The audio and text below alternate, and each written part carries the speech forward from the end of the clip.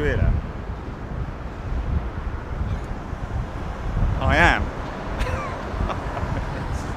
Well, that worked then, didn't it? Hey folks, stand by.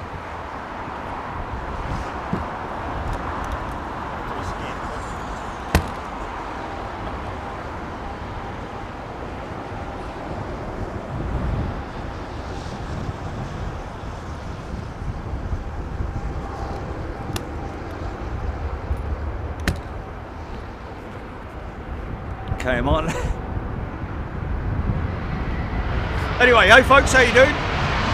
Well, yeah, you're not in a time warp. I feel like I am anyway. Back from Atlanta, just over 24 hours. Is that right, Gilly? Apparently I was very fortunate to leave when I did, because was it a day later, like yesterday evening? There was a huge storm which created massive delays. Whether it's got anything to do with that 339 over there. In fact, my flight was so rammo that they were actually asking anybody who wanted to sort of like get on a later flight. But then I saw a gap. Because there were thousands of people. Well, not thousands, hundreds. Yeah, on the roof and everything, on the wings, clinging to the wing. Yeah, it was a good flight. Thank you, Virgin. Appreciate your usual wonderful customer service and friendly, happy service as well. I've got to say, nice service with a smile. That's what it's all about, isn't it? Thank you, Virgin. Really appreciate it.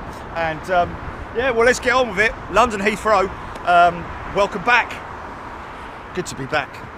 Gee, it's great to be back home. I've got to fix that, haven't I? Because there's somewhere there water can get in. Oh, look at the diddle already.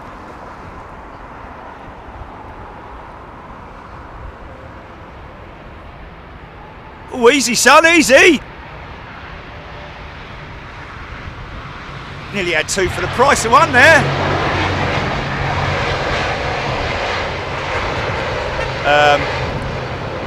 Get the hellos out of the way. Daniel, little young lad who's just come up to me and said hello.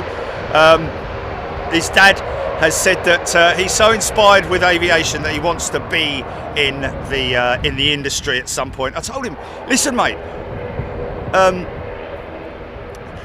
get yourself a job when you're old enough. Get yourself a job on the apron, you know, as a baggage handler or as an operator somewhere on the airfield, so you can be up close with the airplanes. And I said, look, we've got pilots who on our channel who are members who started their aviation lives working on the airport. Smudge and Catweasel, innit? Smudge and Catweasel over there, look. He knows one of me mates, Cahill, who I used to ride mountain bikes with. There we go. Small old world, isn't it?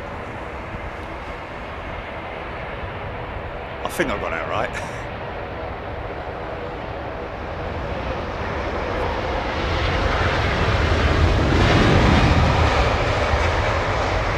Does make you wonder where the Smudge nickname came from, though, doesn't it?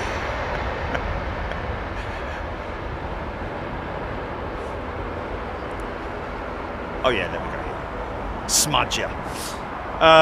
Oh, did he? Oh, okay. Smithy or Smudger. Yeah. We do here, and I believe that is her. Is that Branson's jet? Is that? No, that's Benny Jet, isn't it? The Elton John. There we go. Benny and the Jets. That's her. ELJ. So there's that Delta jet, which we've had a quite old fistful of Deltas over the last couple of days, didn't we? But there she is, 339, and we hardly saw any 339s as well. I think we literally saw a handful, if that, maybe a couple. But I don't know if she's there on remote, because that is very odd for a Delta jet. Well, Virgin park their jets on those remote stands, so it might be linked into that in some way, but it might also be linked into the fact that she was used as an additional aircraft. But anyway, get on with it. This is 767.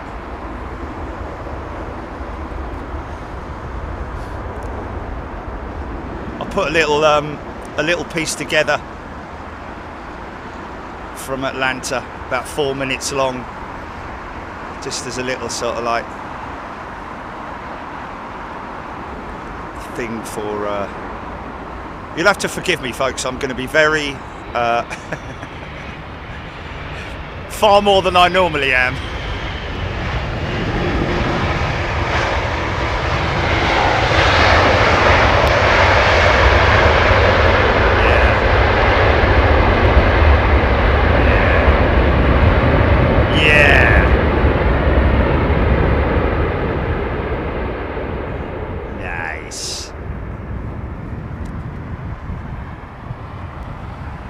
Back into A380 country. Yeah, I am quite discombobulated. Tell you what, I was discombobulated at flipping at 8 o'clock last night, or whatever time it was. I was done for, mate. I was done for. You know when you get the anaesthetic when you're being put to sleep. I felt like that, and I was trying to fight it. I was so trying to fight it, but yeah, I kept waking up like.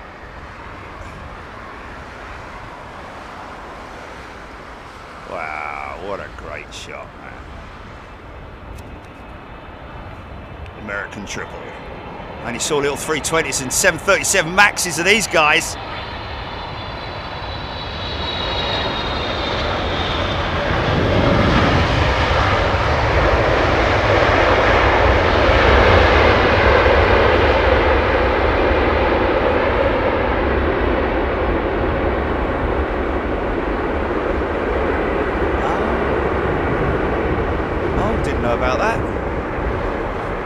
About that. Ting Tong John, did you say? 2 Air India jets in. Nice. Okay, some atmospherics here today, folks, in terms of rain at least. We can expect, I am ready for a bit of rain. Got the waterproofs on.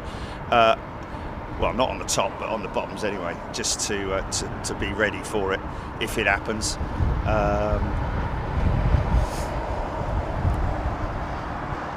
Yeah, great couple of days in Atlanta, has to be said. Really went down quite well. I mean, okay, we had technical problems, but hey, everybody has technical problems, don't they? Even Sky.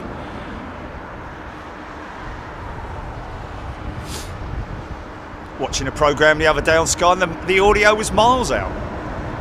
What was the one I told you about last night, Jilly? What happened with the audio? Something happened with the audio. It was. Oh yeah, that was right. Yeah. They had a reporter, and he sounded like he was being played at 33. And I'm standing here at the edge of the road. It's like, mate, what's the matter with you? Oh, I don't know. What's the matter with you? Right, we'll have to come back to you, mate. I don't think we've ever had that. We've had Dalek, haven't we?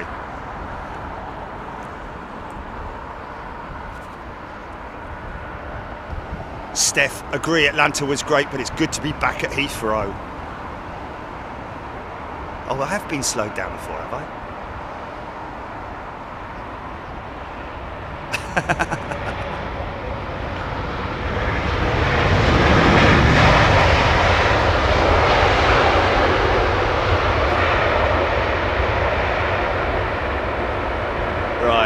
Right. Little the 767 looks nowadays, man. Against Jules Harris, thunderstorm warnings today for London Heathrow. Their website is glitching. Who's that? Is that the weather radar? Met Office. There we go. Dalek on helium, Steph. Yeah. Nick Gray, minty fresh. Yes, the old Head and Shoulders livery with Air Canada. I'm guessing that we're going to see those. It must be quite a challenge to paint that carbon, because carbon is always a difficult thing to apply paint to, which is why lots of people now prefer to use vinyl stickers. You obviously can't do that with an aeroplane because it would add so much weight, because the layer of paint on these things with the airbrushing is absolutely minuscule. Microns we're talking here.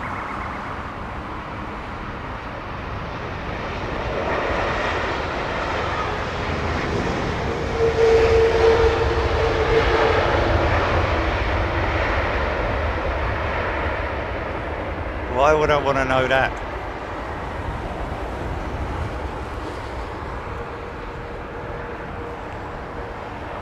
Not interested in other channels as they're not interested in us. Simple as that. Air Canada, number 8 on flight radar. Blimey. It's a bit odd, isn't it? It's great, isn't it? You know, come back all the way back to Heathrow, 8-hour flight or whatever it was, and then you sit at the you sit like that jet sitting there.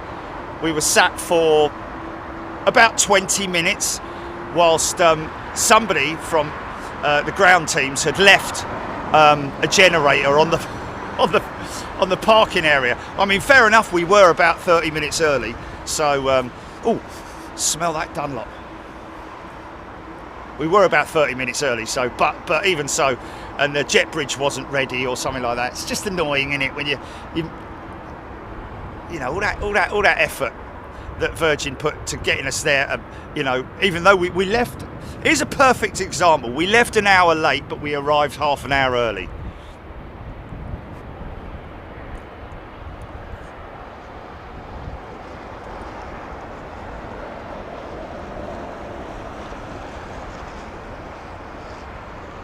Michael Kiddell liking the Quanny jet. I don't think anybody else calls it the Quanny. Oh look, we got quite long landings today.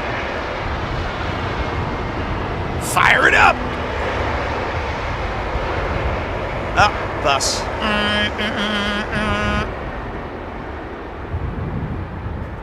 Very, very smooth and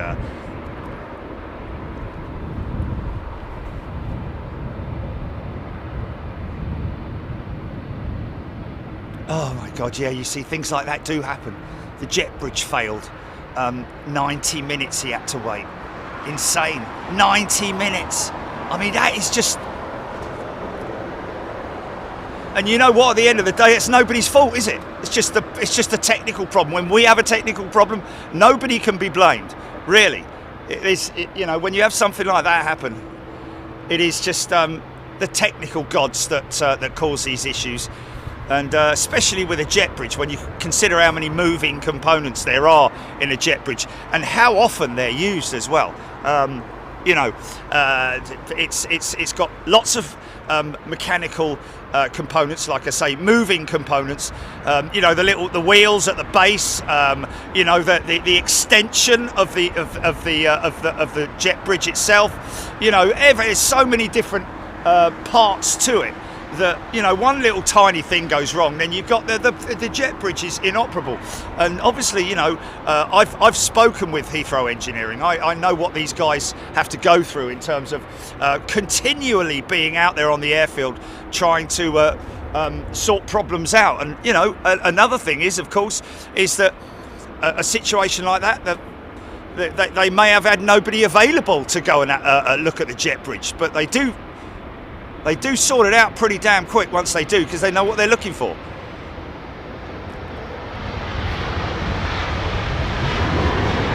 Like, it won't go up or it won't go down or it won't extend.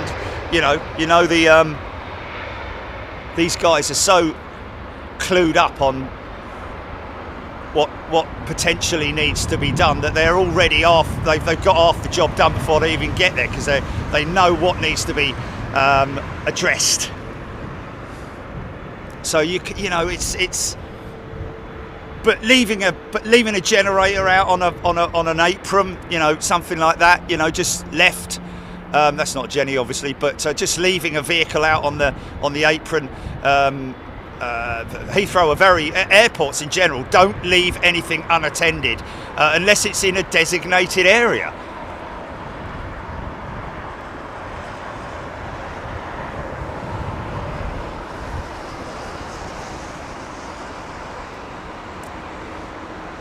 Thomas Cleary. It's never going to happen, Thomas. I don't think so anyway. I mean, listen, we've got a really good relationship with Heathrow. I don't know if they're in the house today, but, you know, they're a great bunch of guys. They're human beings at the end of the day, folks, you know.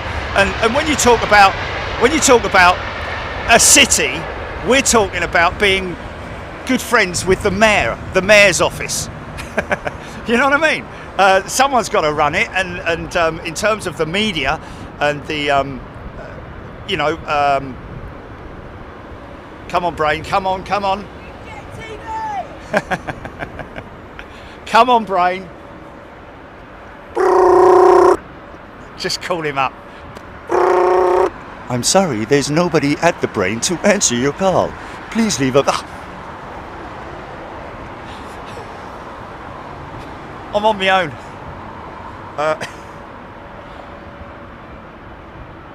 Corporate affairs.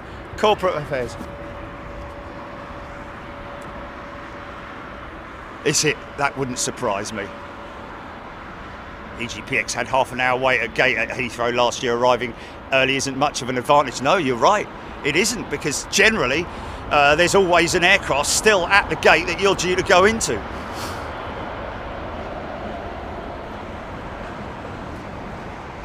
Yeah. See, it kind of, it's a little bit of a, is it southwesterly today? Like this guy here, folks. Now you remember, look at that guy there, he's been there for about 5 minutes now. Potentially, he could be there for about another 10, 20 minutes. Oh yeah, go on then, mate. White coffee? Yeah. Oh, you're a legend. Thanks, mate. You have that one, yeah? Yeah. I'm such a fussbot. Keys has come over. Do you want this coffee? I'm like, what is it? He said, white coffee. Yeah, he offered me, do you want a lie? I was just, yeah. Didn't we saw a Star Alliance 777, didn't we? Didn't we see a Star Alliance 777 in Atlanta? Oh, you. They have put a rogue, mate. They put a rogue, and they look. They put a rogue. Ah.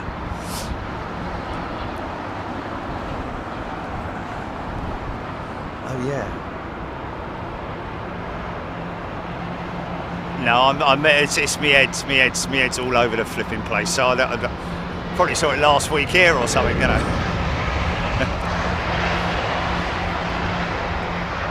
Mark Atkins. Oh yeah. Okay, can I get him? Oh, he's heading towards that one there. There she is. Singapore 747. Obviously a freighter. Yeah, look at that baby right there. Yeah! Doesn't take long to glimpse the 747, does it? Somewhere in the skies. Oh! Oh, he's obviously yeah. He's either been given another gate, which is highly unlikely, I would have thought, because that would completely throw everyone out. Or he's doing a loop. Sometimes they do the loop. We had a proper loop in Atlanta, didn't we? Hey, look at that, 2 United Star Alliance jets. One's a 767, one's a 777.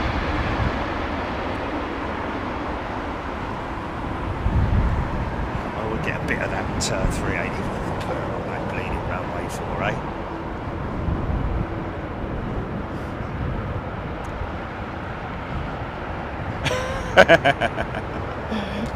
No lacking in the winding. Fair play to the fella, he's gone in there. Oh, he's got to be.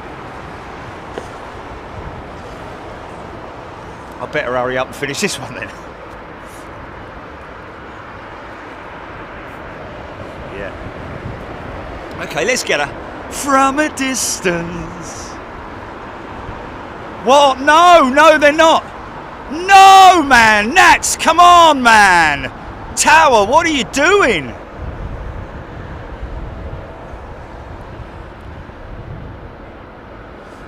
Oh.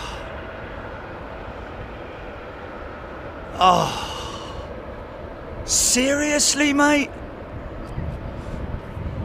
Yeah. Okay, Iceland Air 757. You know what?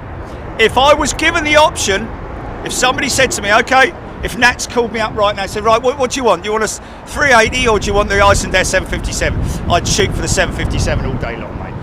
Because, you know, they're 10 a penny here at Heathrow, aren't they? The 380s. Yeah, you go on the left-hand runway, mate. We don't care. You're all right. We've got lots of you. But we haven't got lots of these. Not many left. Hey, didn't take long for us to see another 757, was it? And RB211 powered as well. Yeah, when was the last time we saw a 757?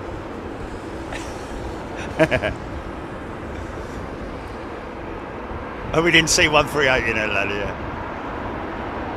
Oh, yeah, baby! It's a big old stretchy Armstrong one. Go on, son!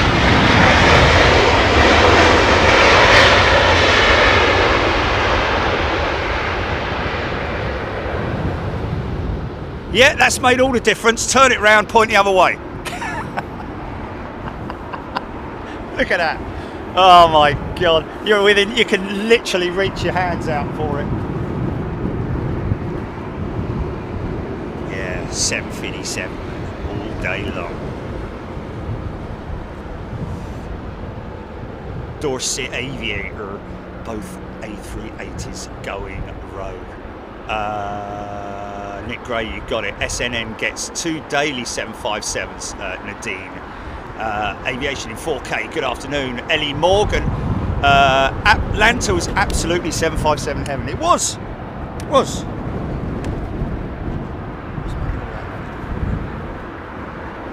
I mean, you know, you get a fix. You know, you get a proper fix of 757s.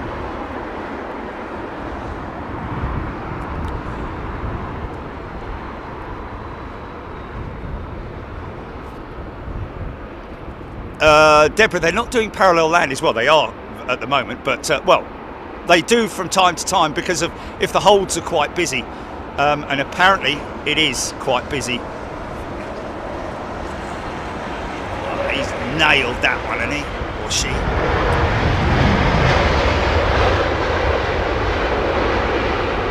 GBYAA holds seem busy. That might be the reason for dual runway usage. Yeah. Well, they're bringing the big heavies in on this one, and the reason why they're bringing the big heavies in, folks, is because of the wake. If you imagine a boat and the wake that the boat creates, even a little rowing boat across your local pond, even a little radio-controlled me will create a wake. And these huge, great big aeroplanes, regardless of how aerodynamic they are and their efficiency, after they've gone through the air, they leave a massive wake behind them. Can be as upwards of 10 miles, the wake, folks, especially at high altitude. You don't want to hit the wake of one of these things. So that's why they're bringing the 380s in on the southern runway, just to maximise the hold patterns, to minimise the amount of oh, he's back, stand by. Oh, you're a legend, mate. You're a star for doing that, but I like your t-shirt.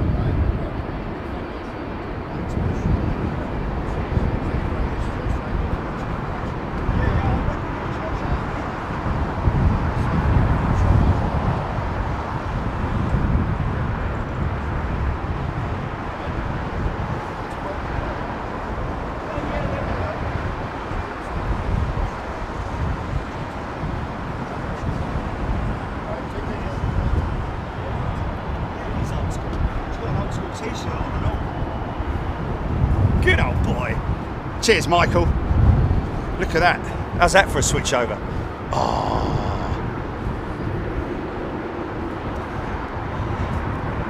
Stand by. Thanks, Michael.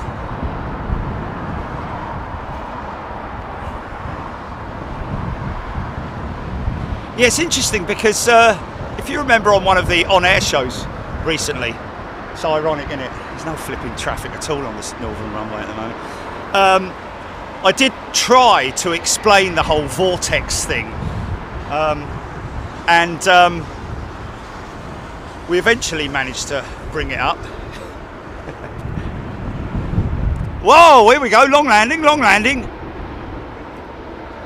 Sort of like went for it. It's sort of like, in a funny sort of way, it's a bit like negative ground effect, isn't it? Winds are starting to pick up. Look at the profile of that 7.5. I know we've seen so many of them over the last couple of days, but let's see.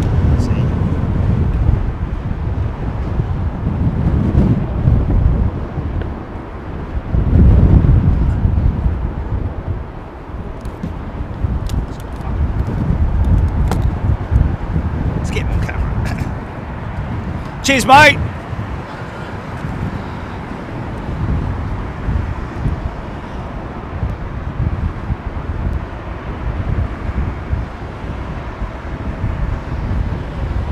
So yeah, just want to, obviously I don't want to make a whole big thing about it because nobody knows what the circumstances were at this stage, but a big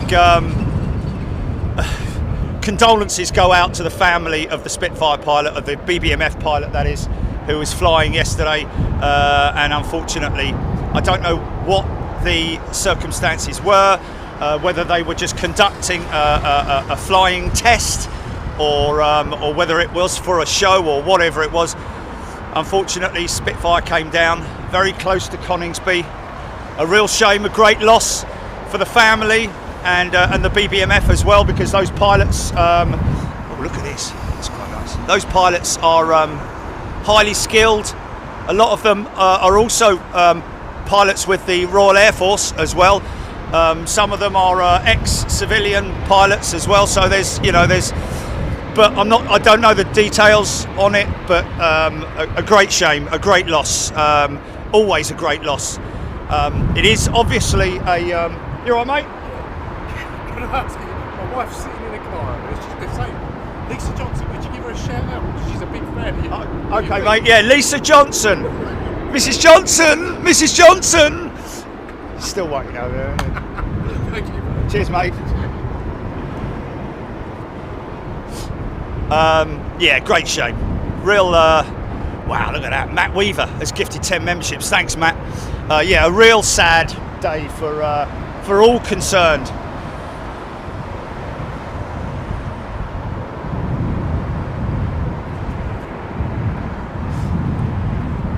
So, Ginny said there was a message, somebody disappointed, which I find which I find disappointing myself actually. Disappointed that we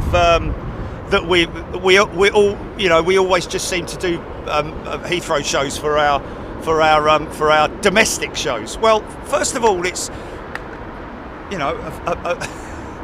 it's a very busy airport, and secondly, we just come back from. See, look at that. Look at that negative ground effect, man. Doesn't want to land. And he was mentioning about why we hardly do military shows anymore. Well, I've got to be honest with you. Let me start off by saying the nearest military base to me is a good 2.5-3 hour drive. I think I'd have to sort of like really look into it and calculate it, but it's a long day basically doing a show in up at Coningsby or Lakenheath. Coningsby obviously even longer, innit? We're talking wow, it seems quite about 4 hours drive to Coningsby. I mean, if Coningsby was down the road, I'd be alternating it massively, of course. But we do work hard, man. I mean, don't make it. It sounds like we're just lazy and we just do Heathrow. Well, Heathrow's a beautiful place to film from, isn't it? So I mean, it's obviously if I live 5 minutes down the road from Gatwick or Stansted or something like that, I'd make a lot more effort for I'd be coming down here every 5 minutes, but. Man, we work hard, mate. It's disappointing. And some people would say, well, look, hold on a minute, mate. You got 9,000 members, and you got thousands and thousands of subscribers. One person complaining, you shouldn't worry about it. Well, it's funny because we do. Even if one person isn't happy, especially if they're a member. and been with us for quite some time, then it's sort of like, it does upset us, because obviously that person is obviously either not, it prefers the military stuff, in which case there are other military channels that you can watch. That's what he's waiting for. That's the gate he's waiting for, I think. But you know, we do try our best, man. I mean, don't make us feel guilty. It's like, you know, we're like yeah, let's just do Heathrow again because we're lazy and we don't care. You know, it's not like that, man. We travel all over the world. I'm absolutely knackered at the moment. You know, I've just come back from Atlanta, done 2 days there. Well, 2 days and a bit, and well, actually, it was 2 days, wasn't it? When you add it all up with the little bit that we did at the first day, second day, full day, you know, it's just the whole thing. I mean, there's not many people that you could ask to get out of bed the day after they've come back from America and go and stand on a van for 4 hours and talk and film and multitask and all that kind of stuff. It's, you know, it's like, maybe I'll just send them a bag of me blood. How about that?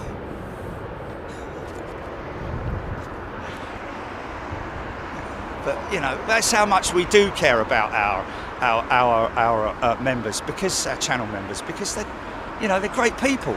They support us, and we try and give back as much as we can. And I love my military stuff. You know that. You know I love military, man. How many times have I talked about? You know, going to air shows with me mum, going to air shows with me mum, and loving the air shows. You know, whenever I go to ARD, I love the models of the military stuff. I just love military, but it's miles away, man. It's not like we can go there every week. Yeah, and also that's the other thing. Jilly's just reminded me. Wind direction. Yeah. Yes. Yeah, and and I ask Jilly on a regular basis, just check next Wednesday, what are the winds, what are the operations at Coningsby, what are the operations at Lakenheath, because if they're coming the other way, it doesn't make a lot of, I want them up close when they're at Lakenheath, right in front of me, going out, afterburners, all that, yes sir, no sir, USA, all at the pad and all that, you know, with their step ladders and everything. I love it. But if they're doing all that at the other end, it's just, there's no eye candy, is there? So, you know, just ask that people sometimes have a little think about what they're saying or asking or complaining about before they actually say it. You know, I love military, man. I mean, I'll be honest with you, when I was a young lad, I used to love going to Gatwick and all that, but you know, I used to love just as much going to the military shows with me dear old mum.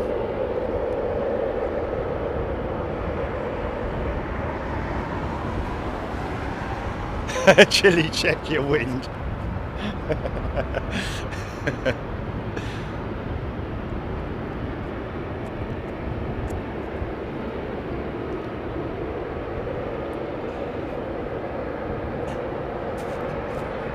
Thank you, Craig, by the way.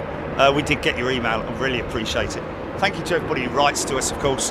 I get them. We get emails, we get letters when people send in their requests for stickers. You know, they're not obliged to, but they regularly send us a little note if it's 2 lines or if it's a 5-page letter. You know, I read them all, and it's always very much appreciated. Phil Sky gifted 10 memberships. Thank you, Phil. Oh. On that, yeah, and they do night ops as well. You know, there's a lot. You know, we plan as much as we can. Let's see how long they're landing here, man. Wow.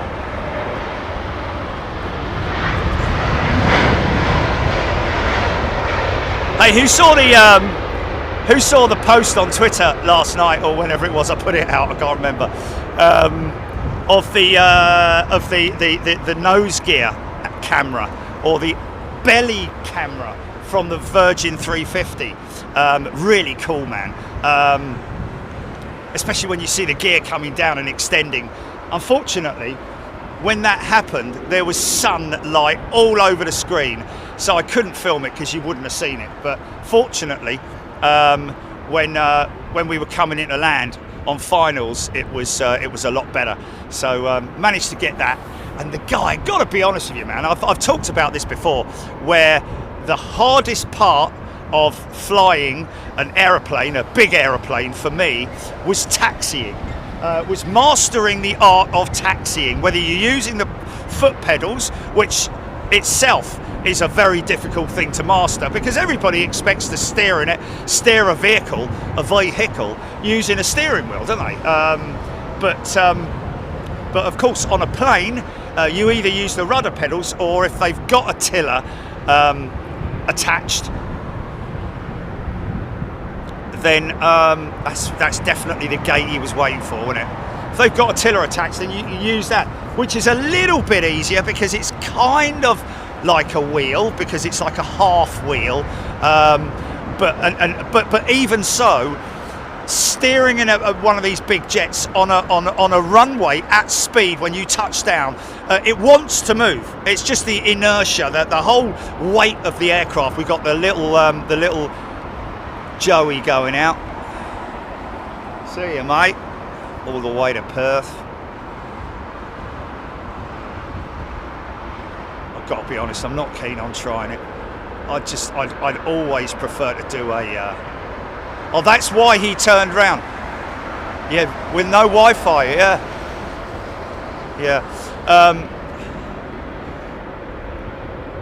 He's going to hang a left any moment now. Oh, I don't know about that one.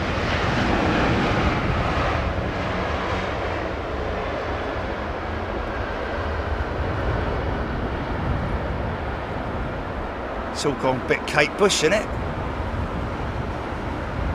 Steamy windows. So he was waiting for him. He's just giving him a salute as he went past. Yeah, thanks for that, mate. And now he moves. That's why he did that loop, wasn't it?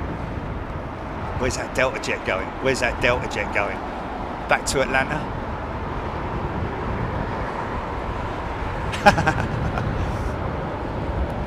Rob Van Roy is a returning member at first class. Welcome back, Rob.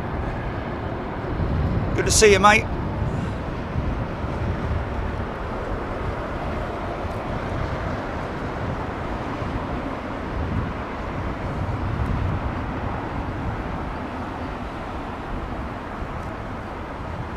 Oh, Lisa. Yeah. He was big and cuddly, her husband, wasn't he?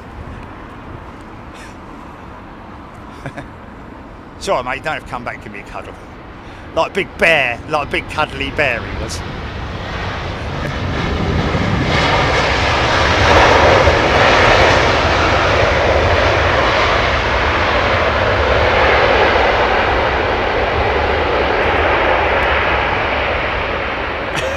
Nick Gray. Shower to a RANT.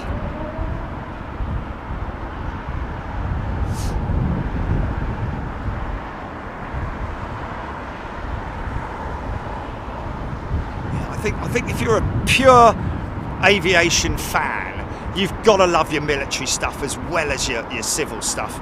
And you know, we even love remember in Atlanta, the little caravan. Things like that. It's just cool. Everything's cool. Fortunately for us, we had a little private terminal to our left there. The Renaissance Concourse, folks. If you ever fancy some amazing plane spotting, or just sitting out there on the veranda, watching on your balcony, watching the airport action.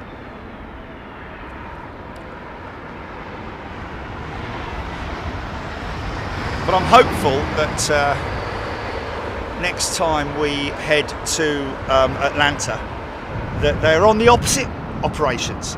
And we have no idea when we're going to go back, folks, yet. So please don't ask. Chris Clark has gifted a membership. Thanks, Chris O. And Mudquabs. Mudquabs is a brand spanking new member. I can get cruisers, by the way, folks. Anybody got any cruiser activity over the top of me, shout it out if you're a new member, or if you're just sitting and lurking, then that's fine. But if you are if you're a new member, please don't hesitate to come in and and give me any information that you want to give me. Ask me any questions that you want. Joanna B's going to watch it in the garden. Look at the height difference in those tails, man. And that 339 is not a small aeroplane, man. Jack's Aviation got blasted by an A380 at East Midlands. Fantastic.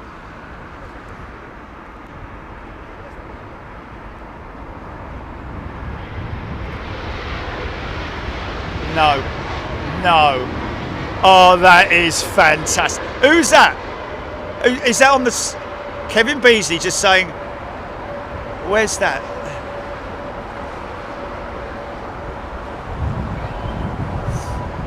As a pacifist, I prefer the civilian stuff. That is symptomless coma. There we go. Yeah, well, you know, again, there we have it. You know, if we were up in Coningsby, and we have it all the time, folks, we have it all the time. If we're up at Coningsby or Lakenheath, when are you going back to Heathrow? It's like, you can't please everyone. It's as simple as that, and we appreciate it and understand it. If you're somebody who's massively into your military stuff and sort of like accepts what we do with the commercial or civilian aviation, civil aviation, but also freighters as well. We love all of that stuff. Steve Stevenson's, and you remember, welcome Steve.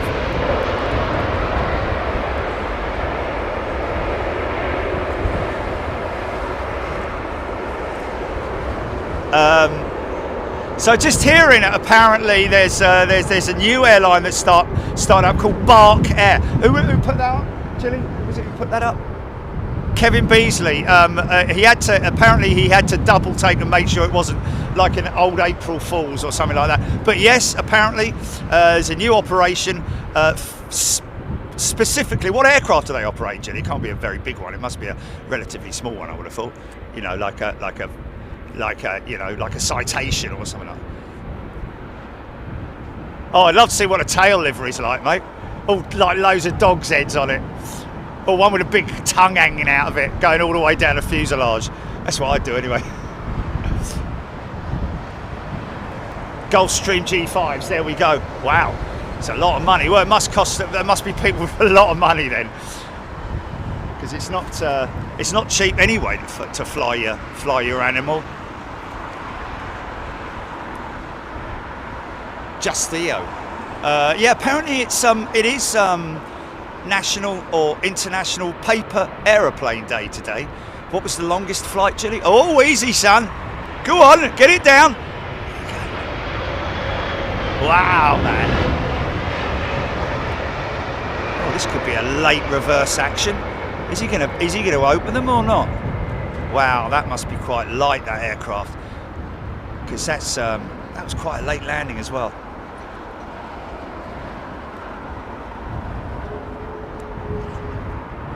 Yeah, we do try to please everyone. You know, the freighter stuff, I love the freighters.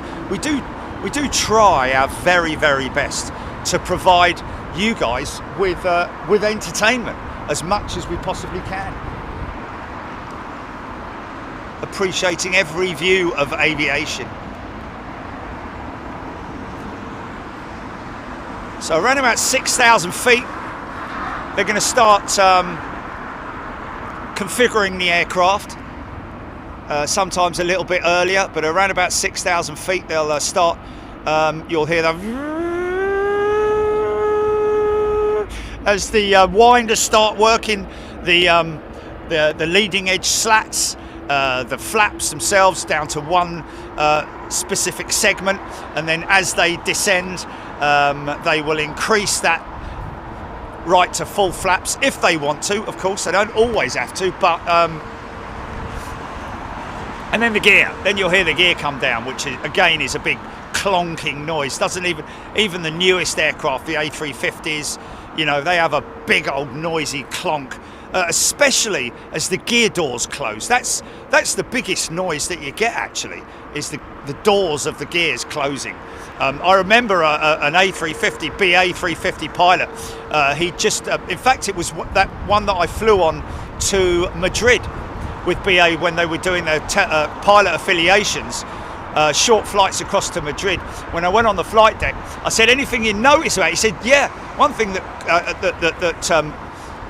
caused a bit of a shock is and you don't get this, you don't get it in the simulator." So it obviously caught him out. Was the sound of the gear doors slamming shut, the front gear doors, that is, because it feels like there's an impact underneath, like someone's whacked it with a hammer or something. But yeah, so even the most modern of aeroplanes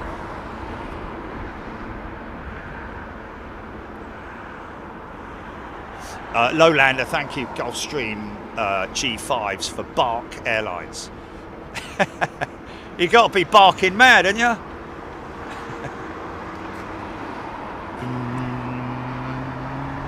Where they operate from, Jilly? Just say Biggin Hill as well.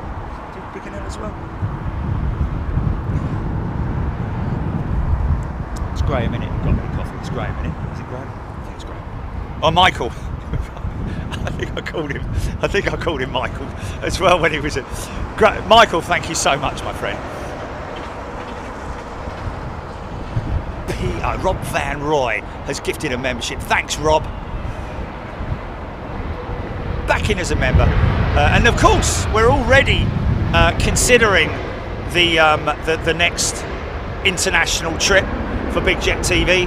And of course, we need to consider our premium members as well, because doesn't matter how much you pay, you're a channel member, you're investing in us, and we appreciate it.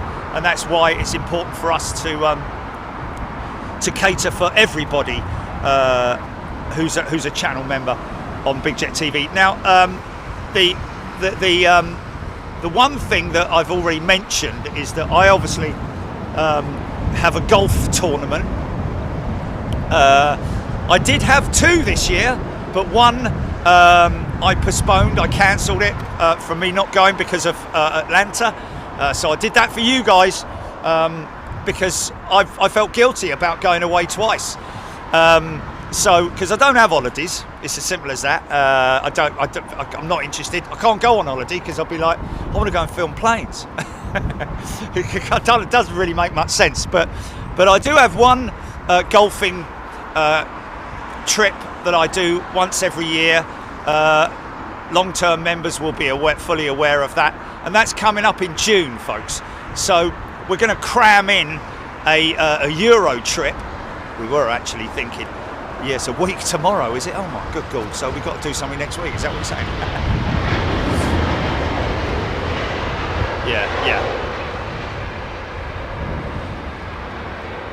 Yeah. We got something. We've got something big happening on the 29th. We've got a visit. It's a UK project which everyone's invited to. And then what's the 26th, Jilly? What's the 26th? Oh yeah, of course, the Korean 747. Now again, like I said, we're doing our very best, and I know there are other people who are working their butts off to try and get us airside at London Heathrow for the Korean 747 return. But I'll be honest with you, folks, and I mean this most sincerely. It's sometimes airside's a little bit complex because of the what's that? Is that Sun Tour or something? That tail there, Jelly.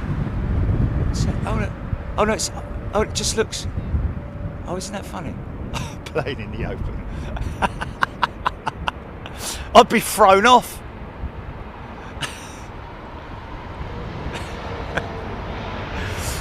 Yeah, isn't that funny? That tail livery there. Just for a second, I was looking at Jilly. Look at that blue tail, which is actually Iceland Air. But when you can't see, it says Iceland Air. The tail of the 380, yeah, the horizontal stabilizer, and the way that the elevator is down, looks like a slash. And isn't there Sun Tour that looks a little bit like that? Got there in the end. I'll just keep talking.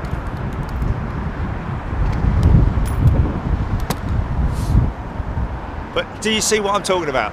Right, okay, see the Quani 380, yeah? See the Icelandair tail behind that. You see the elevator and the horizontal stabilizer is creating like a Z, like a slash, and there's a bit of yellow down there as well. You remember the Suntour? Is it Suntour livery? Is it what? Which one is it that looks? Oh, I don't know. Someone's going to come on and say. Chad Hart. Good afternoon. H. Paul Skilling, Ian Morrison, Nigel Armstrong, Smart Wings. There we go. Yes, overhead at 12:49. Was it Smart Wings? Isn't that funny? Terry Brown John. Welcome back, Jerry and Jilly. Shows last week were absolutely fantastic. Thank you, Terry. You know, everyone. We haven't had any negative feedback about Atlanta. To be honest with you, we never get any negative feedback anyway about our overseas shows. Wow, look at that. Isn't that crazy how unwhite the Virgin Atlantic jets are? Oh, Martin Murphy, raining Basingstoke. Yeah, I can see it. I can actually see that big cell coming towards me. Got a bit of a thrust front also. So we could get battered. I am prepared, myself and the camera.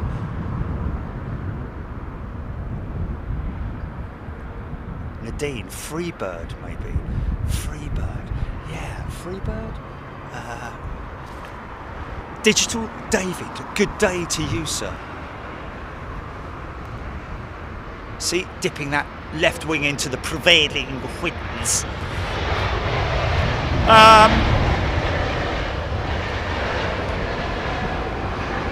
See the big front over there. See that front over there, man. And look at the high tops. Look at the high tops, mate. That's some wind up there. Look at that. Look at it. That's some serious wind going on there.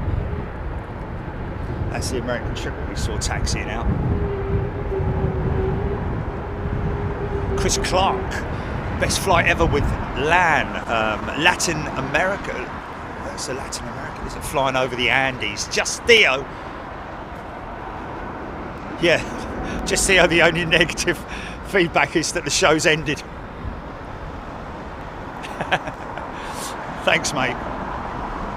Nigel Armstrong, cloudy down at Gatwick, but bright sun. Yeah, I can feel that thrust front now. Oh, easy, son. Go on in. 2 for the price of 1. Hold tight, hold tight.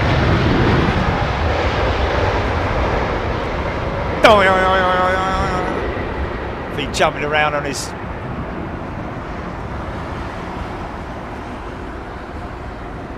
Now they'll want to avoid that front over there.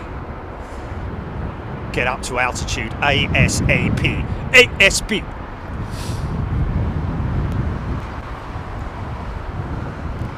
That beautiful shot though, isn't it? Artistic.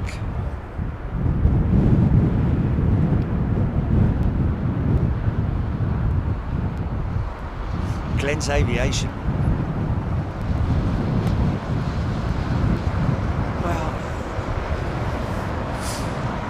Well, I think the easiest way to describe it is that I eat, sleep and dream Big Jet TV. I do dream about aviation on a regular basis, if either that or cats or something like that. But yeah, and so it's permanently transfixed into my mind. Is aviation, and I love it, man. I mean, 8 years of doing it by now. A lot of people might have sort of like. You know, if they're not fully into aviation, if they're not massive aviation fan. Oh, might have a funky shot there. A bit of a funk. Oh, wow, I can feel that thrust front, mate. I can fully feel that front.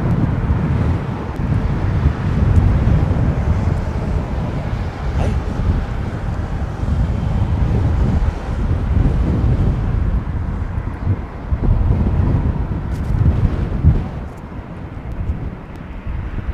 Yeah, didn't do any free view in Atlanta just because we just didn't really.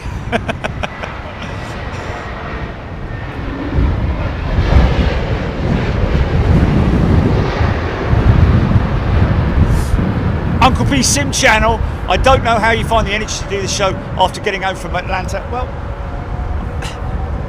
put it this way, if I was at home now, I'd probably be asleep. I mean, Chachi was all paws on me face this morning. Get up, get up! I'm like, oh, just another 5 minutes, mate. Nigel Armstrong, Lufthansa 343 approaching from the west, 30,000 feet from Reading. Well, the open skies are rapidly closing at the moment, so might find that a little bit difficult to find. We do a t-shirt, Eat, Sleep, Planes, Repeat, don't we? It's a good one, actually. Should order another one. Qatar 380 out of the hold, Scott Thompson. I've got a white t-shirt.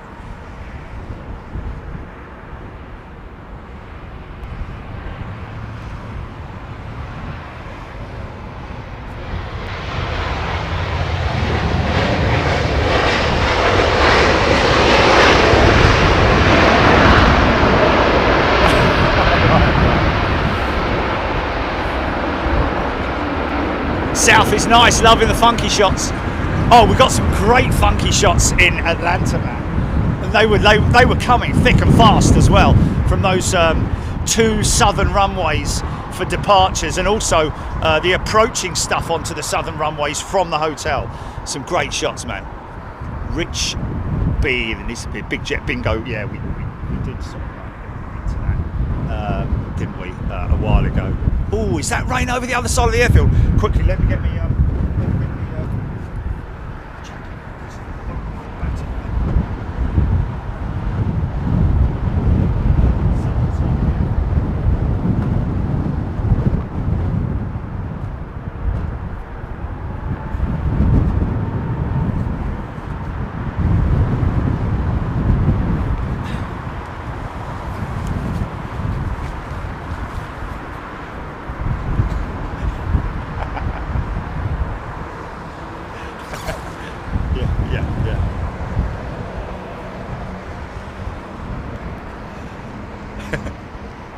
Oh, here it comes, man. It's going to hit me now. It's going to hit me now.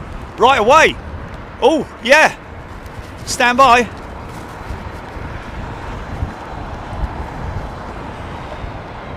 It's caught these guys out as well, man. Look at that.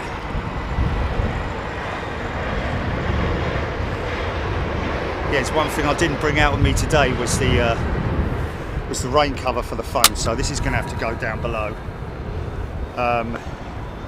I'll try and read your comments out, folks. Who's that?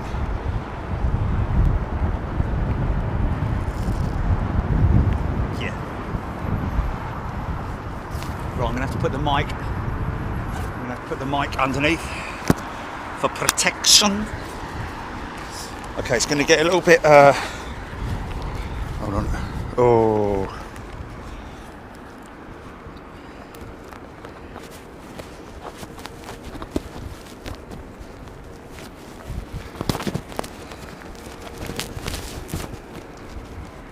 Well, it would be eat in brackets mini rolls, wouldn't it?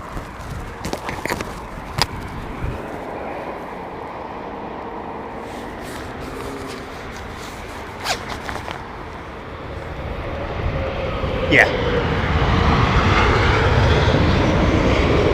I don't mind a bit of rain, to be honest with you. I think this is just a sort of like edge of shower, edge of cloud shower. But even so, I need to get this mic ready for. So what I'm going to do is I'm going to clip it. I'm going to clip it down here. Or in fact, I'll tell you what I'm going to do. Oh, on it. Yeah, there we go. Go straight in there. Put that in there. Put that up there. Put that there like that. Okay, so hopefully that won't be too loud. Can you check. Okay. Can you still hear me, folks?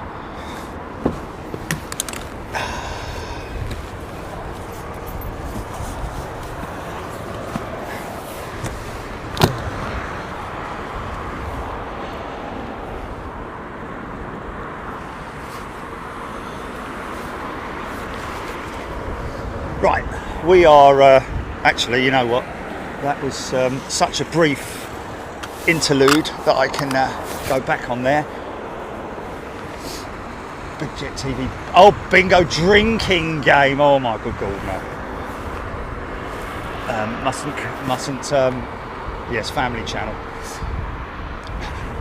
Tizer. Everybody's got to crack open a bottle of Tizer. Massive belches across the country. I know.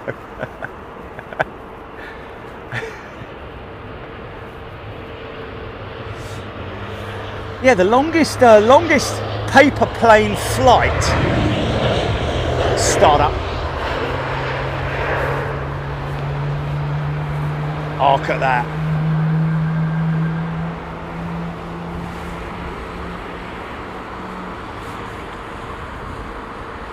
Oh.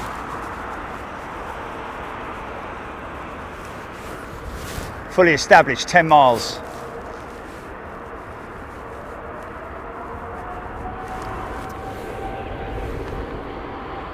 Don't go. Stay where you are, don't go. Yeah. No, I'm saying focus, that's all. Okay, gear coming down now. 35 tons of undercarriage being released. Outboard wing gear first, then the body gear. Once they're fully locked and loaded, the outboard gear, the middle gear is extended. Gear doors are shut. This looks like Qatar. More flap, probably a little bit more flap coming in now as well. And on the 380 you hear, it's great noise, man.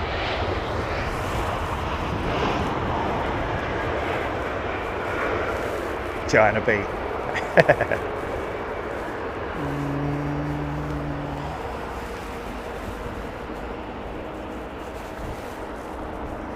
He's coming after you, mate. He's coming after you. Better hurry up. Michael K, 6 years old, this A380. And I tell you what, I know that Korean are scrapping them, and I know that other air operators have stopped operating them, but those who are continuing have given the A380 a new lease of life, haven't they? Really, let's face it. Especially, and the reason for that is because of the delay in the Boeing orders with the 777-9. They better hurry up because they're going to start cancelling otherwise, which you don't want to see happen.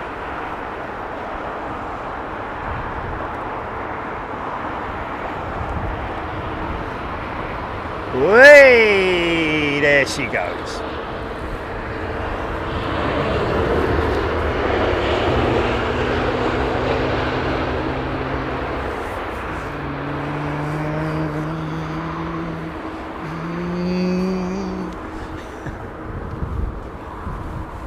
There she comes. See, I wouldn't mind a bit of water on the runway because then we get some nice reverse spray action. Nigel Armstrong, BA should take the unwanted 380s. It's crazy that if they did do that, someone in their accounts department's like, why did we get rid of the 747s? Still got a couple left at Tyrol, is it Tyrol? They've still got a couple of 747s sitting there with the BA liveries and all that. I don't know if they're fully airworthy or in terms of, like, you know, whether they've had all their engines wrapped up and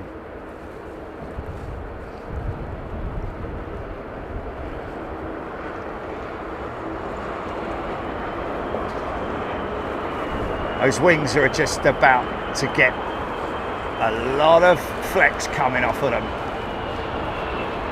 There it is. Oh, you shut off! Two of them!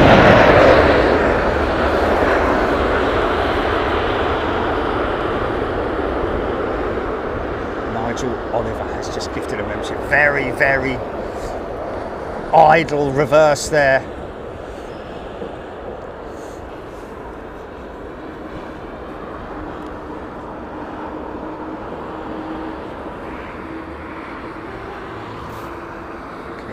brakes. Hear the brakes. Pico. Oh, smelly. Beautiful 767. It's another aircraft that's going to be around for quite a few more years.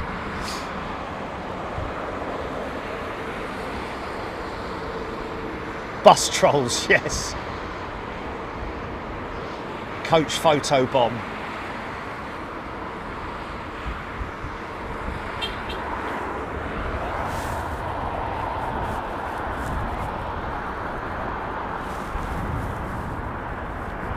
EGPX, yes.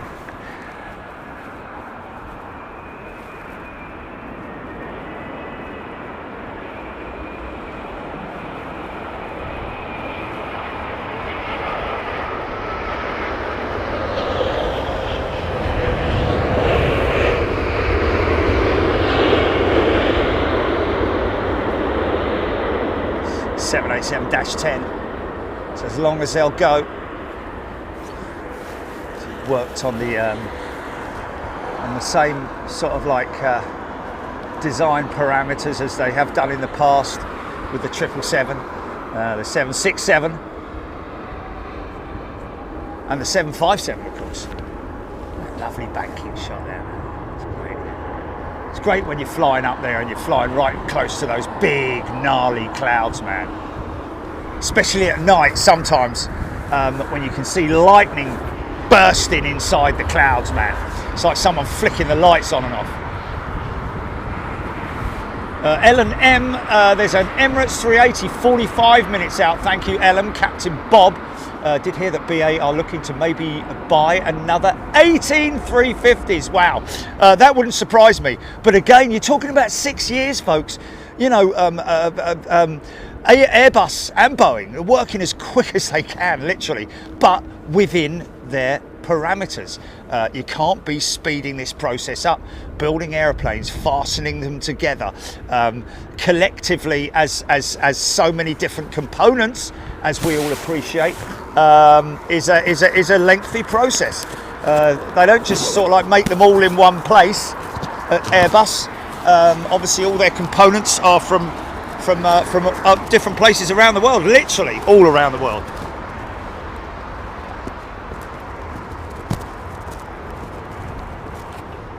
Good luck with that.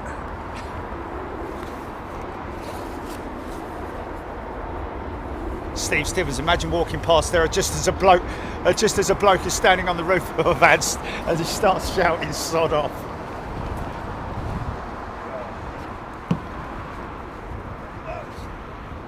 You know, I mean, come on. How disrespectful is it to be driving a big vehicle past here when we're... Oh, easy, son. That's the wrong side. There we go. There we go.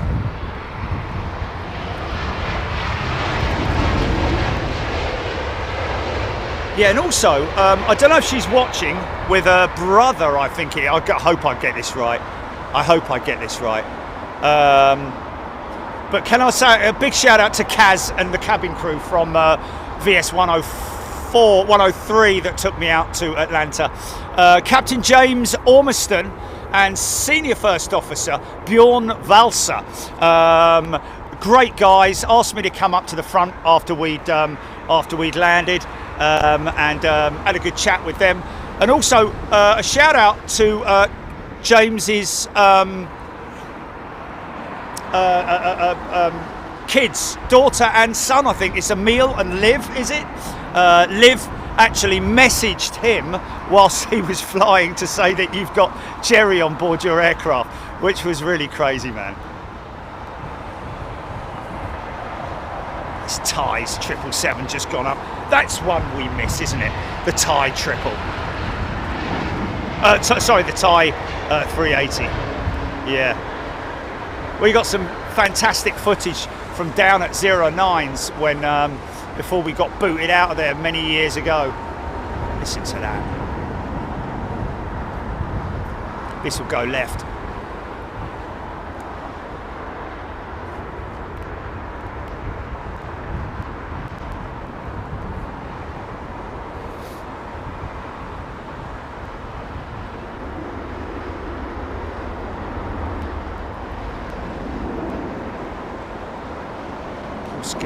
CX-7 seems to come late every Sunday, I've noticed. We're talking about the jumbo. I think that's the freighter, isn't it? What a graceful shot that is. Boeing 777, the big bully boy.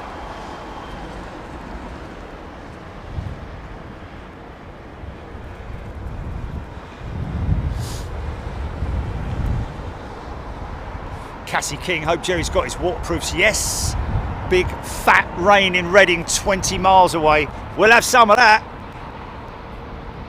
That's what we were sort of like hoping for.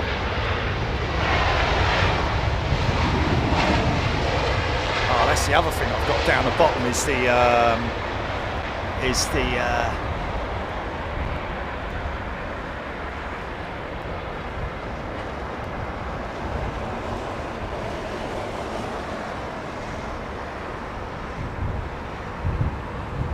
Mark Atkins, thanks Mark.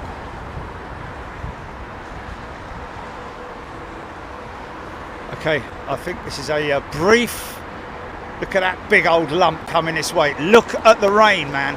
Can you see that rain on the horizon? Wow, we're gonna get battered. Better get ready for this.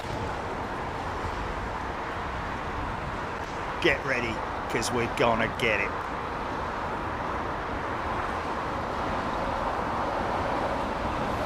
Chirping bird raining in Bracknell, Berkshire.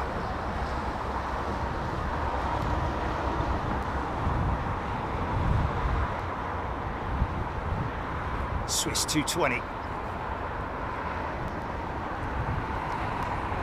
Qantas just put a video out about the 220 assembly, which is pretty cool.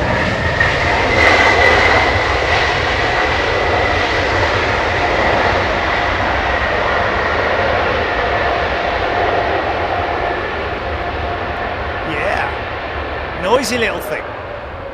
Yeah, I mean, let's face it. If all the components are there to make the aircraft, they could put it together in probably in a month. You know, I would have thought. You know, because if everything's there, it is literally once it's on the FAL, which is the final assembly line. You know, the speed at which it goes through there. Obviously, it's controlled. It's not rushed, but it is amazing that you know. But when you sign the letter of agreement, letter of intent, that's one thing. You haven't actually signed, as in you haven't bought the aircraft, you haven't leased it. There's just a letter of intent, and there's those LOIs, as they're called. They come from the lease companies. Most aircraft these days are all leased. I think all of Virgin's jets, well, certainly the most recent ones, are all from lease companies. BA's aircraft are all from quite a few of those, mate. Oh, funky shot. Yeah! With an auto fade.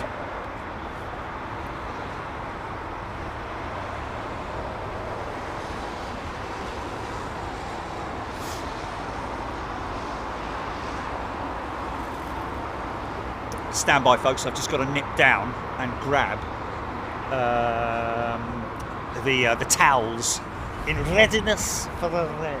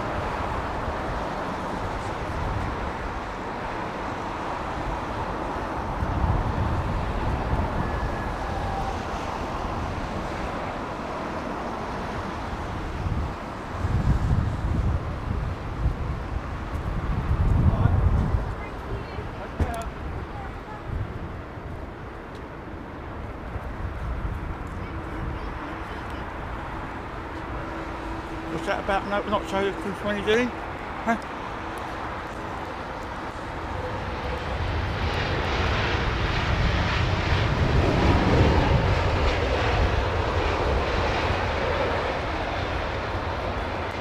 Wow.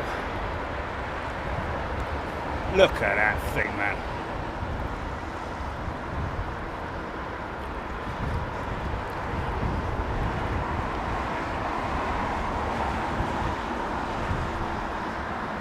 Well, I did think ahead for once. Got waterproof socks, fully waterproof. Lizard skins. Got me golfing waterproofs, and I've got a very waterproof. Raskas at London Heathrow, 18 degrees centigrade, winds from 220 at 13, gusting 26, rain imminent. Let's get this thing on the ground.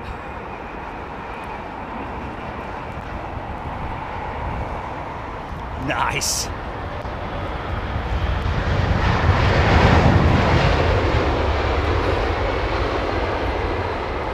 Most of the rubber odour comes from that front set of tyres touching the tarmac. Busy over at BA Maintenance today. Look how grubby that triple looks, man. It's crazy, isn't it?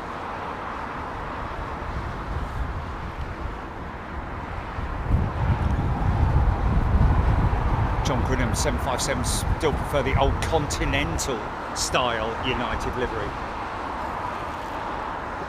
Well, yeah, there it is. The old versus the new. And yes, rightly so. When I started Big Jet TV, it took me ages to program my brain, which, as you know, is difficult to do so. That is not Continental, that one on the left, because it is almost identical to the original Continental livery.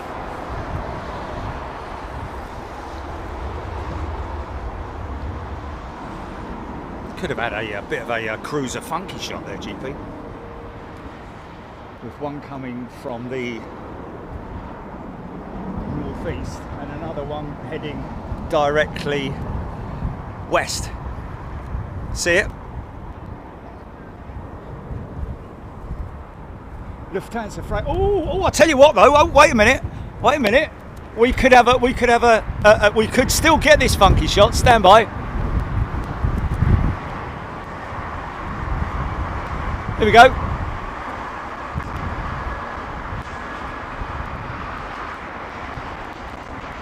Hey! Ha ha ha!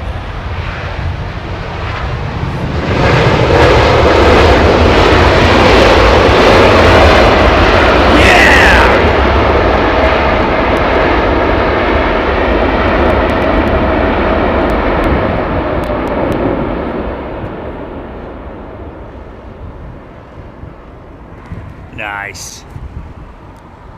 Oh, somebody! I just scrolled up.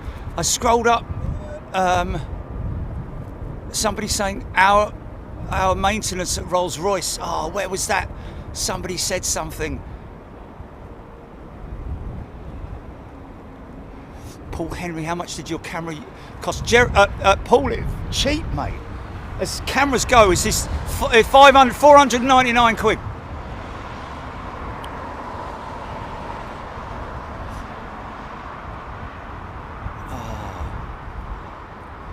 Oh, there you are, Graham Hepburn. Very few of our overhauls at Rolls-Royce were owned. Overhauls. BA Air 2000. Remember them? Dragon Air and JetBlue owned their engines. Yeah, there's all sorts of different, deals that are struck with. Oh, hello. We're struggling a little bit here. There's all sorts of deals that are struck with lease companies and airlines over. Not just aircraft, because when they order excuse me, when they order the aircraft, they also place the order with the engine manufacturers as well. There's two deals involved in the deals. That's the first set down, second set down. There we go.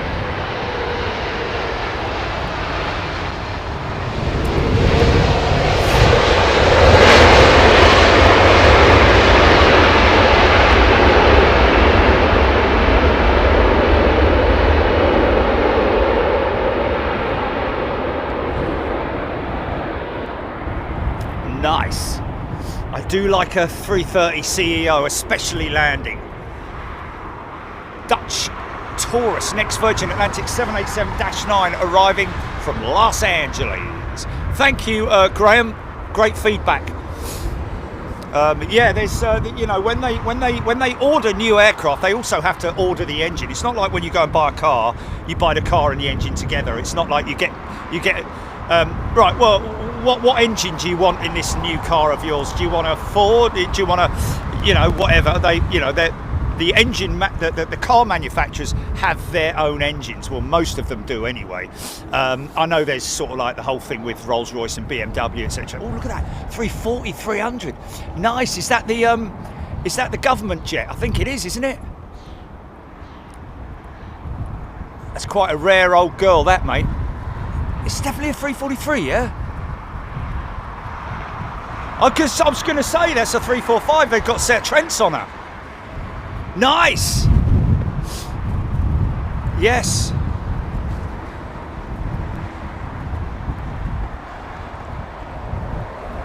Non-member Dave Sims going to read that one out because that's a good question. That's the kind of stuff we like, folks. When the plane is going down the runway to take off, has it got to go a certain speed or a certain distance or certain speed? Great question, David. Yes. Speed is the critical value there. It's called the rotation speed, or V1. So when the pilots are doing their pre-flight briefing, yeah, it's getting big. It's coming straight at me, mate. Look, when they do their pre-flight briefing, everything that they calculate in terms is based on weight. And winds and runway length and so on and so forth. But when they put that all in the computer chucks out your V1 or rotate speed. And that is called out by the non-flying pilot. So they will start off with takeoff thrust set when the aircraft's rolling. The thrust levers are pushed forward. That then the aircraft then literally takes over. And it will, you know, sometimes you'll wait for an air, especially the Trent 7s, where it takes forever to spool up for the N1 because they don't want to put too much strain and stress on the engine. Which is why you see Dreamliners take so much runway. We're going to go right the way through to the switchover here at London Heathrow this afternoon. So you will get an example of that, but it is generally a number in terms of speed, sort of anything between, depending on the size of the aircraft, usually the big stuff around about 150, 160, 160 knots, which is obviously more in miles per hour, etc., or kilometers per hour, whichever way you want to sort of like whichever denomination you are from. Great question though, love that.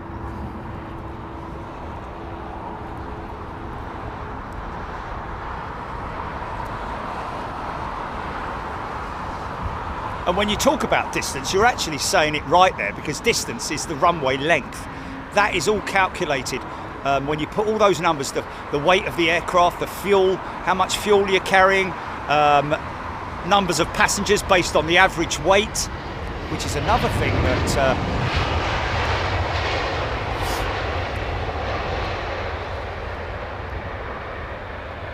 yeah, I know. But they say V1 rotate, don't they? V1R. Well, yeah, I mean, if we're picking at straws, then yeah, fair enough. But you're V1, okay, V1R. But I've never heard a pilot go V1R. I've heard pilots go V1 rotate. There's always a little bit of a gap between it, or unless they want to, they can just go V1 rotate or whatever. But Yeah, I mean, obviously there's a lot of people here who know a lot more than I do. There's qualified pilots. There we go. You know, it goes back to that bleeding helicopter question, doesn't it? Which I'm still going on about. I don't in any way think of myself as a in any way qualified, or, but I do, you know, I do try. And when I try and explain it to people who are as sort of like you know, don't have the knowledge, especially like me, I try and explain it in a simplistic way.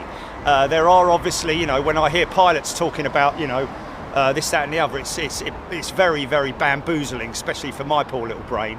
But in general, you know, when you calculate it all up.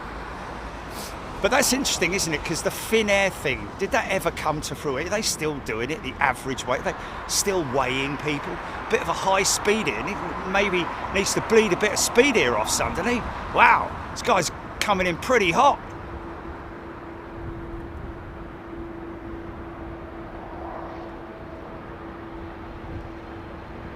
Oh, easy. Wow, flipping it.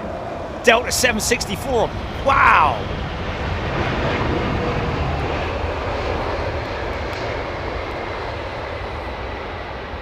That just looked very, very fast. Oh man, look at this rain, mate. Look at this rain. Can you see that? Can you see the just falling curtains of rain, man?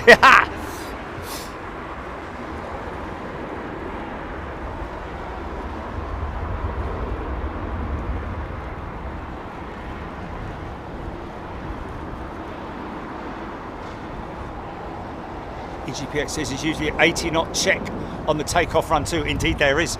There is. The first call is takeoff thrust set, so everything's good on the power settings, and then they will call 80 knots. And then it's literally everything just sort of like looks after itself, and then, you know, I don't think there's regular call outs. There is on the ascent, on the descent, sorry, on the approach. Especially because speed is your friend. It's always your friend. Well, altitude and speed are your friends with headoplanes. If something goes wrong, you need altitude to try and correct it.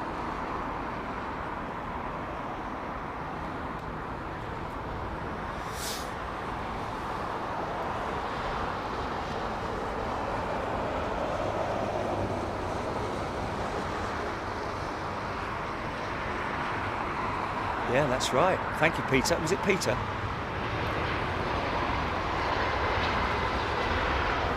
Peter Henry, thank you, sir. I mean, you know, in all honesty, when we started, we did sort of like, you know, try and get some help because we didn't have membership. We did try and get some help for equipment, but, you know, it's you guys. You own Big Jet TV. You channel members, you own it. Don't ask me to borrow the van, okay? but or come and stay at my house or anything.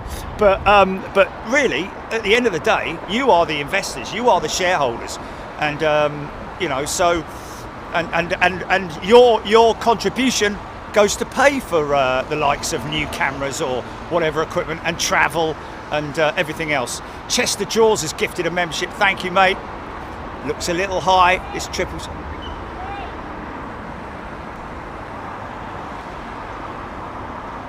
Whoa, hold on. Yeah, yes, I do.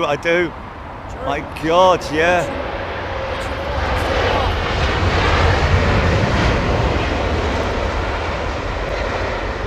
Yeah. What's that, mate? Oh, yeah, nice one, mate. A340 climbing out. Thanks, fella. A345 as well, man. That's rare as rocking horse poo, that is, mate.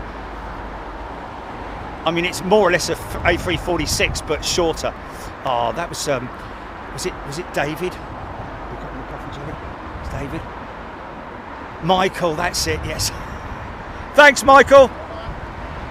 Michael K has gave me the heads up on that. Otherwise, I would have missed it. That's a beautiful bird, that is, man. Good for you, Qatar government, for keeping hold of that. I bet I can imagine what there's probably no plastic inside that cabin.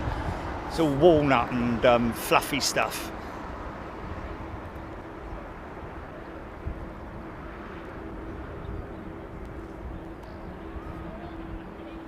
Yeah, no super chat here, folks. So it's a wonderful thing. It's a wonderful sort of like a system that we have running. A decent platform for everybody. Beautiful, beautiful aeroplane. This, look.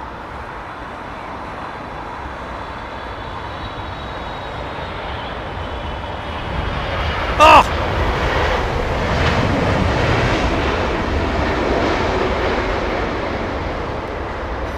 I think we should make him a t-shirt, Jilly. Graham, crossed out. David, crossed out. Richard, crossed out. My name's Michael. Yeah.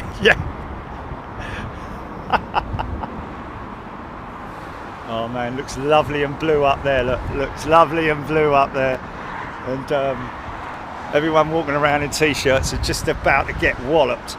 You know what, in a funny sort of way, it's sort of... Yeah, but Jilly, in a funny sort of way, that's sort of like drifting, sort of like that way. I might just catch the edge of that.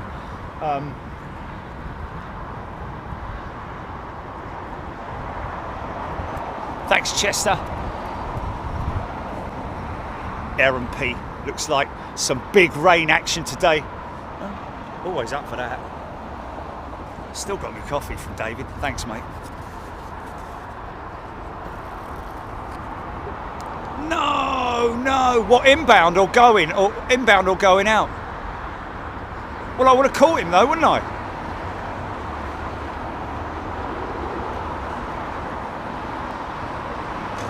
Oh, mate, can you... this is a beautiful...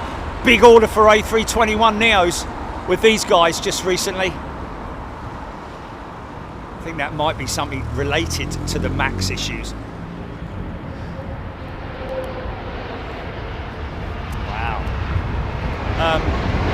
Jilly, grab a timestamp and send it to him. Yeah.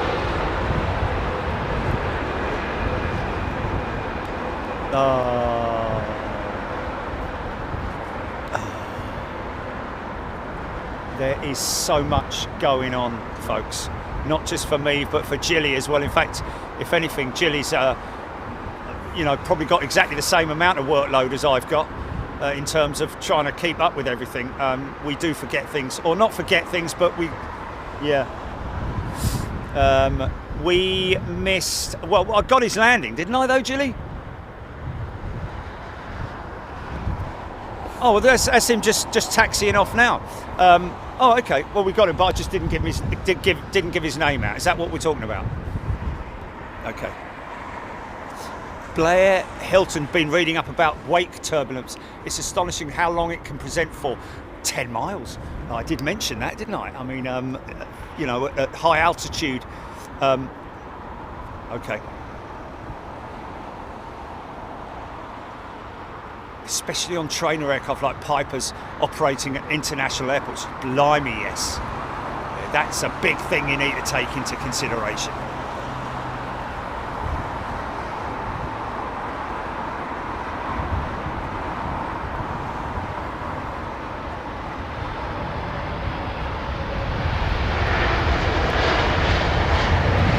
Yeah, but mate, that's flying regulations, isn't it? That's pilot flying regulations. They don't call out V1, V2, rotate. They don't do all of that. Hello, how's your mum? Is she all right? Did she pick the shopping up? Rotate. Forget about V2. You got to Google V2. That's just sort of like that's something in the sort of like rules book of flying, but they don't sort of like shout everything out, do they? Like, you know.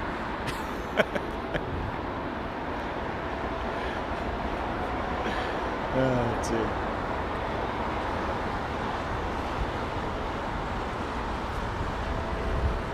Galovidian landing seem a bit wobbly and bouncy today. Yes, that's probably down to the winds.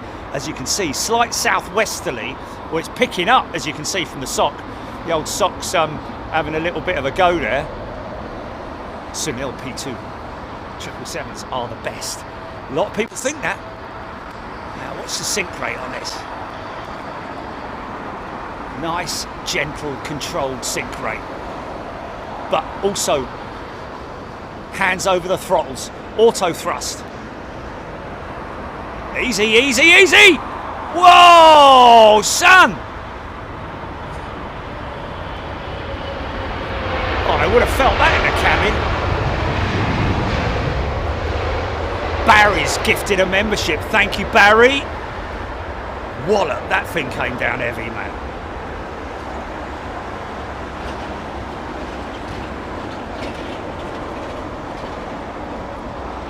What's that, Jilly? Say that again.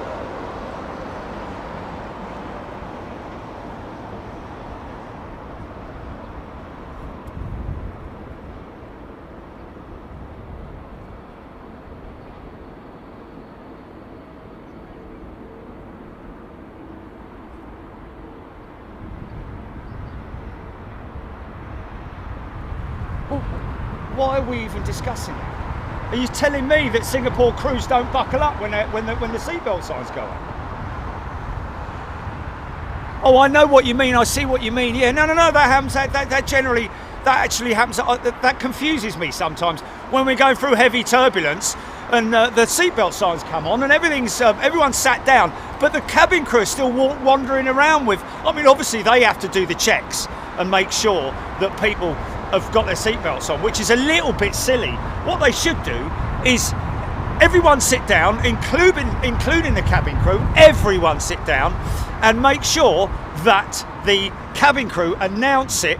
Mate, people, please sit down. I mean, you can see down the cabin, can't you, if there's anyone standing.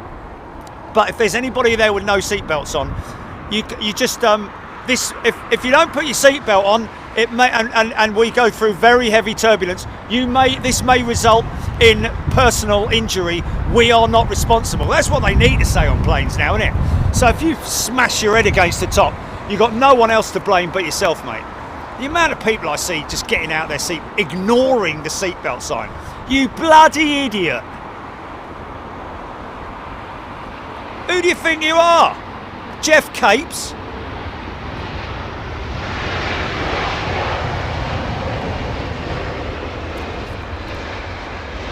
Check gear. Graham Hepburn. It looks like a Batman thing, Jilly. Bosh, thwack. Whoa.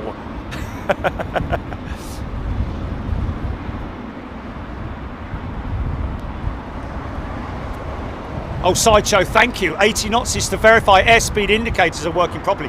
That's a good shout. Thank you for that. Now I know why they call 80 knots, to make sure that the airspeed indicators are working properly. Airspeed indicators basically coming from the pitos as well, is it not? Actually, that's pressure, isn't it? But I think airspeed indicator. I think the pitos also control everything. You know, well, not everything, but they have quite. Broken the neck. They've broken their neck, and then it's broken their neck. Yeah.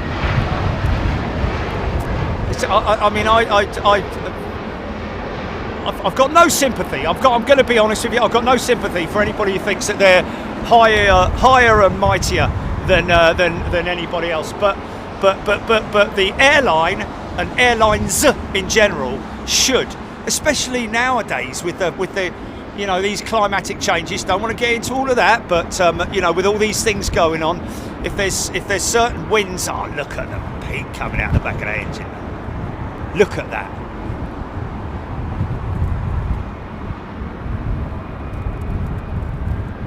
Yeah, it's one rule for everyone. Okay, it's not Pete who's weighs 22 stone and he's as hard as rocks. You know, doesn't matter, mate. Your head Your skull is the same thickness as everybody else's. So don't think that you're above everybody else.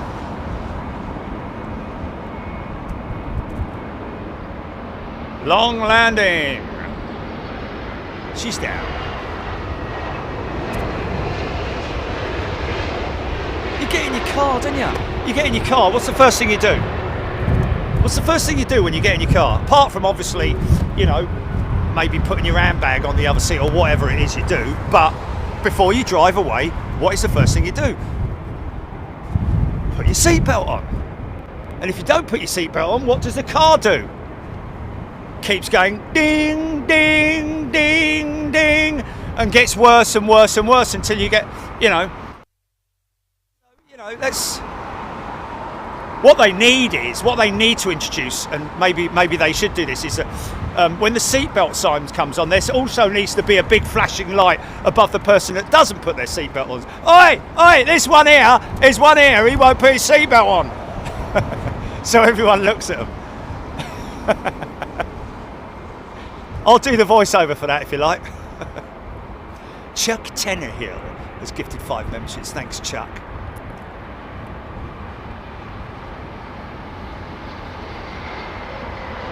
Oh, it's a sensor in the seatbelt, isn't it? It's a sensor in the seatbelt.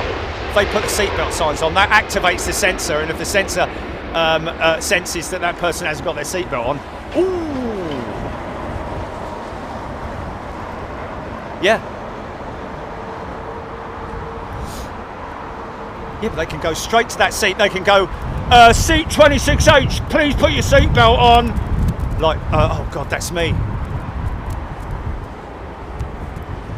But they could, the seatbelt sign should also illuminate a light above the. Oh God, make me into a cabin attendant, mate. That's all you need to do. I'd be the most hated cabin attendant ever. I have had them before, though. I have had cabin attendants before where they've been very strict, and rightly so.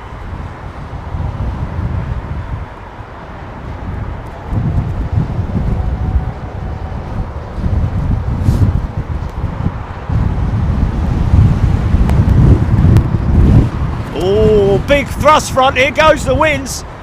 It's just picked up. Yeah, but, you know, every seat's got to have an IFE fitted to it, hasn't it? So during that fit out, yeah, put it on your seatbelts. Yeah, put it on your screen. Put it on your screen, yeah, good thing. But mind you, they do, don't they? Cabin announcement.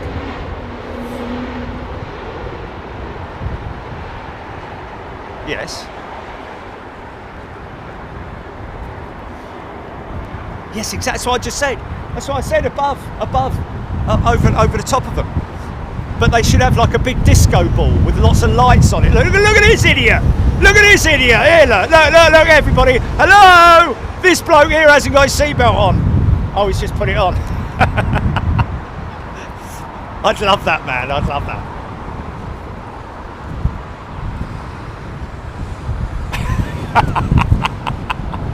Magnetic shoes.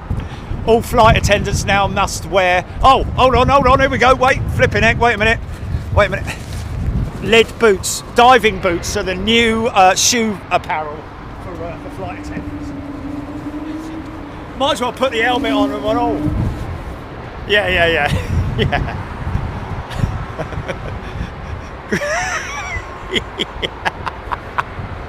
That's actually quite funny. The number of different ways that you could counteract that. Flight attendants' magnetic shoes.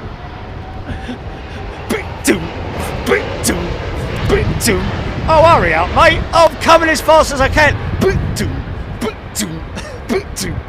I'm not hungry anymore. Oh, all right then. I'll go off then.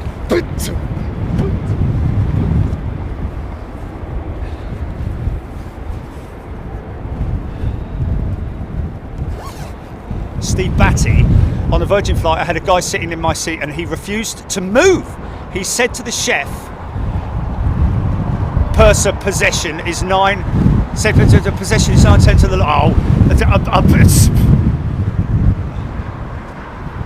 was he English, Steve? Was he English? That's all I'm asking. Had an incident on the flight going out there. Poor old stewardess, cabin attendant. She said to the guy, you know, are you all right? Is everything, you know, he was asking about the food and all that. She said, well, I can explain it for you. If like, you don't need to explain that to me. What do you think I am? What are you, being racist? You saying I can't read? It's like, mate, I'm just trying to help. Yeah, but you shouldn't be telling me that, how to read. No, I'm not telling you. God almighty, some people have got a right old flipping chip on their shoulder, haven't they? Multiple chips. Should just chill out, people, man. Chill out and be nice.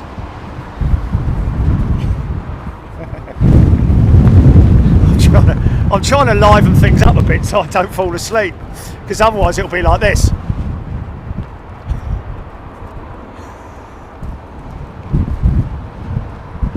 Oh shit! Oh, I mean, blimey! Sorry about that. Sorry for the nasty language there.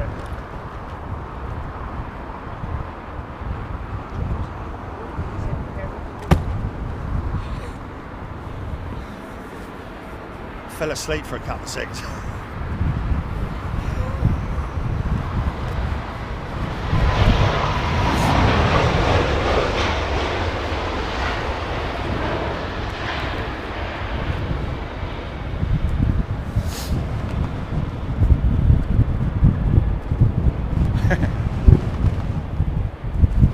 Nick Fishington, yeah, I'd be fired. I'd be fired on my first day.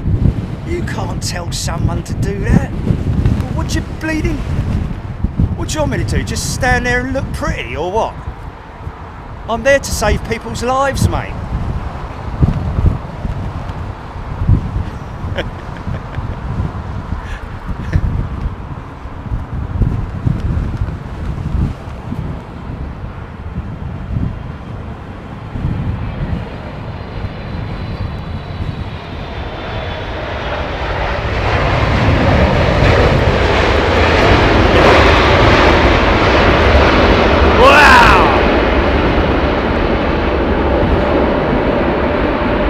Rain, let's have it.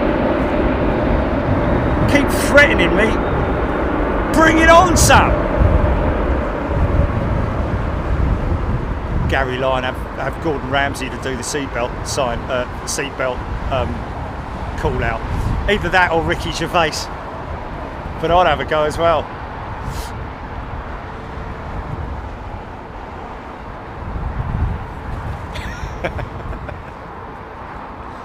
So now this guy, look at the separation there. I mean, it's a 777 they've put behind him, but even so, there'll still be a little bit of weight, well, a lot of weight coming from this 777. It's just that the bigger aircraft can handle it a bit better.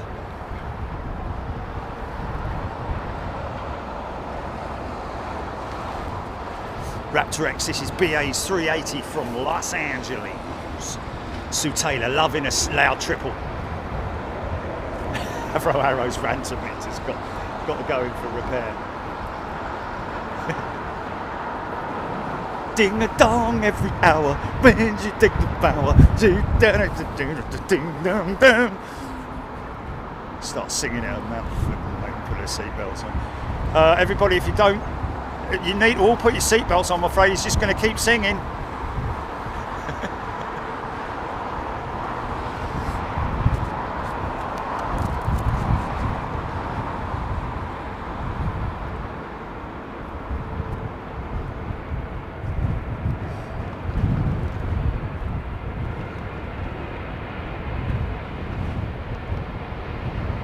Oh, gracefully done.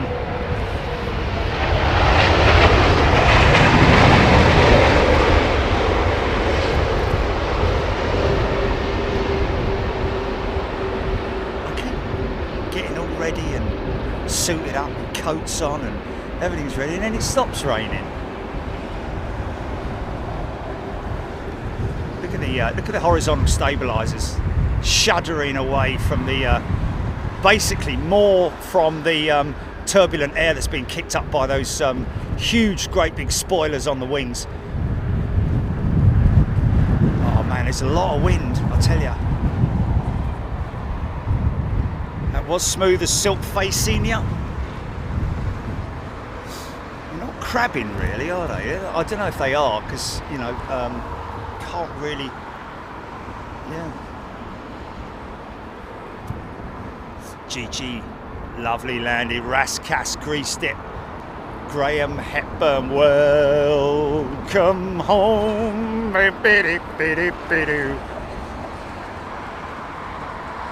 Just Theo, yes, we were just talking about that.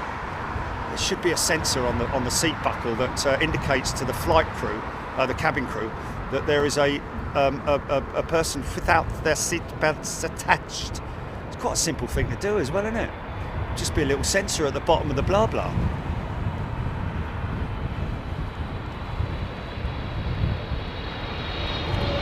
Oh no, I'm saying new aircraft, good.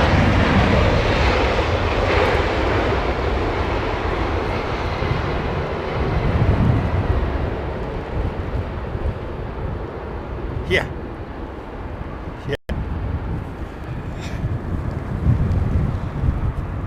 Whoever. It's a lucky dip at the end of the flight for the person who's the best behaved.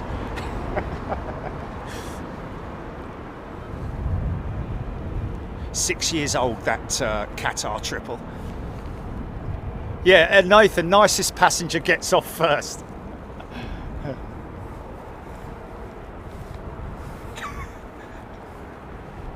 Blah blah sensors are expensive. It's a little bit of metal at the bottom, isn't it? So when the male becomes attached to the female internal part, bang! The sensor is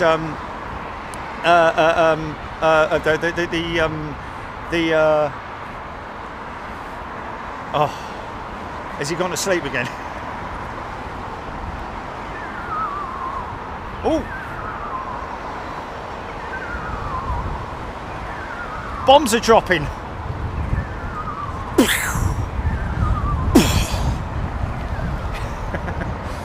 Someone's overhead dropping bombs. Shut up!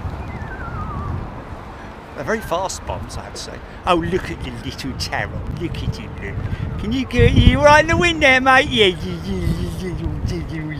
are.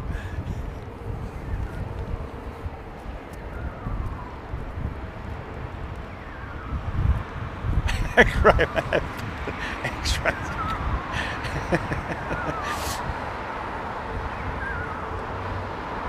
Bleeding Schwarzers. Got a load of Heinkel HE111s over my head. Oh, look at him, look. Yes.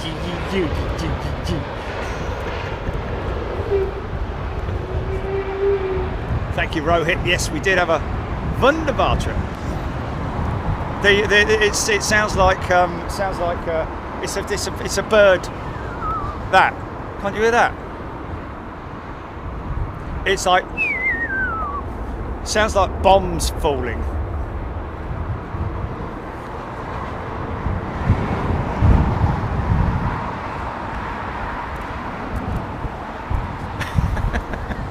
That was actually quite a good example I just did. It's before that, Jilly, before that.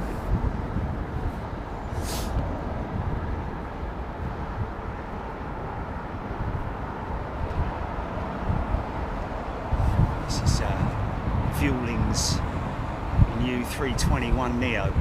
Very graceful, look at that. No.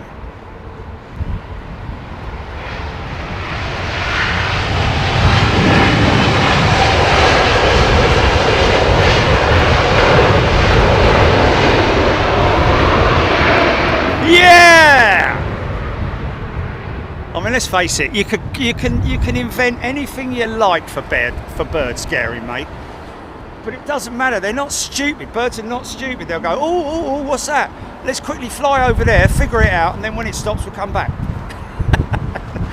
It always happens. It always happens, man. We'll just fly over there, have a quick chat and a natter, and eat some seeds and stuff, and then, right, listen out for this one, folks.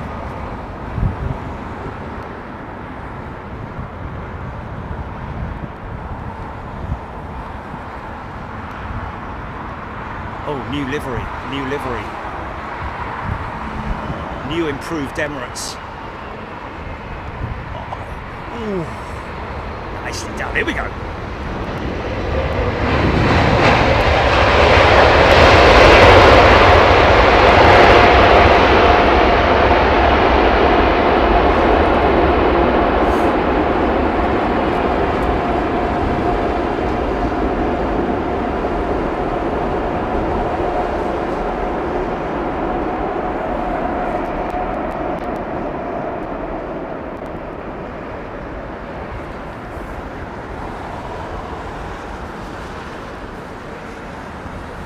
You kind of want to ask, didn't you? But you can't, really. You know what I'm saying?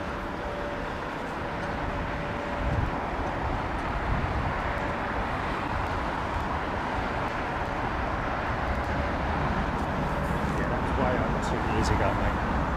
Oh, look at this, the unmistakable profile of an Airbus A350 right there.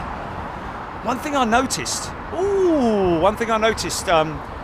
was that a few of the 900s that Delta had that I saw at gate, I've got a picture of it. You remember when I said about the whiskers right all the way around from left to right and then over the top underneath?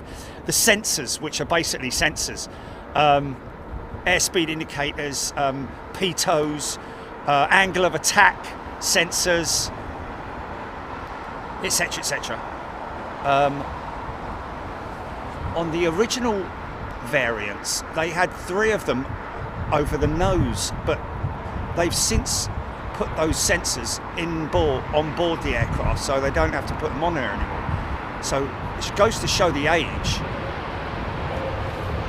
See the whiskers there, look?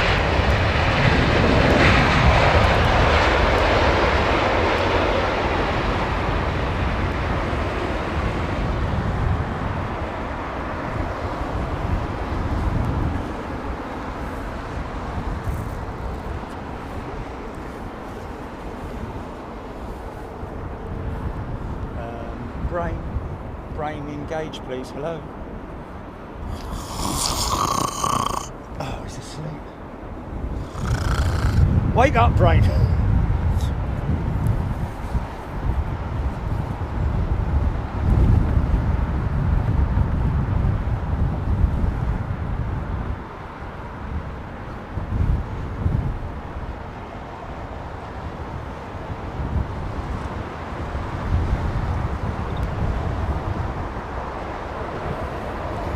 Unbelievable. If that is the case and the circumstances are the same as what happened with Singapore Airlines, then something needs to be done, mate.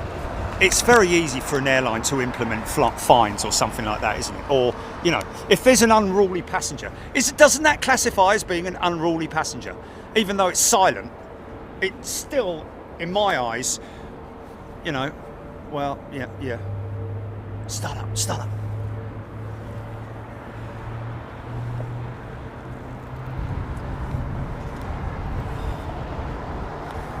Rain, where are you, son?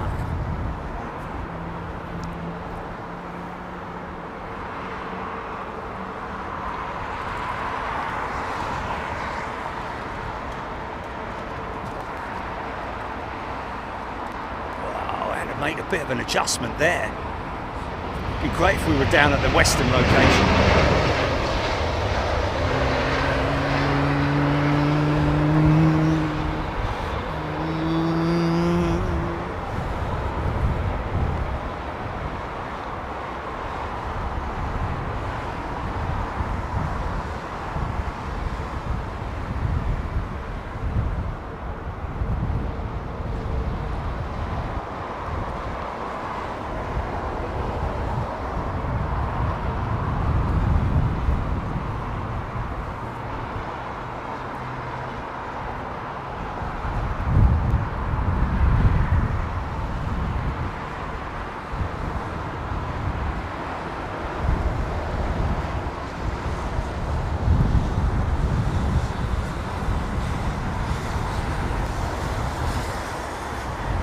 I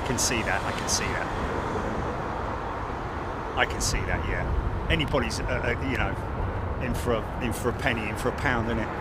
People flipping, you know. Probably someone's meal just flew up and hit the ceiling. That, oh my God, everyone's gonna die because my curry hit the ceiling. Breaking news: potatoes, pieces of chicken, carrots reported in people's hair.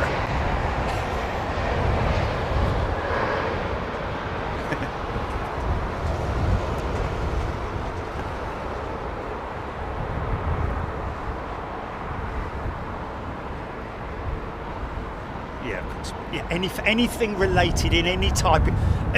Yeah, a perfect example being 6 passengers and 6 crew members on a Qatar Airways flight from Doha to Dublin. It was a 777. Oh no, not another Boeing incident. Recently, a flipping door fell off for 730. Mate, that was months ago. It's a 777. It's got nothing to do with it. It's weather related, you bleeding idiot. How much do you get paid to be a flipping journalist, eh?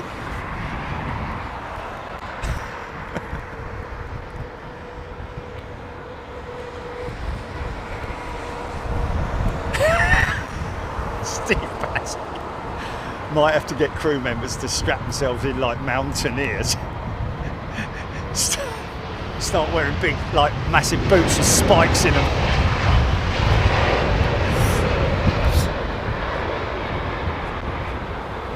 But you know, I think it should be. I think it should be that as soon as the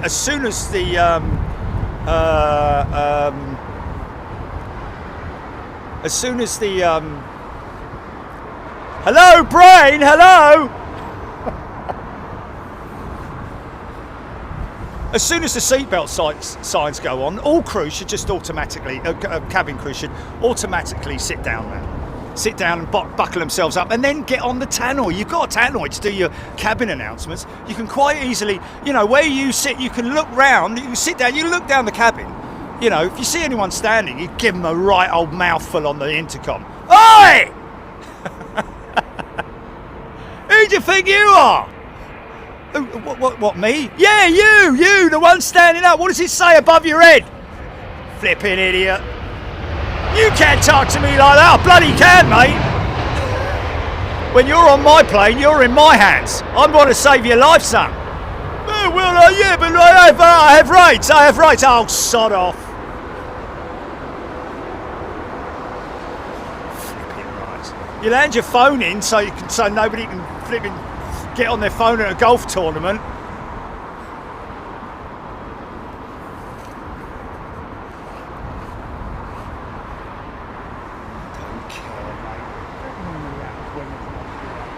Like that anyway, doesn't it? As soon as the 380 comes up on radar, bang, goes up 500 viewers.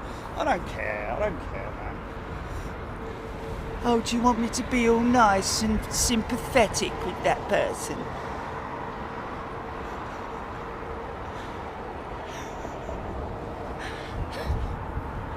Only saying how it is, you know what I mean? It's like, you know. Hello and welcome to the Sunday show. Isn't this a lovely aeroplane?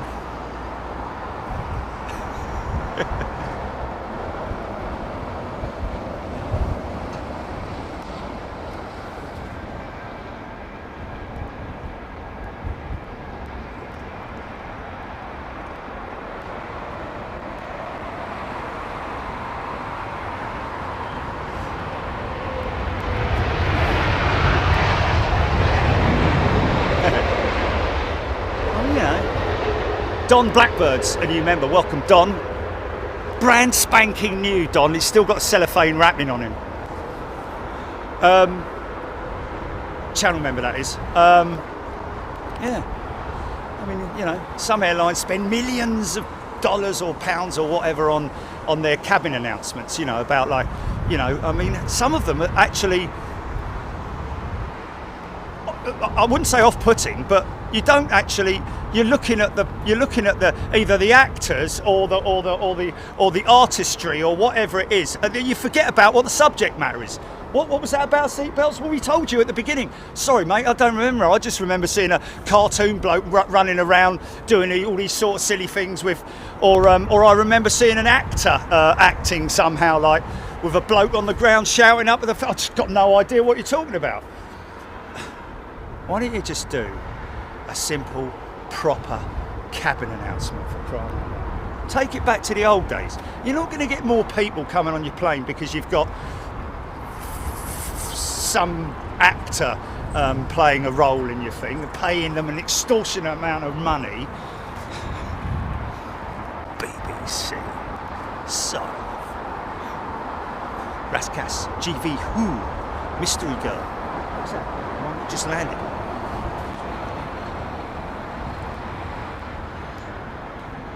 Richard Taylor, thank you. Have a good. Oh yeah, it is bank holiday, isn't it, Julie?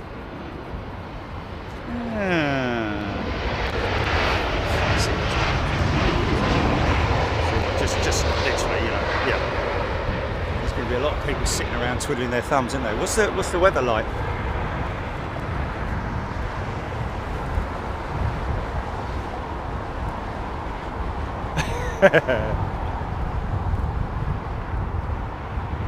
Yeah, where's me life? Where's me? We just landed in water. Where's the life vest? We told you where it is. It's under your seat. Well, I didn't hear that. All I saw was some clown running around, floating about in a dinghy. And I was like, oh, that was funny. Yeah, that was really cool. Yeah, I really enjoyed that. Yeah. What was it about?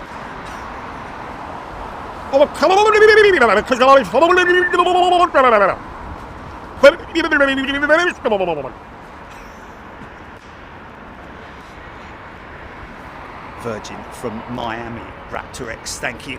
787, all nines.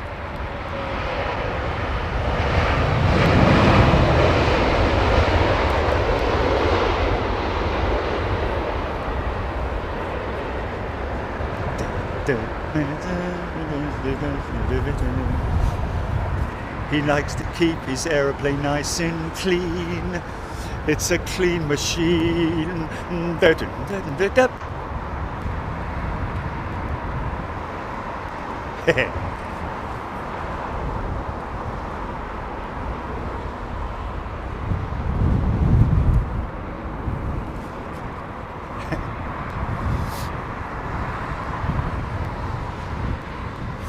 Flight SSC, I was with Virgin Atlantic, 350 there, 350 back.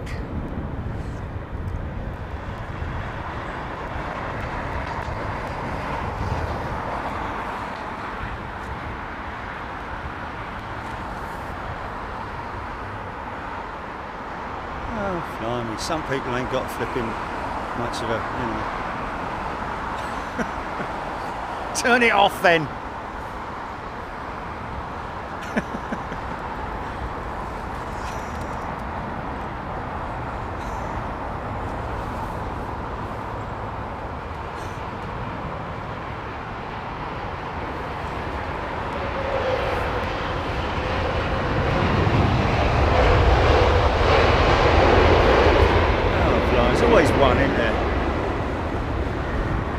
Yeah, well, whatever.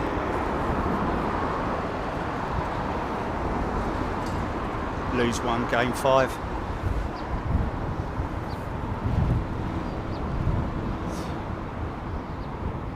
Rohit Parkow. Stuart Lawson mute button deploy. Blimey, really? Come on, mate. Don't you ever watch comedy on TV? Well, if they are, then we can take the mickey out of them as well, can't we? Yeah, go and watch something else, man, you know. I think there's a paint drying competition up the road. You might want to go and watch that. And in today's show, we've got Silk, Pure Silk by Dulux.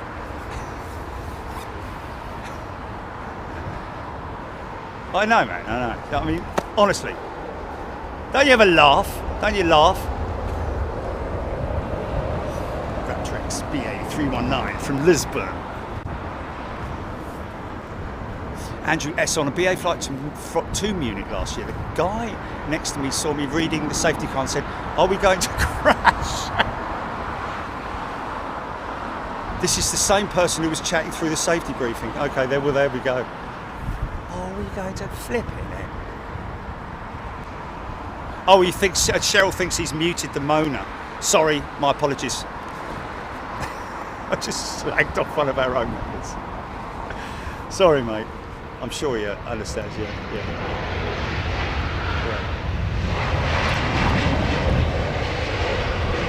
Well, yeah. You know, I mean, I'd rather not have you. I'd rather not have your. Yeah. If you don't like a bit of fun and a bit of laughter, then I really don't understand it. I don't understand it. You know what we're like. You know, it's fun as well. I mean, the rants are fun as well. I'm trying to be a little bit sort of like, it's like a stand-up sort of scenario, isn't it? And if you don't watch comedy or you don't appreciate it, then I'm sorry, man, but you know, just trying to add a little bit of spice into the show. You know what I'm saying? Yeah, life is a load of crap, innit?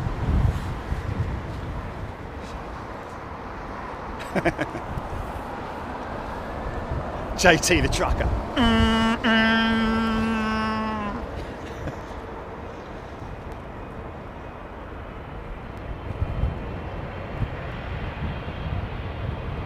Long landing.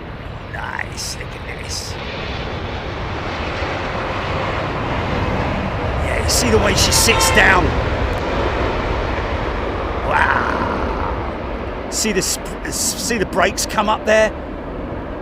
The ground spoilers.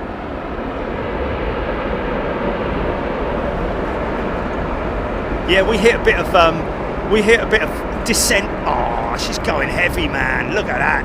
Look at the heat coming out of those engines. All the way around the engine as well, folks. It's literally a wall of air.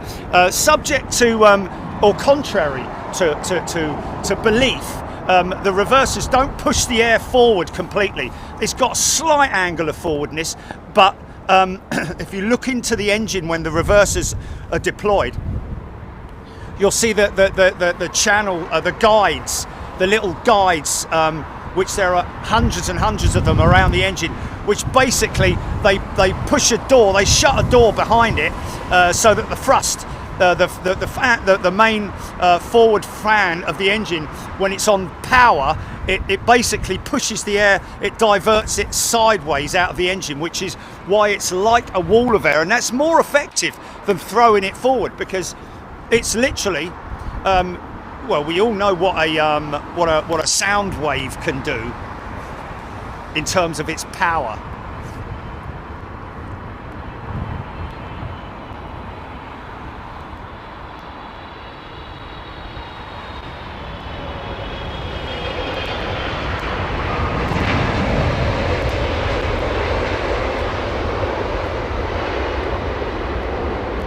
And these engines here, even when they're at idle like that, that's literally, I mean, the doors come open, but they don't actually apply very much, if any, thrust or power through the levers. When the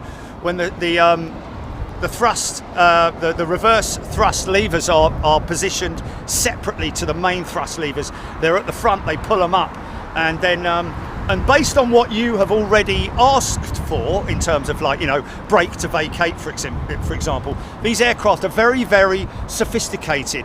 The computers, every airfield is inside the computer, is already programmed inside the computer. So you say London Heathrow, and I'd like to exit at point whatever it is. The aircraft will automatically use the thrust on the engines, the reverse thrust, and the brakes as well. There is also auto brake as well. So, you know, it's and obviously that would be a lot better having auto brake than having to steer it as well using the rudder.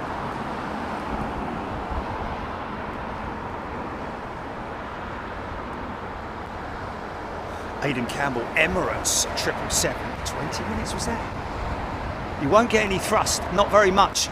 Out of BA, but sometimes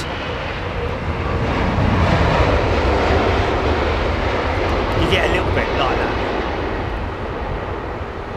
I've seen them give it large on the Dreamliners from time to time, but generally BA are very, very cautious with their. Oh, look at this beautiful startup, man. Oh, hold on a minute. Is that a lift? That's a lift. Now watch see the wheel, see the front wheel there, folks.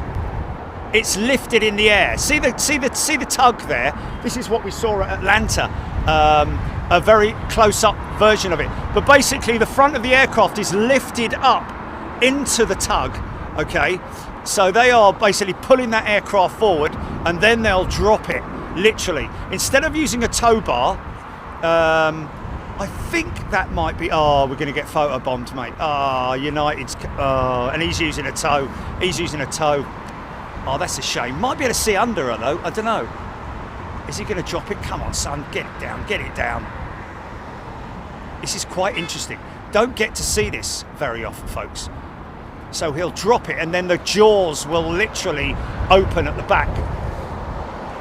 Come on, mate. Drop it. Drop it. Drop it. I've got a wing walker. I've got a Dreamliner.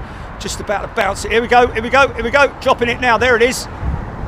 Now watch them swing open, and then he'll drive away. Watch it. Yeah, great example, man. How about that?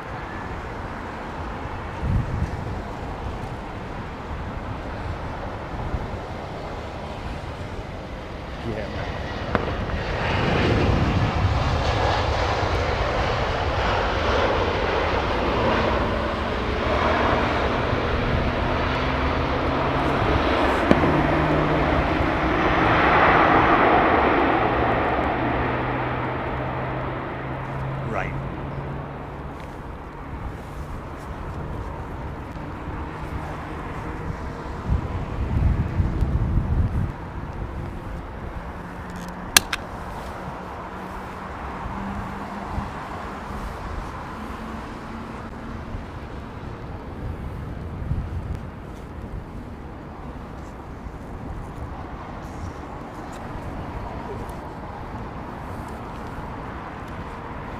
Oh my God, it's a donut cloud.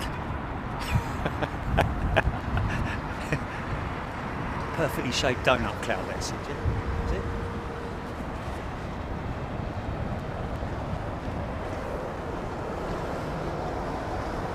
So did you see that elevator and the flaperons come up to level? You see the elevator swing round? That's because the systems have been charged, the hydraulic systems. It's alive!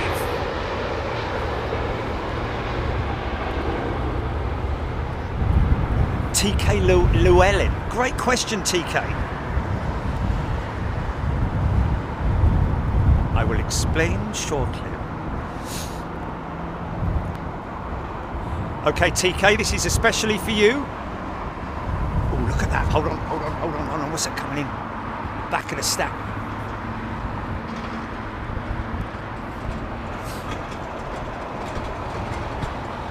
BA 350 from Phoenix, just about to funk. Ready for the funk? Gotta get funky. Yeah. BA 350 from, what did you say, Vegas, GP? Okay, was it Tony Llewellyn? Was it? Oh, I can't remember. Okay, we're going to watch TK. Okay, TK, here we go. Watch for the thrust reversers, which will be applied when the sliders move back on the engines. Watch this.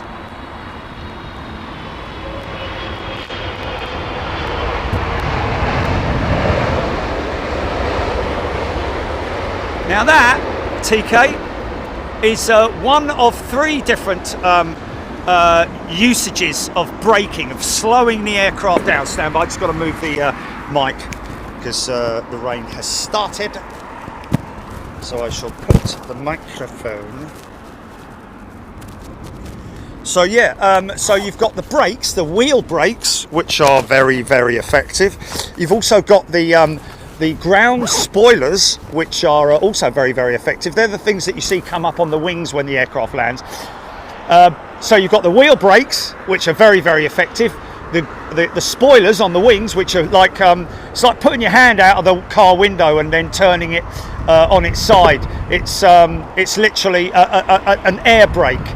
And then you've got the reversers, and the reversers, when they split like that, the doors slide back and it exposes these slots, which basically there's little doors that close. Well, not little, but there are doors that close out the engine so that nothing passes through them. We have seen it a couple of times. I can't think where we saw it close up. But anyway, actually, I'll tell you where it was. It was down at the LFB. So basically, the doors close and all the air is pushed out of the side of the engine, and that creates a wall of air. Very, very effective for stopping the aircraft. See if we've got any windscreen wipers on this little 220. Hold on.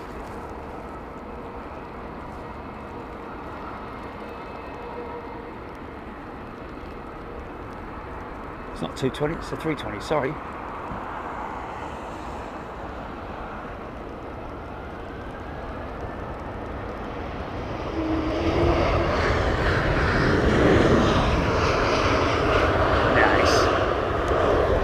So now, TK, you know how to explain that to anybody else. I hope I explain it right. I mean, it's obviously on Google as well, but it's great that you asked. Thank you so much. Bryce saying that wheel brakes account for around 80% of total braking, and even more, can be even more. Yeah, well, that doesn't surprise me when you consider, if you look at your normal car brake, yeah, even a super Ferrari sports car or whatever, you look at the brakes, they generally only have one set of calipers. Sometimes they have two sets of calipers, but basically one set of calipers. But one thing they do have is a single disc on each wheel, so 4 discs in total on the car. Even a high performance sports car will only have a single disc. These things have got around between 4 and 6 discs on each wheel, so then you can very easily figure out the braking power. The brake power of these aircraft is really significant. Carbon brakes, very highly sophisticated braking system. Electrical braking system, non-hydraulic on the Dreamliner. Everything else, these Airbus are all hydraulic systems.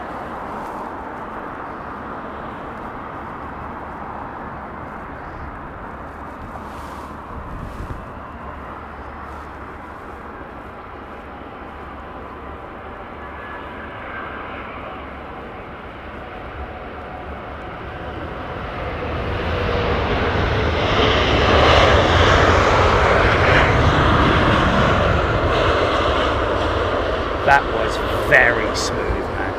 That is a very well. I say seasoned pilot, maybe a rookie. You know, rookies are just as good at landing as seasoned pilots, man. I mean, obviously, he must be the NFP.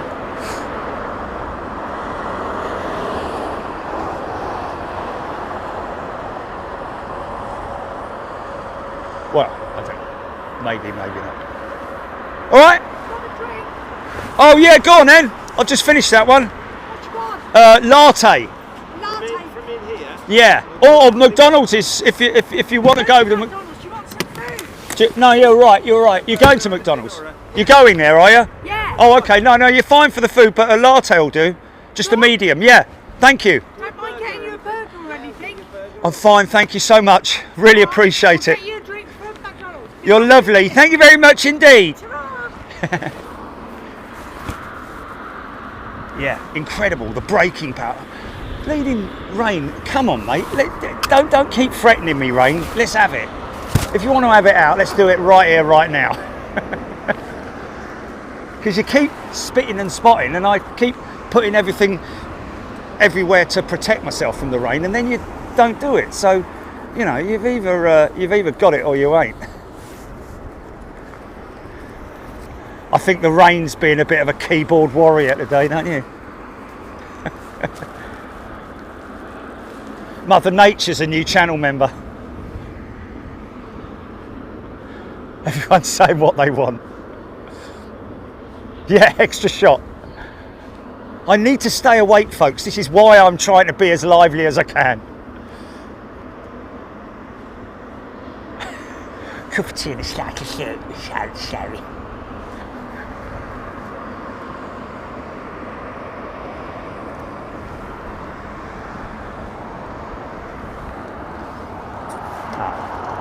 I've met him before. Definitely met him before.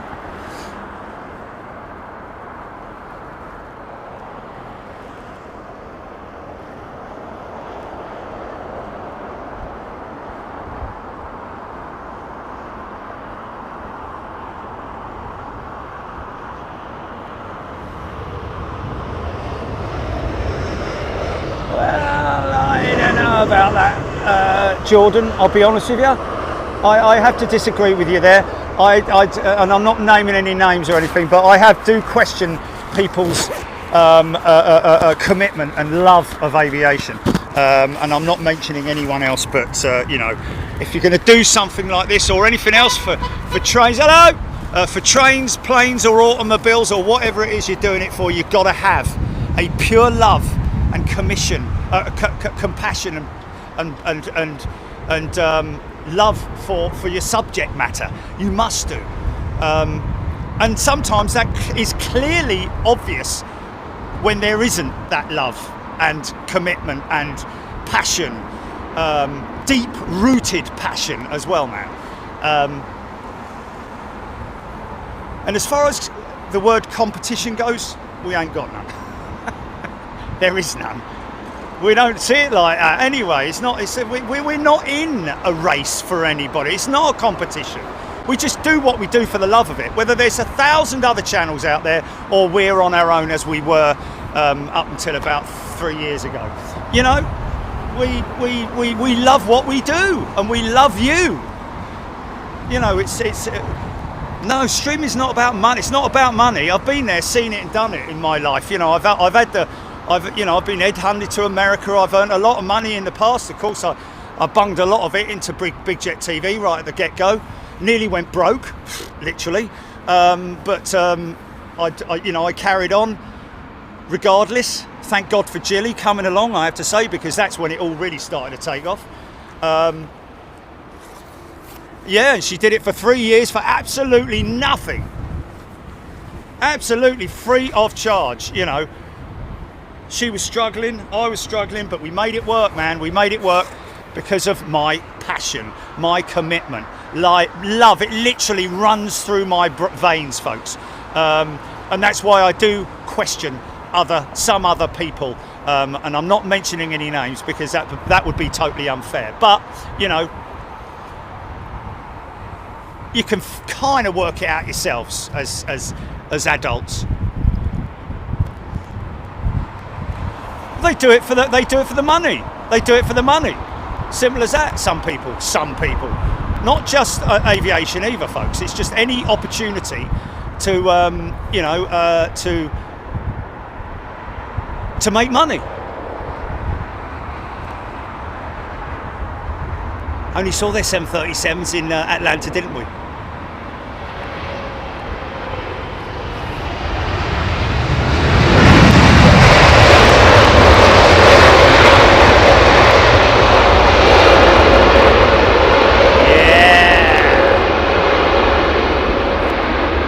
People get excited about that, eh?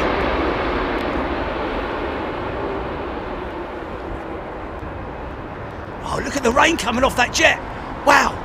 Oh, I missed it. I missed it right at the get-go. There was a hell of a lot of water just pouring off the wing of that jet, and that is literally the other side of the runway. So at some point, I'm going to get battered. Look at him making a beeline to miss that cell.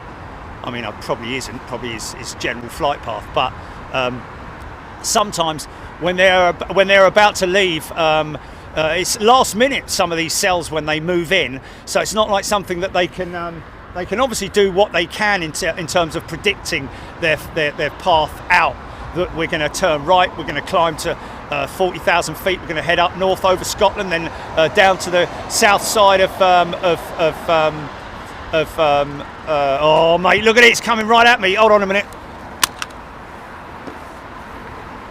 This is going to be good. Okay, stand by, folks. You asked for it, we're going to give it to you.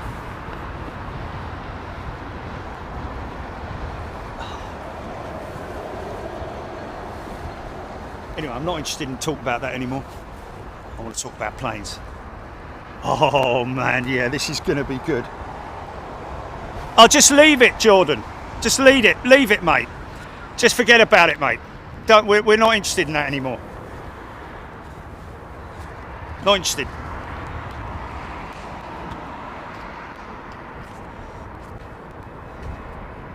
Emirates.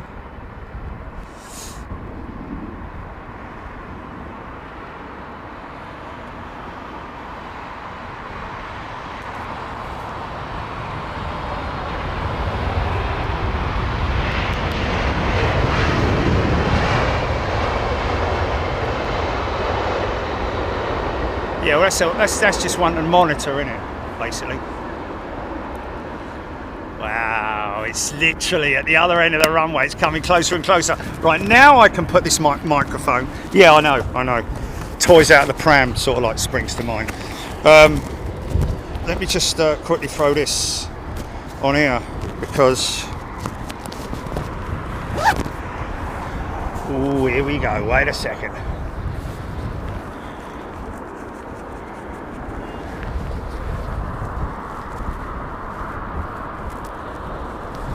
God, blimey, yeah. The patience we have to have, the amount of time I've gritted my teeth and bitten my lip. It should be mashed by now.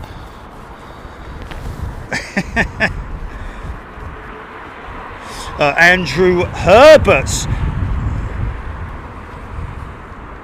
We've got Simon Goddard is a returning member. Welcome back, Simon.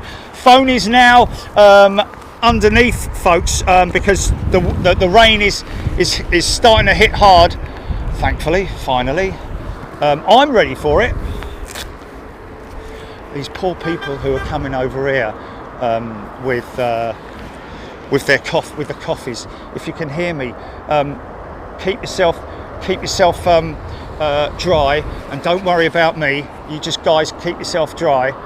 And can you hear me, GP? Because I've got the mic under cover. Yeah, okay, good. Are we good on the main mic? People can hear me, yeah?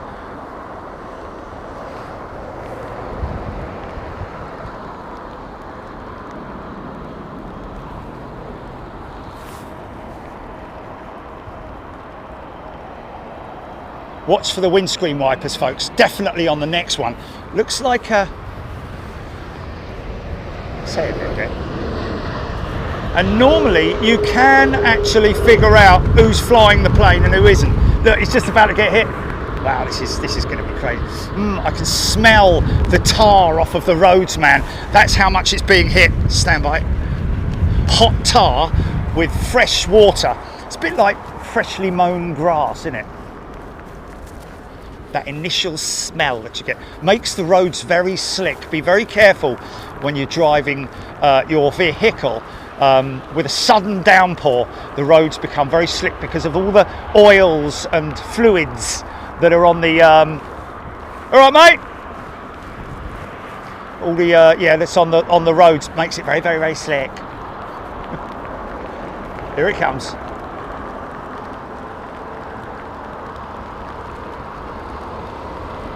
Yeah, normally the non-flying pilot will be the one, well, it depends, it's down to the individual really, but you generally find that when you see the wipers going, when they're activated, you generally see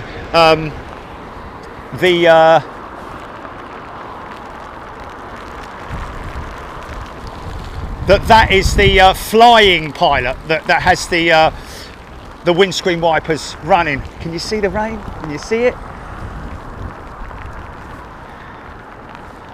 Yeah, people struggling. Geezer with a little umbrella over there. Wishes he had bought a bigger one, paid a little bit more money than buying one from, you know.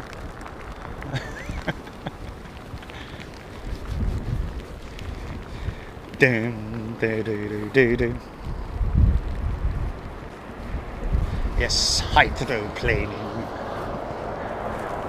Okay, here we go. Let's see if we can get the wipers. You know what? I don't reckon it's going to last very long, this, you know. It's like a funnel trying to...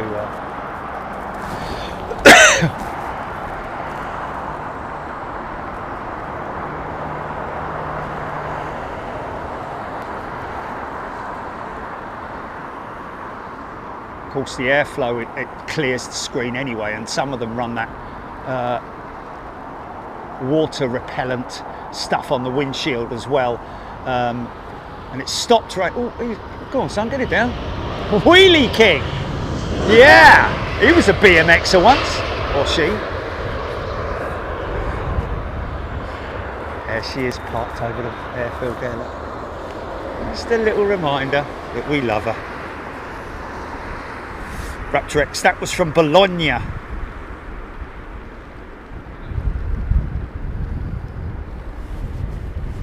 Steph, captain flying the BA jet. Was its wiper blades running on the left side then? Because I didn't see, because the monitor is very, very small.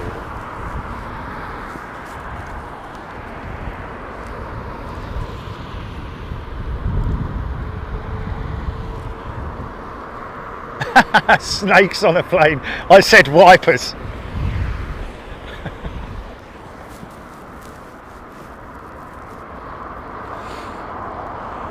Wow, look how high he is. That's far too high, mate. We all know, even us basic bodies. That just looks too high. I mean, a glide slope's 3 degrees here at Heathrow. It's around about 5 degrees at, it looks more like an LCY approach. Mind you, he has now seriously reduced altitude.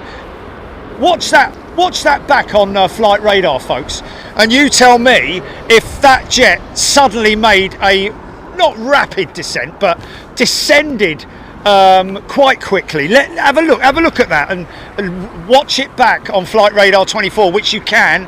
All you do is wow, look at the water coming off of it. Look at that.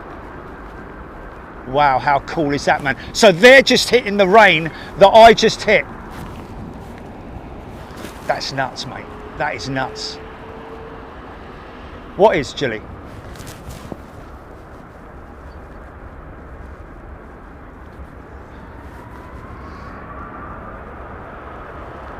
Sorry, folks, I'm focusing on the trailing jet because I want to see this water, because they're just flying through that serious. Oh, what are you watching, man? Don't laugh and don't tell me. It's not fair, man.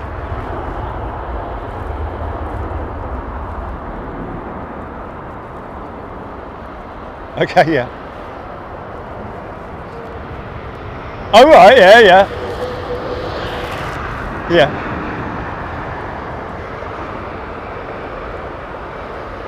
Yeah.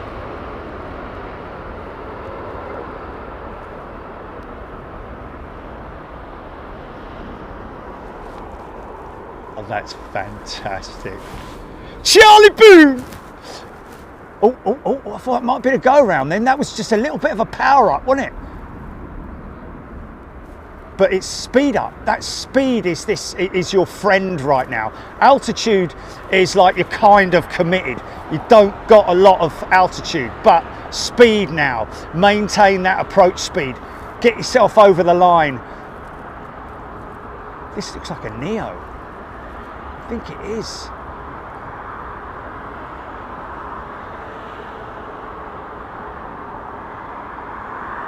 It's Delta, isn't it? 339. I want to see the descent.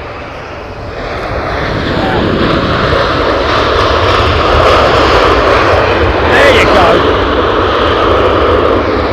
Look at the water spray, man. Look at that. Now you can see why these aircraft get so dirty. Oh, it's dirty. Look at that. Just blowing all that water around, man. It's just insane. And that's a mildly wet runway, I gotta say. Good afternoon. Right, okay, right, that's me. Hood off again. Do that again. Blimey, I thought we were gonna get absolutely battered then. You know, I had all these people, oh my God, it's red, oh, there's water everywhere. Oh no, the humanity. So it rains for about 20 seconds and that's it. Come on, Mother Nature. I'm calling you out, mate.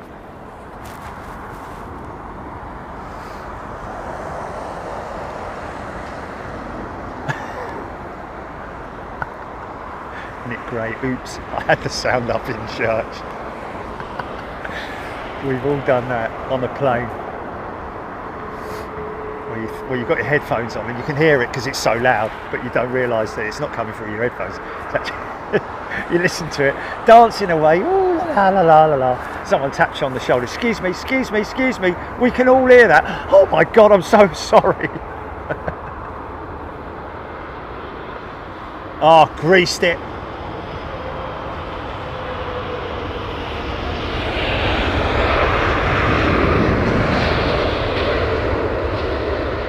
Very, very calm and collective, these BA pilots, as are Virgin as well at their home base. Just really looking after the engines, really. Mind you, when we landed at Atlanta, you wouldn't have thought of that. Flipping it. He gave him a right load of reverse, mate. Everything flew. I was trying to film it. I was filming it, but everything just sort of like flew out of the little shelf. Aidan Campbell, Etihad, Boeing 787-9, Dreamliner, 21 minutes, thank you.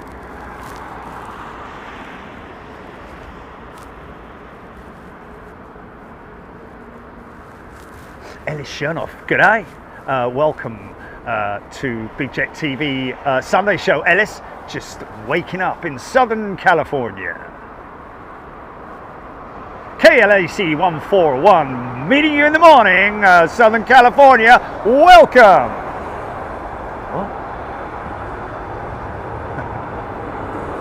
What? Watch the undercarriage. Literally, the suspension collapse as the weight. There you go. Yeah.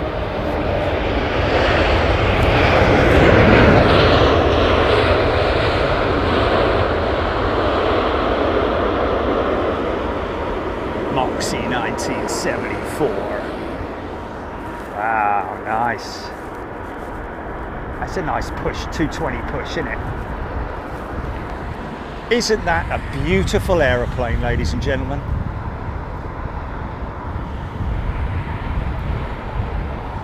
I'll tell you what though, Gilly, I have to say I kept meaning to ask. Oh, I did ask you, didn't I? About the ANC t-shirt.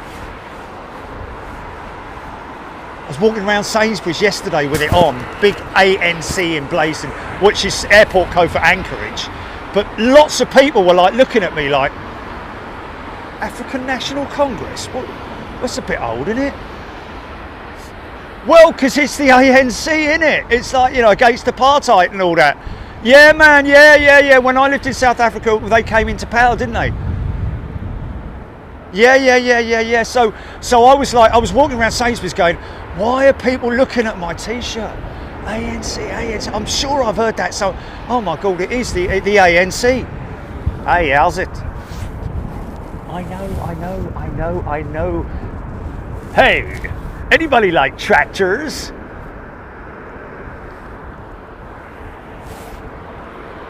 Okay.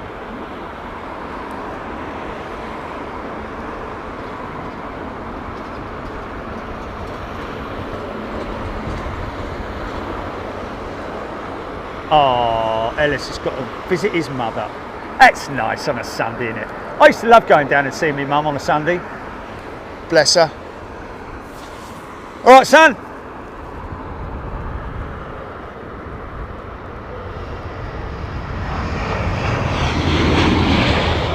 Three o'clock runway switch. Barry is on it. You all right, mate?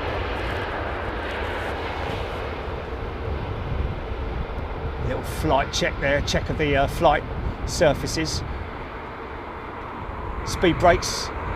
There's your rudder being checked, left and right. Elevators next. It's so diddle, you might not see them going up and down. But that's pre-flight checks, just making sure that all the flight controls are working adequately. And these are the Pratt & Whitney engines, which, hey, do you know what I read? And I don't like to sort of like, oh, do you see what Mrs. June's done down at number 43? She's got that new car, hasn't she? Oh, I don't like it. But anyway, I don't like sort of like, you know, oh, look what they've done. But it is. Egypt Air have given all of their A220s back to the back to their lease operator saying, mate, we can't operate them at a loss like this because none of them have been operational. I think almost all of them have been out of operation as a result of the Pratt & Whitney engine issues. Multiple engine issues as well, not just one single thing.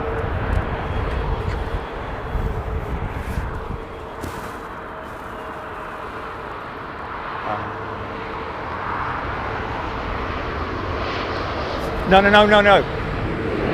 Oh yes, no, you could do, but that would look really stupid then, wouldn't it? They'd be like, what? No. Underneath it, Jilly, underneath it, underneath all of them, the airport ones, you should put ANC, Anchorage, Ted Stevens or something like that. Write that underneath it. Can you do that now, please?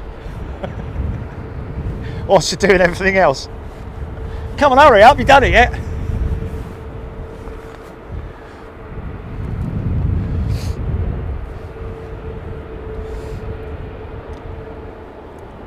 Yeah, not a lot of people know, do they? Wow, look at that. I think this guy might be coming up for departure. This 350. He'd normally be going out. Look at that winglet, man. Oh, who was it? I met in Atlanta at the airport. Who was it? The fella, Jilly? Yeah. Mark Gunnell. No. Yes. No. Yeah, no, the guy in the airport. Nick Gray's gifted a membership. Thanks, Nick. Appreciate it, mate. And Paul Skilling's also gifted a membership. No. Oh, I don't know. No, yes, no. The guy who gave me the card was... No, he was commenting on the show. He was there.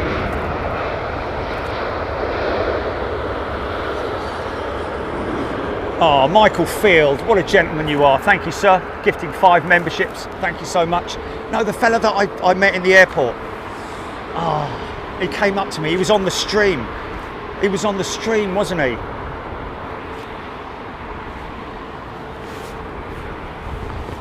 Yes, because he... Oh, was it... Okay, so who was the guy that came... Who was the guy that came and met me? Chattanooga, that's it, yes. Okay, so it was Mark. Okay, because there was the other lovely fella who came and met me. He gave me his business card.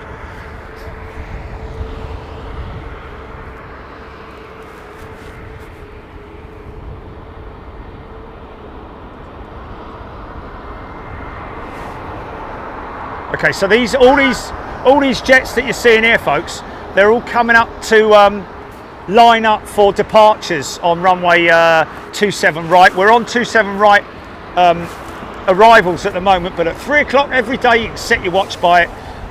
You will see that they switch runway operations only on westerlies, not on easterlies. Oh, legends! There you go. Did you get wet? Do you want sugar? No, we're all right. No sugar, no. No, thank you very much indeed. Did you get John. stickers? You got stickers and all that? We've got all stickers. Oh, Thank good. You so much. Okay, no, thank you. Nothing your Thanks rant for what about the you're doing. seatbelts. Thank you.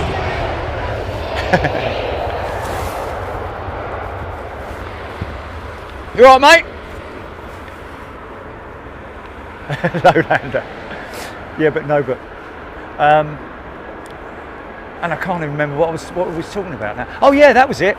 The A350 winglet and how it has transformed. Only once. It's only had 2 variants of it. One in the early days and one later on. But as he said to me, it's one of those things that is so difficult. We're standing in the middle of Atlanta airport talking about winglets. It's brilliant, isn't it? But yeah, and I said to him, I said, well, the only ones that are really noticeable are obviously like the Max winglet, which is the non-Max split scimitar winglet, which hopefully we'll see, is far more straight and angulated rather than, whereas the pre-Max winglet is very sleek and it's got that flick at the back of it, very aerodynamic, almost a bit like this one, funny enough, which is just a beautiful winglet. But the original 350 winglet versus the new one, you know, you can say what it is, but it's very difficult to spot it. And the only way you would know it would be the certain serial numbers, the frame numbers, and what type of winglet they had. So in other words, by identifying the aircraft rather than actually seeing it for yourself, you know, because that's obviously the most up-to-date style winglet. It's absolutely beautiful, isn't it? And it is a thing of beauty. No matter which way you look at it, it is an absolute thing of beauty. So they're starting to push and start this way now.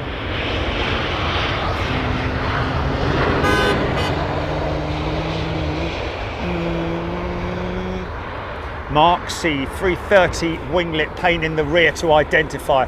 330 winglet's not.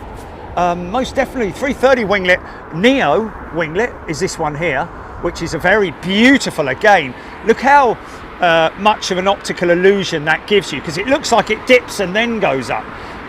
But if you look at it head on, which I'm thinking we might do, because they're catering that vehicle, that aircraft right now. So there's a good chance that that's going to go to gate quite soon. But when you see it from behind, you see the winglets are perfectly curved and beautifully designed. I always remember, and the A330 winglet, the CEO variant, which I'm afraid I don't see any of at the moment across the airfield. That's a 350 over there. 777 76 is a beautiful winglet, man. I mean, that's one of the original shark clip, you know, which I'm going to say that Airbus kind of copied that, if I may, on their A320 program. May have been at the same time, I don't know. But Sue Cruz, yes, had a great flight back from Atlanta. Indeed, I did. Thank you. Would you recommend? Yeah, most definitely. Well, I flew with Virgin Atlantic, and as always, friendly, happy, but professional flight crew. I nearly put that in the tweet, but I was like, you know what? Oh, easy, son. Bit heavy on the left there. Go on, son. Hit it up. Oh, nice.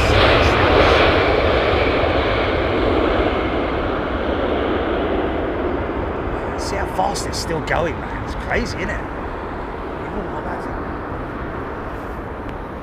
Okay, 2 more arrivals, 2:52 in London at the moment. We are, yeah, it looks like there's some more rain on its way.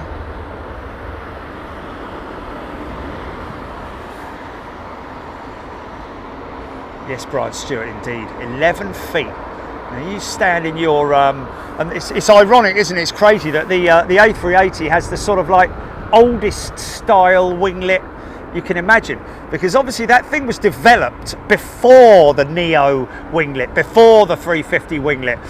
So they basically developed the 380 wing.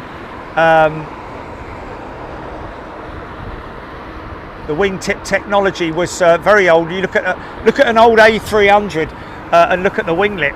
Not all of the A300s have winglets, but some of them do, some of them don't. But we're talking about old aeroplanes. That's very old winglet technology. So look at the 320s, the old CEO 320s, and you'll see what I'm talking about. You know what I'm talking about, son? Reversals were on a while the nose was still off the ground, Vegas Mark.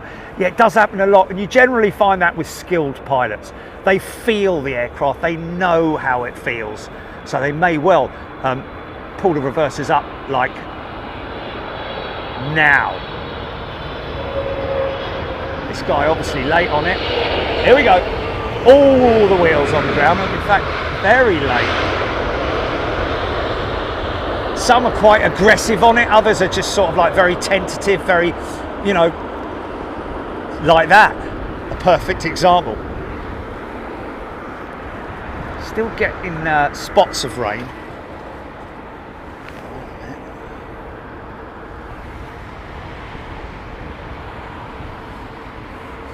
Paul Whittle, yes indeed, fence wingtip, that is the fence style, just like 747-400s, and the A330s have the fence style, which is literally a hard angle, whereas these are blended wingtips that you see here.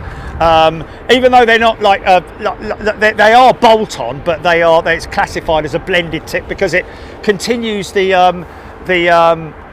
contour of the wing.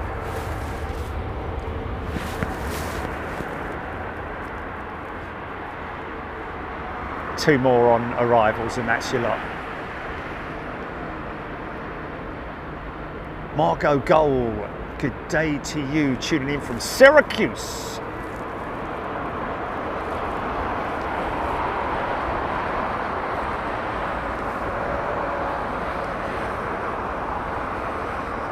Now this could make some noise.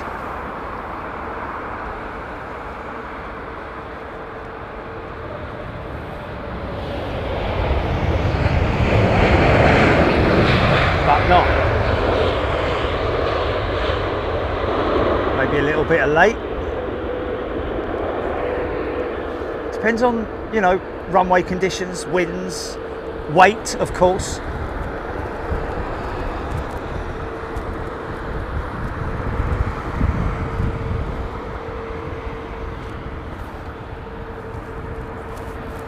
There's your beautiful blended tip. 350 on approach. All of BA and Virgin's jets are all the 1000 variant with the 6-wheel undercarriage system. See all the hydraulic lines? Isn't that fantastic, man? Ah, you've gotta love stuff like that. When those doors slam shut, trust me, you feel them, man. You feel them. Big set of XWB engines pushing out around about 100,000 pounds of thrust.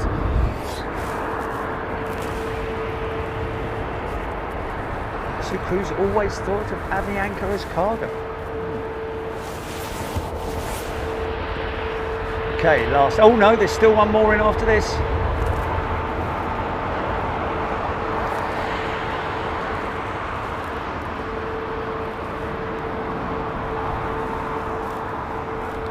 So watch the angle of attack, the flare, coming up to the flare, which will place, there we go, there's the flare. Should put the gear almost level with the runway, little bit on the back set.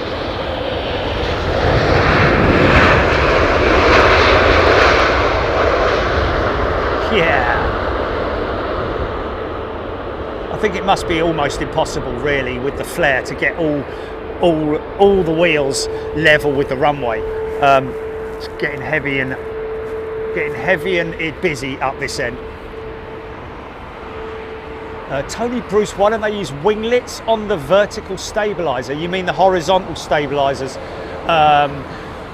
Yeah, because it's the wing, the horizontal stabilizers, or you know, the tail, the empennage, is to guide the aircraft. Obviously, without elevators, without horizontal or a vertical stabilizer, you wouldn't be able to fly the plane. It's as simple as that. However, the wing is the major flying component and handles handles all the forward motion of the aircraft. So when that forward motion, when the wind reaches the wingtip, it's basically the most violent in terms of airflow, which can cause what's called drag, which literally is like having a ball and chain behind you. It causes weight pulling on the back of the aircraft. So you need to clean up that and negate that drag as much as you possibly can, and that's why wingtip technology is the way it is.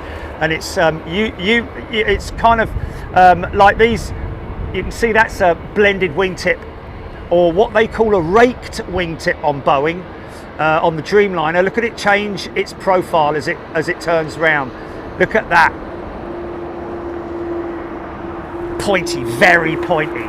Pointy, very pointy.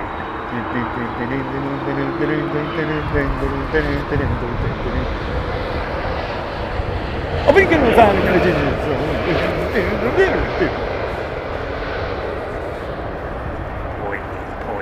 very pointy. That's it. That's your lot, folks. and look at the time. 2:59. Okay, it's 2:59, and oh yeah, 3-hour battery check standby. 2 hours 59, and there you go. The first departure is rolling out onto the runway.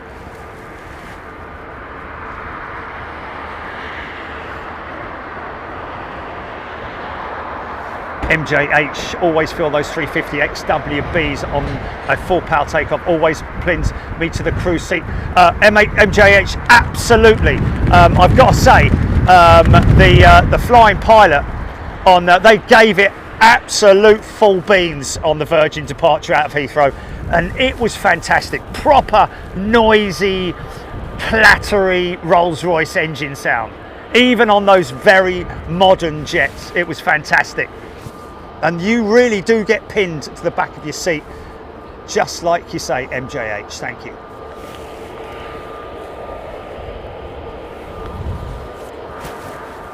Okay, what I really need to do now is kind of,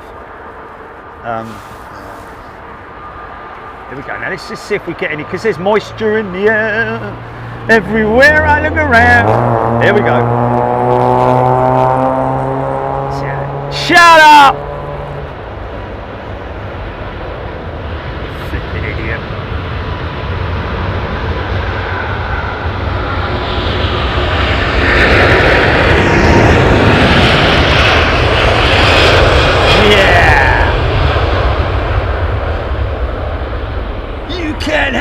Truth. Yeah, man. Oh, this is. Yeah. Now up comes that wing flex. Now, oh yeah. Here we go. Here we go. We're going to get some flushage, I think. Nice. Bit of a crosswind on that takeoff, on the departure. A little bit of drift in there, which they feed in, which they sort of like just work with.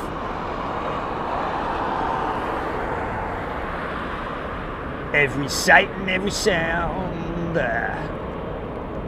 So what you're seeing in the engines, folks, is condensation, which is being caused by the pressure of the air that's being sucked in. Around about 5 tons of air per second, and it causes that misting.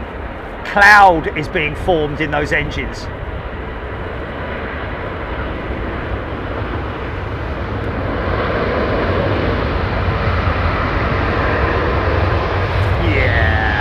Look at that.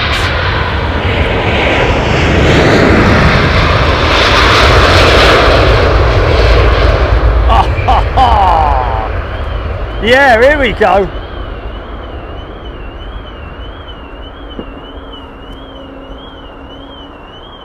Wow, man. Noise pollution alert. Noise pollution alert.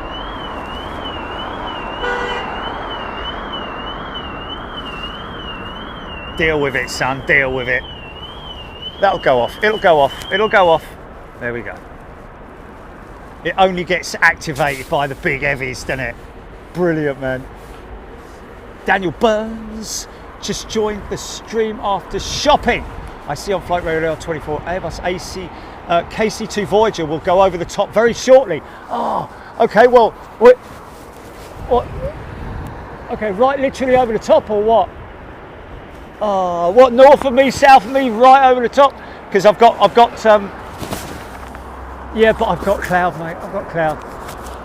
18,000 feet. Yeah, that cloud is lower than 18,000 feet. I'm telling you now. Even though that is still a very low altitude.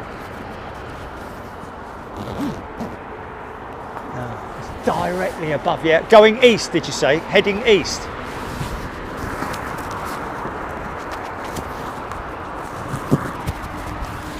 Stand by, let me get this one. No, it's not there. That's a shame. Thanks for the heads up.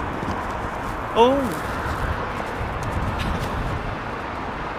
This could go up early. Watch this, folks. It's a slight crosswind, but even so, gives it a little bit of a helping hand. This is a beautiful aeroplane, ladies and gentlemen. The Airbus A220.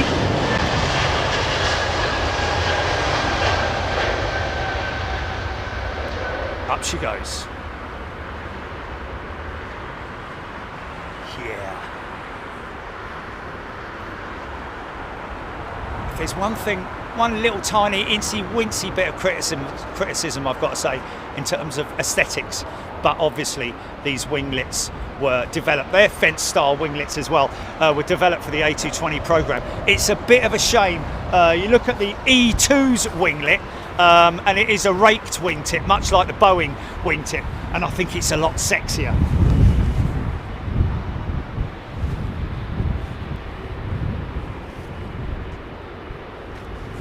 And I wish they had it done.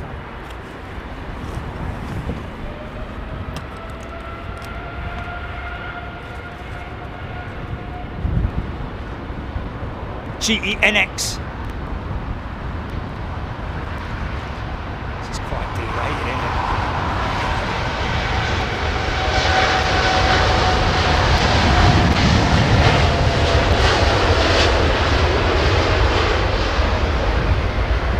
Now you want to talk about wing flex, folks. There's going to be a lot of people who are watching this for the first time.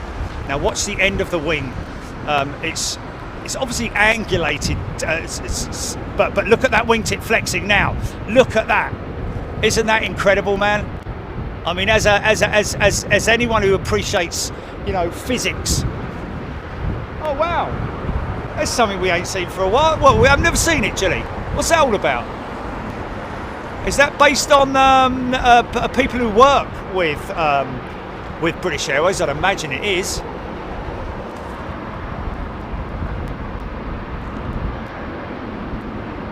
Ah, you know what it is? It's for their green program. I don't know. How are you supposed to figure that all out? I don't know, but yeah, it's always good to see stuff. But I mean, you know, was that trading? Are they trading?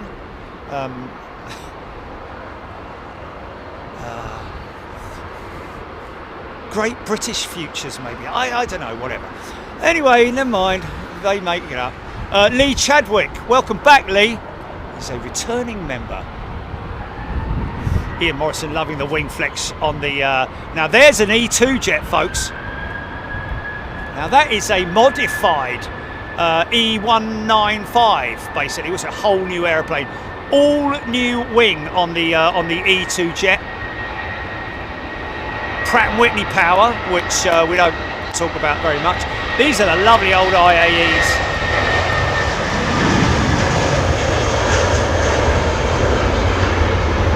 Which make a right old racket.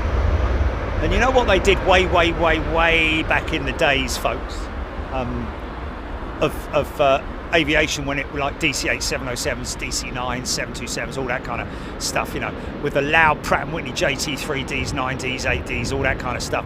They actually, even way back when the jet engine technology started, you know, there were groups of people, understandably so, who were concerned about the noise, and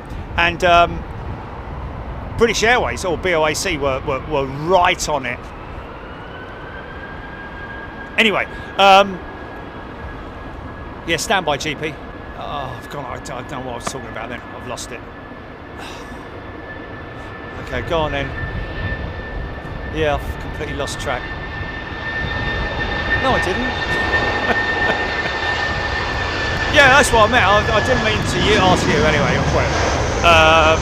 Yeah, IAE technology. Oh yeah, that's right. Back in the day, to quieten the aircraft down, they did what was called hush kits, which kind of like speaks for itself, really. Hush kit, which basically was a bolt-on back end to these very noisy engines, which quietened them down by a certain percentage, which is kind of, instead of that, what they've done is they've developed new engine technology, and this is what we talk about with the E2 jet. Now watch how quick this goes up and listen how quiet it is compared to the other one that just went out.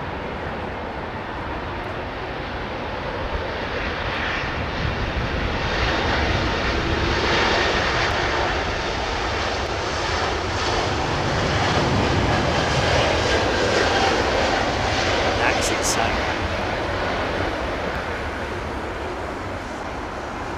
Now, for anybody out there who says, oh, the aviation industry not doing anything, you know, they're harming the planet, blah, blah, blah.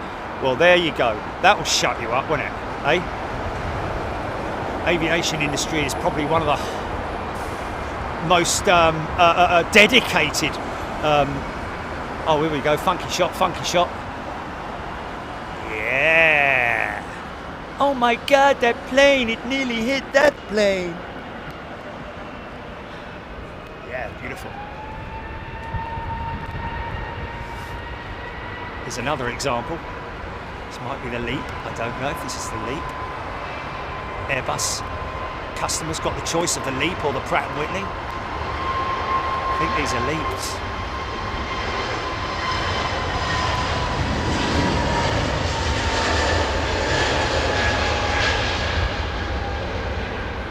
Isn't that crazy, man? Isn't that crazy that Egypt Air handed back all of their A220s?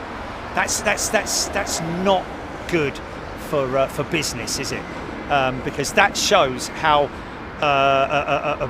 much money these companies have spent in terms of having to lease other aircraft whilst their aircraft are being fixed. Not the aircraft, the engines. Nothing to do with the aeroplane.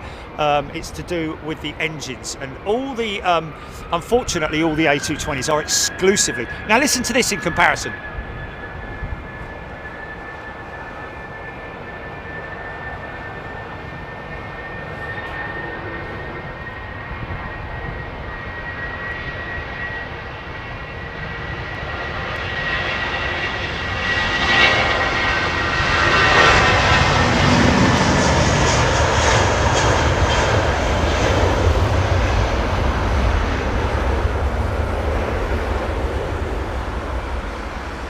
Hey Chili, I've got a great idea. Let's do a timestamp for me. Do a timestamp for me.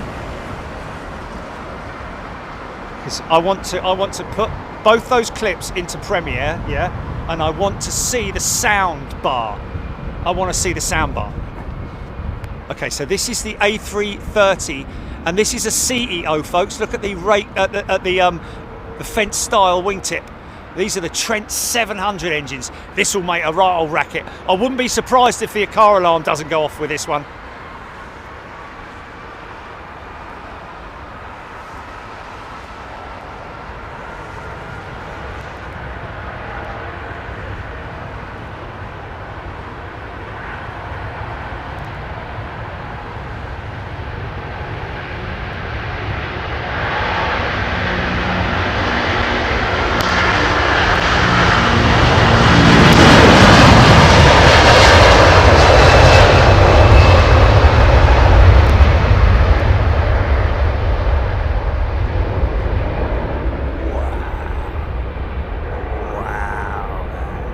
Just gnarly in it. Look at it go, man. Look at the length of runway.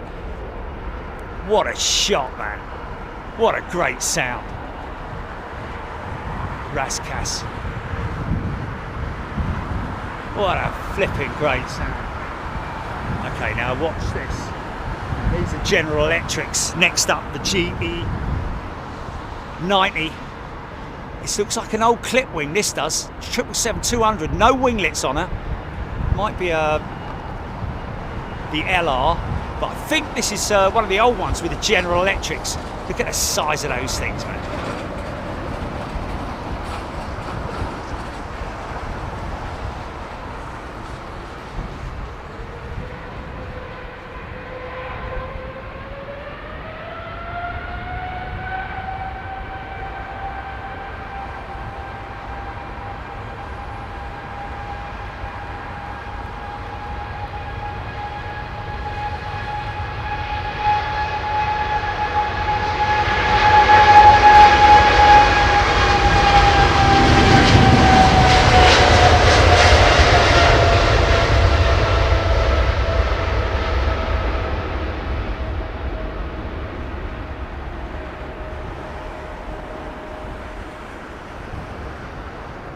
Wow, wow, wow, man. Wow, just wow. How anybody leaves when we switch to departures, I don't know. You're missing it, mate. You're missing something. You know, I only like landings. Well, take a little bit of time, chill out, and just check it out. Because I tell you, if you love aeroplanes, man, there's another set of GEs coming out. Here we are. This has got a rate tip on it.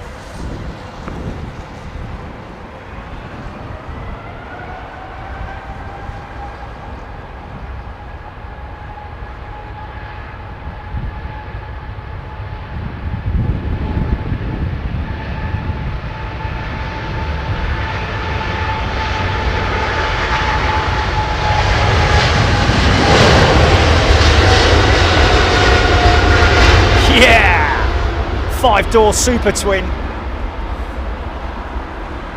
Man, see that fog in, mate. Whoa, look at that bank. How can you not like the departures, man? You're into engine technology or anything like that, or power, you're into racing or anything like that, you can't not flipping appreciate that. It's like a flipping squadron of Lancaster bombers going out. There's another 777 Super Twin 300.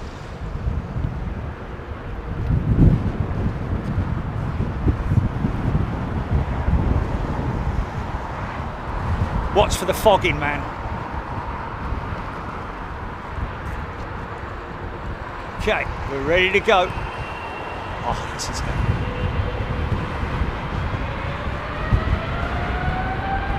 Takeoff thrust set.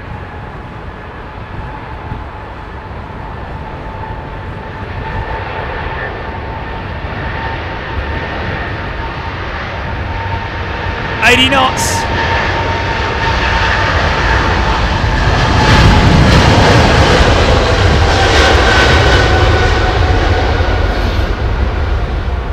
Just fantastic, man. Just fantastic. God, she's heavy. She's heavy, man.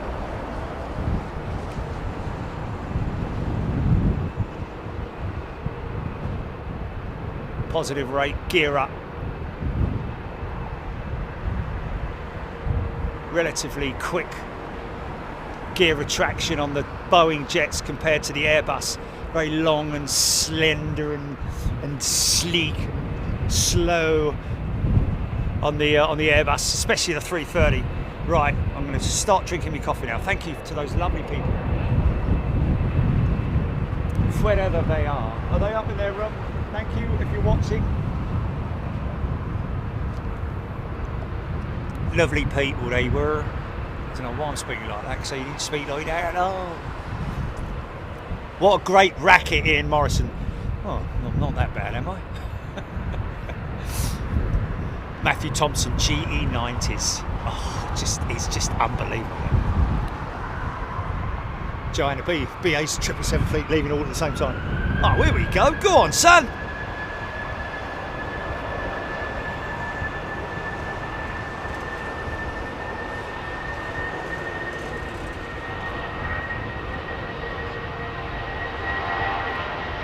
Partial cups, okay, James Water.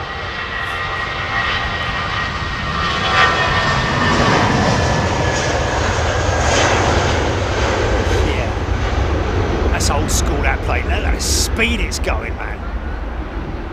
It's probably that and the CFM engine, the CFM 56 engine, probably one of the most popular engines in the short haul single aisle market. Narrow body, whatever you want to call it. This is something that I noticed on the Airbus, on the 320 family. I don't know if you can see it, but behind the there's a sort of like an aerodynamic crease, if you will, behind the windscreen. Look, you'll see it like a flat section. It's really, you've got to kind of like see it in the right light and everything. But you know, up and above, above and below the back windscreen where it comes round, the formation is not cylindrical on the flight deck. It's kind of got a flat edge to it. You know what I mean, Governor? Tony Bagman Boeing 777s have to be my favourite to fly on. Hello. Hi, Terry. All right, mate. Hello. What's that, mate?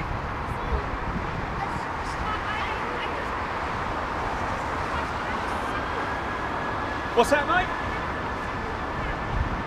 Yeah, go on, mate. Turn it down. You don't turn it. If you come down here, come down here. Come down here.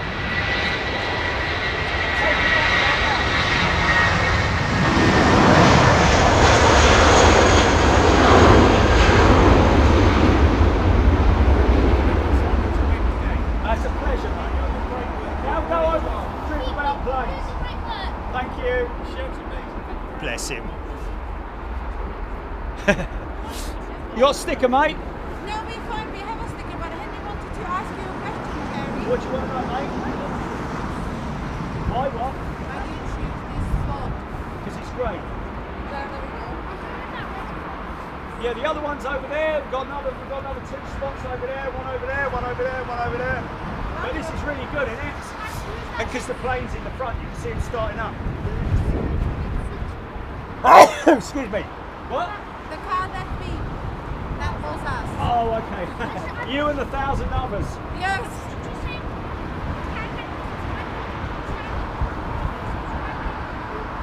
I can't do that, mate. I can't do that. I'm sorry. Because otherwise everybody else will. You're cool. Gary, thank you. Have a good You all day. right? Oh, my dad was a pilot. Yeah. Thank you. Bye. Take care. Bless him, little young lad.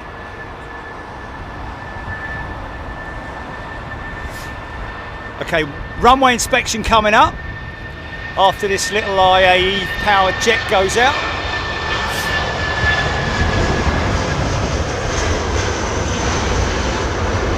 Hey, excuse me. You remember the? It was a One World 777 that caught fire in Vegas, wasn't it? Wasn't it? And they repaired it. I know somebody like. There's a lot of people on there who would know what I'm talking about here, but I'm sure we've seen it on more than one occasion, haven't we? So a little bit of a. But what I'm saying, it's not this one here, is it? You know, I mean, did they stick with the One World livery on it as well?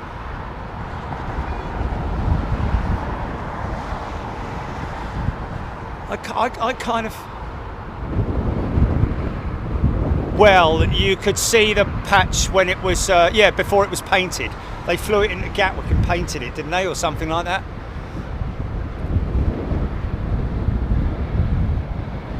Got an A340-600 over the top, Jimmy. Did we have? Have I missed it? No, not far away.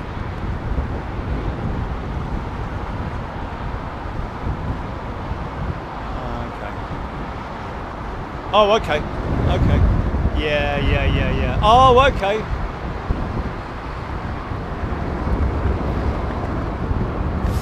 Oh, they'll go right over the RAC, that will.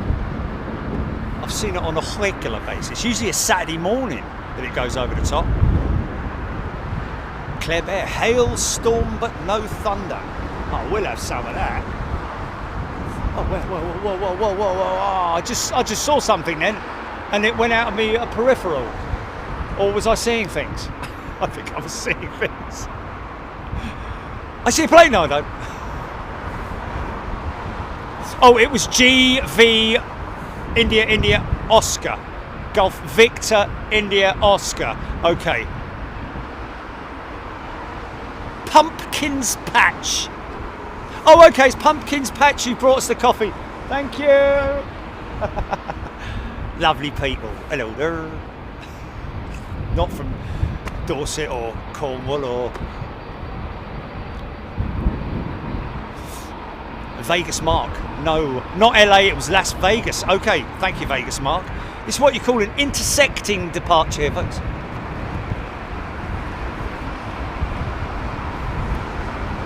What did I say? Oh, I feel another. I said Vegas, but.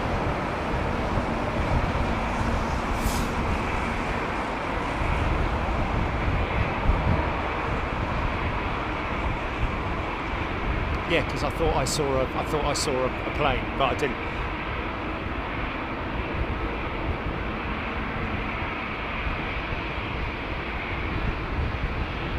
Nice American triple coming out. 360-degree vision. Sound and vision. Blinky eyes. Activate blinky eyes. Oh, listen to the hum of the Trents. Listen, listen, listen, listen.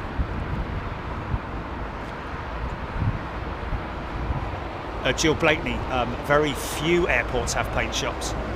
Dublin's got one. Is it Dublin? No, it's not Dublin. It's the other Irish airport. It's Shannon, that's it. Oh, someone wants to show off. Go on, son! Look at that! I think that's thrust set.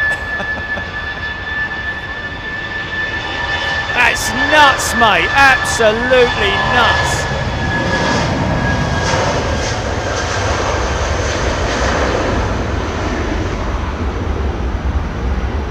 Oh, thank you, Avro's gifted a membership.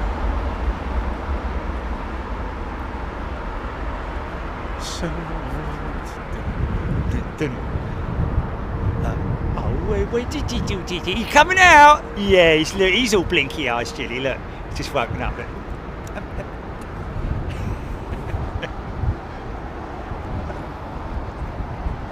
Don't turn the lights on. Wait for him to become accustomed to the lights. You all right, mate? Oh wow! Look at you with your Cathay Pacific. Look at that. Future pilot right there. Look. Wow. Do you want a sticker, mate? I'll grab one in a second, yeah?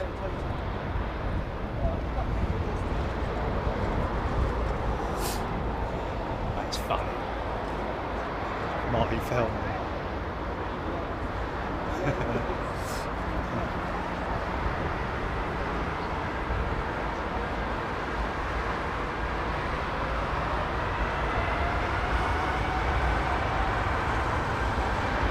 Nice Cathay Pacific freighter at all, man.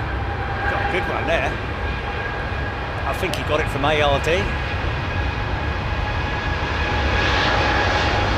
Yeah.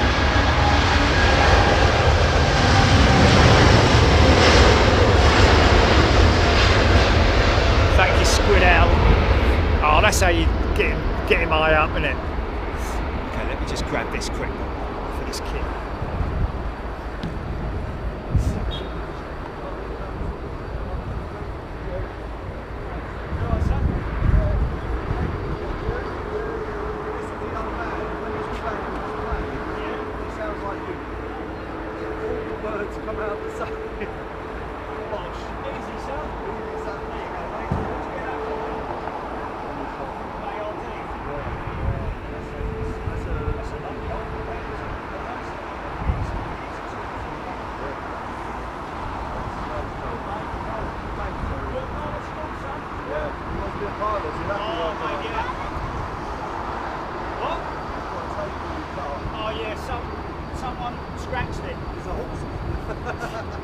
Thanks, mate.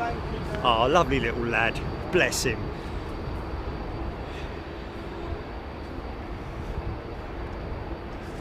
Oh. Future pilot. He wants to be a pilot. Well, hurry up and grow up, son, because you've got a guaranteed job there, I tell you. They are crying out for pilots at the moment. Delta 339 on the push. Oh. Now you'll see those winglets and how beautiful they are. I remember seeing that winglet when it was in development stages. Here goes the diddle tarom. Come on in, little fella. CFM 56s as well. Power to weight ratio on this thing.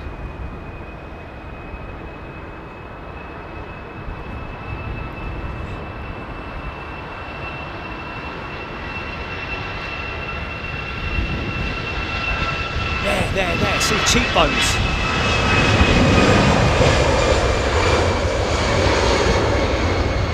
I'm going to call them cheekbones because that's what it is. Actually, not cheekbones. Is it a cheekbone?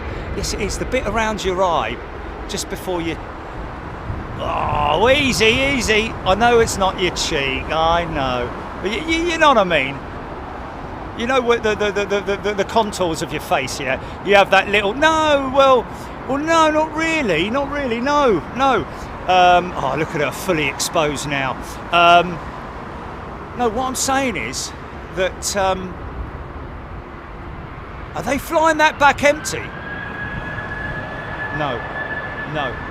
Oh, is it? Okay. Look at the Airbus. Look at the contours around the. Look at it now. See, look, cheekbone there. Look, runs from the nose all the way back underneath the. See, you can see the yeah.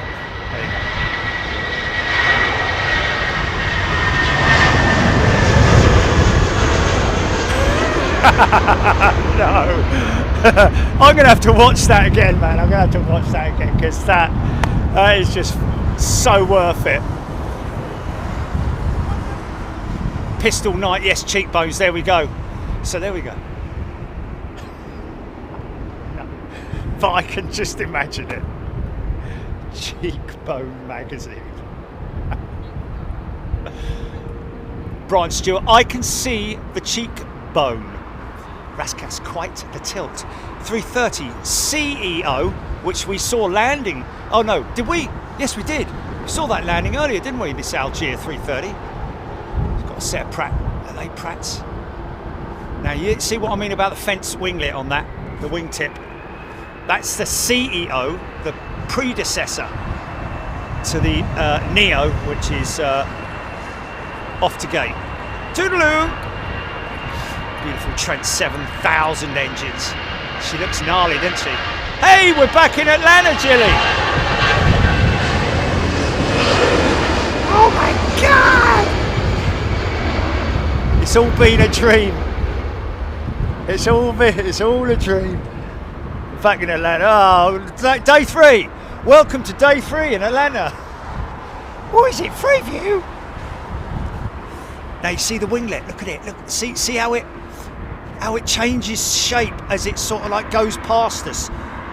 And I remember seeing that, like I said, as a prototype at the Berlin Air Show.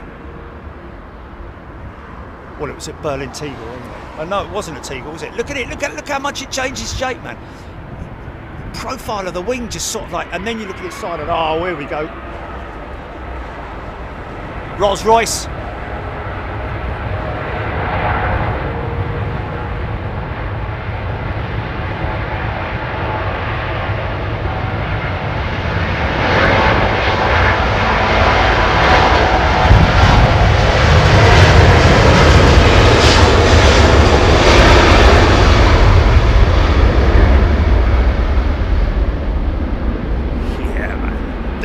Just so cool, man.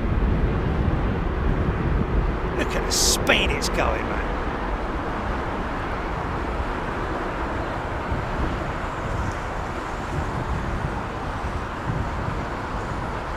Qatar 380 on its way out.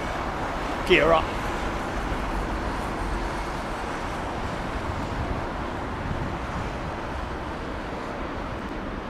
Oh my God, that's hilarious. Are you serious?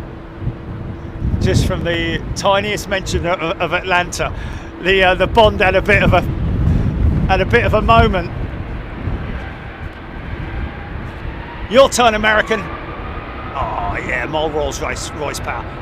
You can give it as just as hard. Look at this.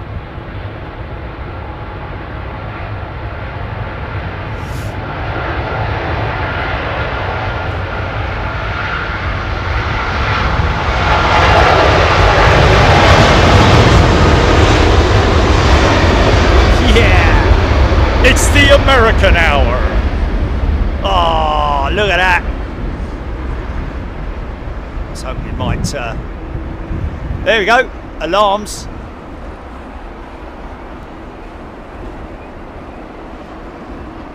Yeah, I've got the American hour live on Big Jet TV. Etihad's 787, and this is a 10, isn't it? Look how long she is, man. Thank you, Roxy, who's gifted a membership.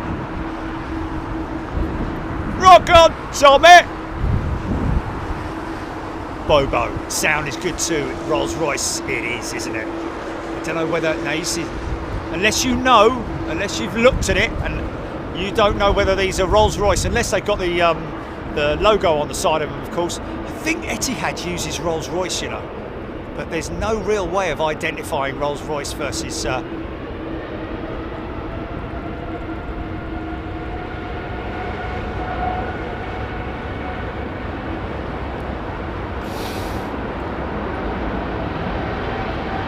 taxi speed limits. I think she's correct here, hasn't she?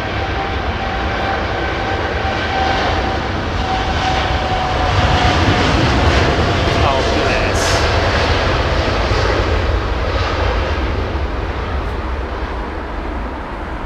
Oh, that's fun. There's a copper down the end of the runway with a speed camera. Police plane following it now. What's going on? What's going on? Pull over! He's pulled up behind us. Pull over! What? I can't hear him. Pull over!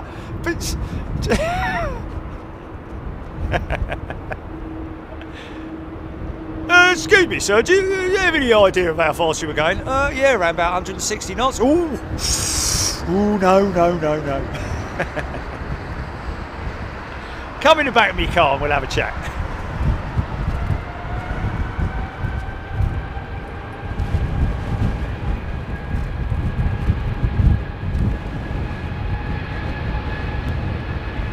Yeah, they do that.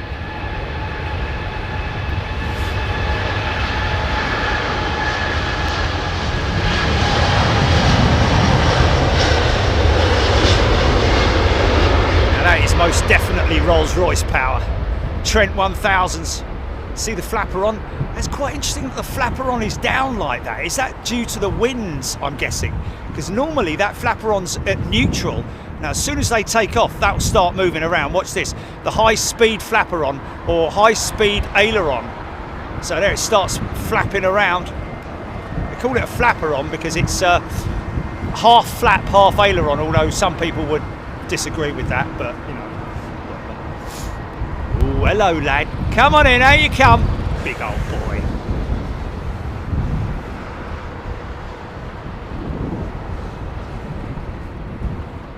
Graham Hepburn, big old American moseying on out. Where are you from, boy? Cloud. Watch for the cloud.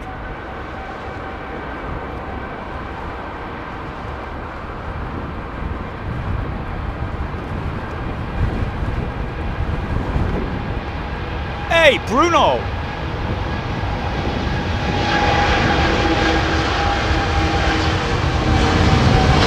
Craig Russell, British Airways A350 1000 from Haneda now arriving.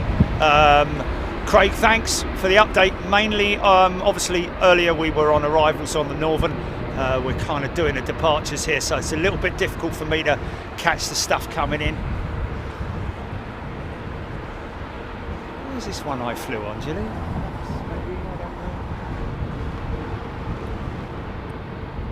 Super Q, LA girl. Ethan Pope losing paint on the tail. Which one are we talking about, Ethan? You do see it from time to time, mainly on the leading edge of the tail, where obviously most of the wind is hit. I was going to try and look out for the underbelly camera. I think that might be it there, because it's directly in line with the front undercarriage.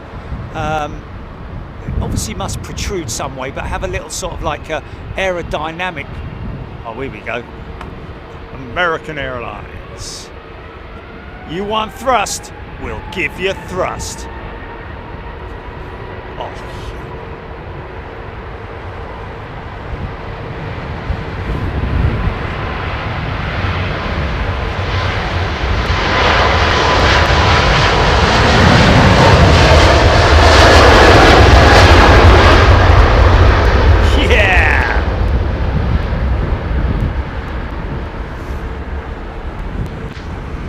Got up early, man. Look at that. Now watch for the brake dust. watch for the brake dust. Gear up, selector.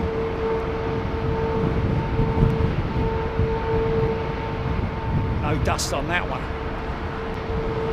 Yeah, catching a bit of wind there on ascent, man, on the climb out. That's pretty cool. I think that's those XWBs making that idle noise.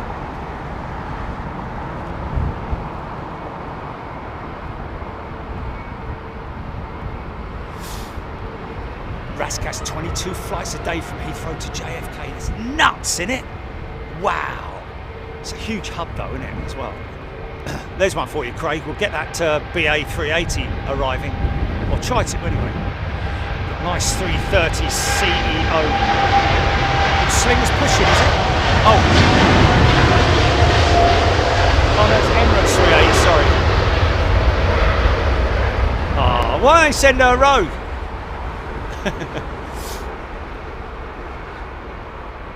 LA girl loving it. Sanjeev, beautiful Virgin 350. The 1000, which is the stretched.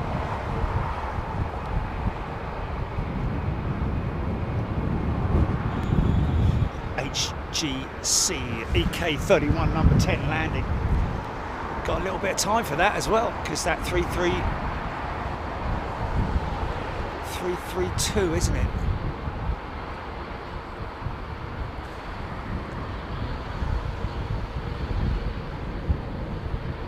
Oh, no, I didn't. Hold on. Okay. Let me do it now. Stand by, folks, just doing a battery check. Good thing is with these ones, mate, it's got a face thing on it, so you only have to... I've got no way of... It's still got 30% on it. Actually, 50%. That's the one thing I don't like about those other batteries is you got to literally unhook them. Here we go. To find out what power they've got.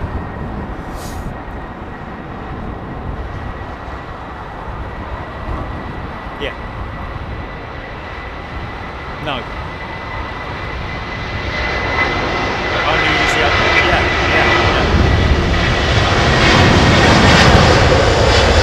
Yeah, these are better than the other ones. They're better than the other ones. I might even flog those other ones and get the 500 ohms, whatever, less than 100 Mars. Is it MAH, innit? 100 MAH charging power or whatever it's called. What a beautiful plane, mate. You alright, mate? Old school, when you first started. Oh my God, look at that! That's one of Johnny's designs. Oh, wait a minute, mate. Hold on. He has.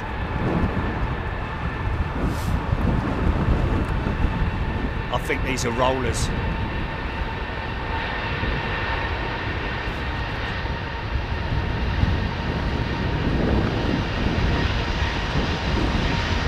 Oh my God, I know.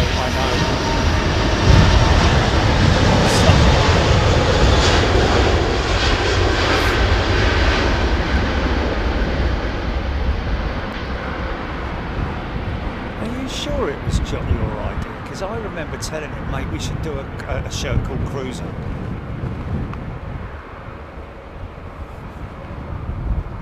I told him to do a design, but he was like, I want to do a t-shirt, and I'm like, okay, go on then. Well, what should we do? Oh, easy, wow! You see the look at the flight surfaces on the wing. Look, see that? See them lifting? Now that are the that's the speed brakes, but also they're used as partially as ailerons as well, because it's such a big wing.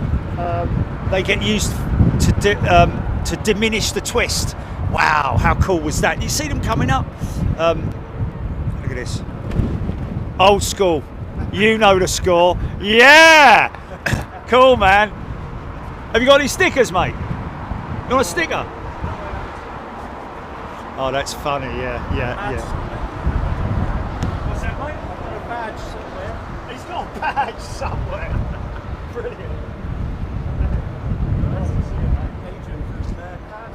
Oh, nice one, mate.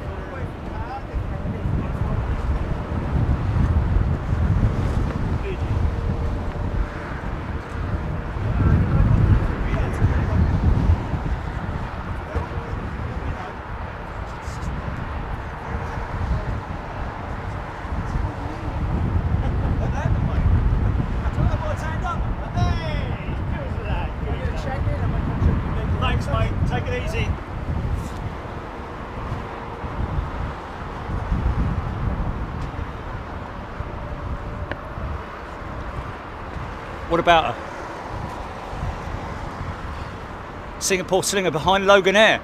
Oh, I hope they gave it enough separation, because that Loganair's got some serious wash to it.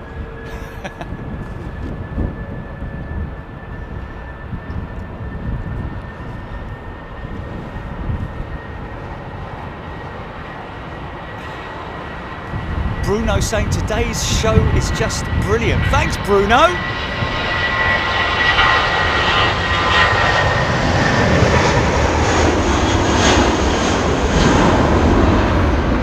A Singapore Slinger, folks.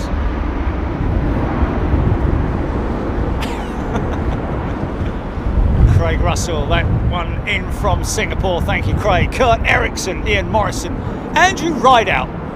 We see now like the 747. What's that?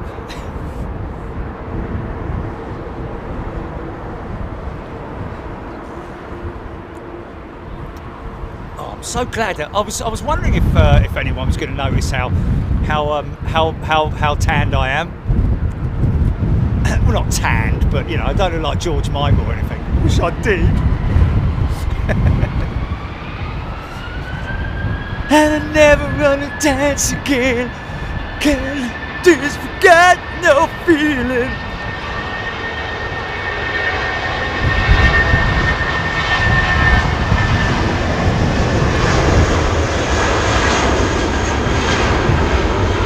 See the little winglet on the A320, folks. See that winglet there? Little tiny fence style winglet. It's exactly the same on the 380, but about 10 times bigger. It is enormous as well. If you're anywhere near the 380, you really do appreciate. If that was on the ground here, it would reach right up here to the top of the van, I can assure you.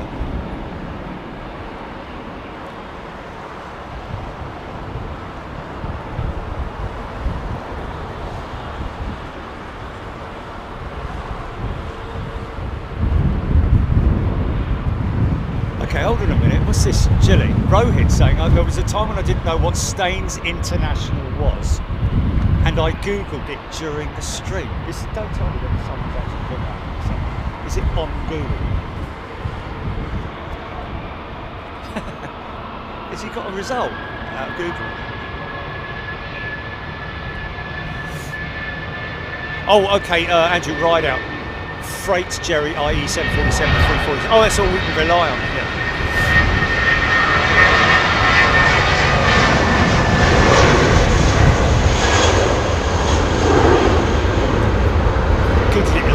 Good looking little jetliner, isn't it?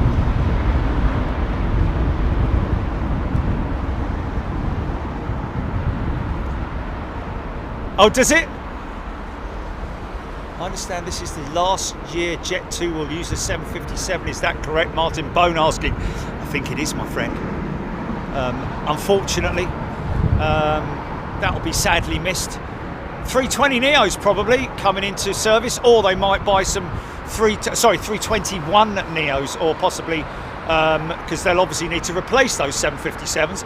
They don't want to go any bigger than what they are, and the nearest thing to it will either be 737 Max or the A321 Max 9, that is. So they've completely ditched the Max 10 now, have they? The whole idea of the Max 10, which is a big blow for Boeing, because they thought that was going to compete with the A321 in terms of its length.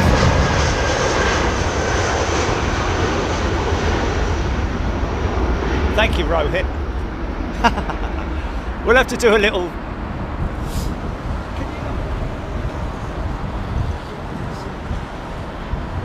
Other people have to create it on Wikipedia, don't they? You can't create it yourselves, which is kind of right, but also a little bit wrong.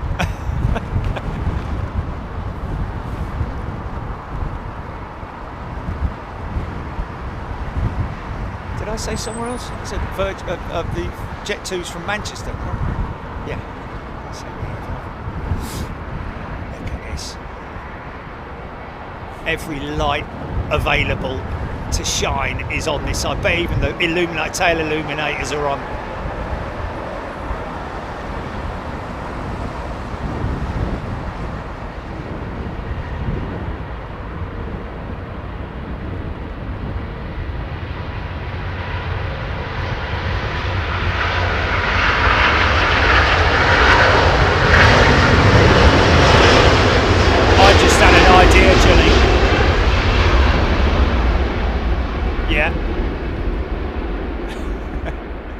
No, it's a good one. It's a good one.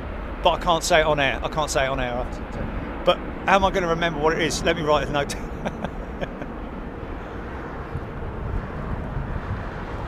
I'll tell you what. Write SIM, yeah, SIM, SIM, on a post-it note with your Sharpie, and then when I ask you after the show, Julie, there was something like, yeah, it says SIM here, and I'll go straight into it. I know exactly what it is. Okay.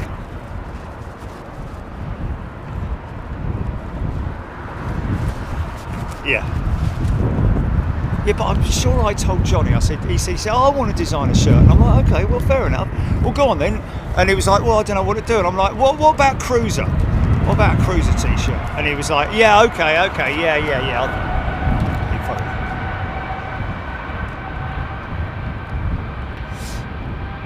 Yeah. And there were about 40 different variants.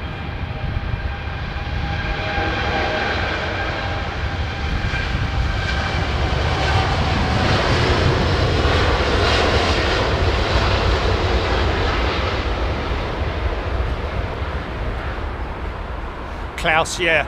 I mean, when you mention Boeing, it just brings up, it just literally opens a can of worms, doesn't it? Which is very unfortunate for Boeing, because and again, I'm going to say it and I will continue to say it, I want to see Boeing back to full strength. And I think that's probably going to take them 20 years before they're back at full strength, with all the issues that they've got. But in terms of giving people, putting faith in Boeing once again, they need to be doing more and more stuff about what they are doing, rather than saying, oh, look what we've done, look, factoids that you can find online, that kind of stuff. What they need to be doing is creating a campaign which puts faith in them once again. And that's, but I don't think the shareholders have lost any faith, because they're still giving Calhoun a $33 million flipping bonus. Was it 33 or 3.3 or something like that? Either way, I'd be saying, mate, no, I can't take a bonus like that. I'll get ripped apart by the media.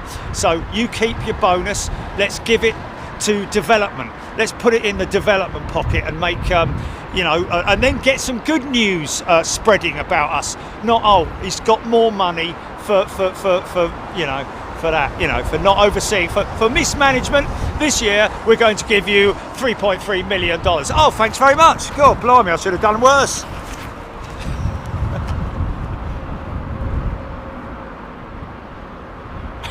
Brian Stewart, can of worms found on the Dreamliner. More problems for Boeing.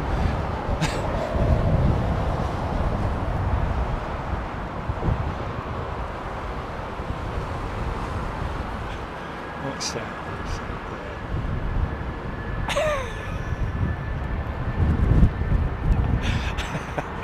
Yeah, I think SpaceX are trying to create a rocket that can go to a mission to go to the planet of missed sentences, lost ideas and things.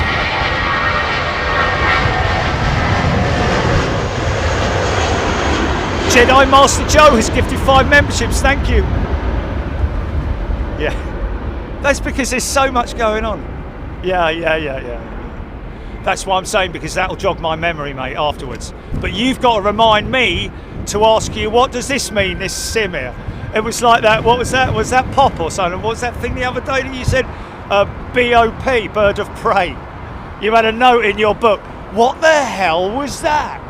And that was Toulouse, bird of prey, wasn't it? I mean, when do you refer to a bird of prey as bop anyway? So that's probably what threw you off. Yeah. Thank you, Jedi Master. You have been gifted 5 memberships.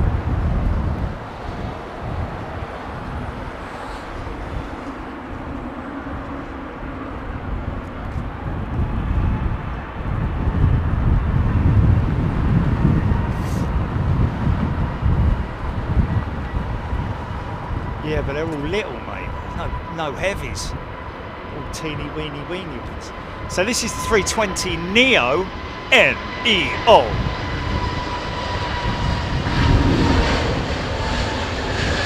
When I say N-E-O, That's basically a almost identical jet. Obviously, they've made changes to certain small changes that you can't see.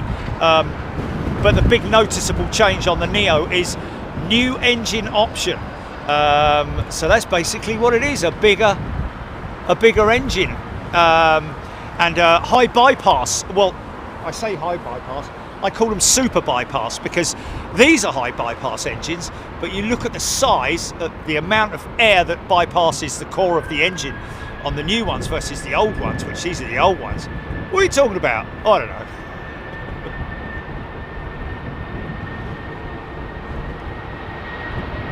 Does it?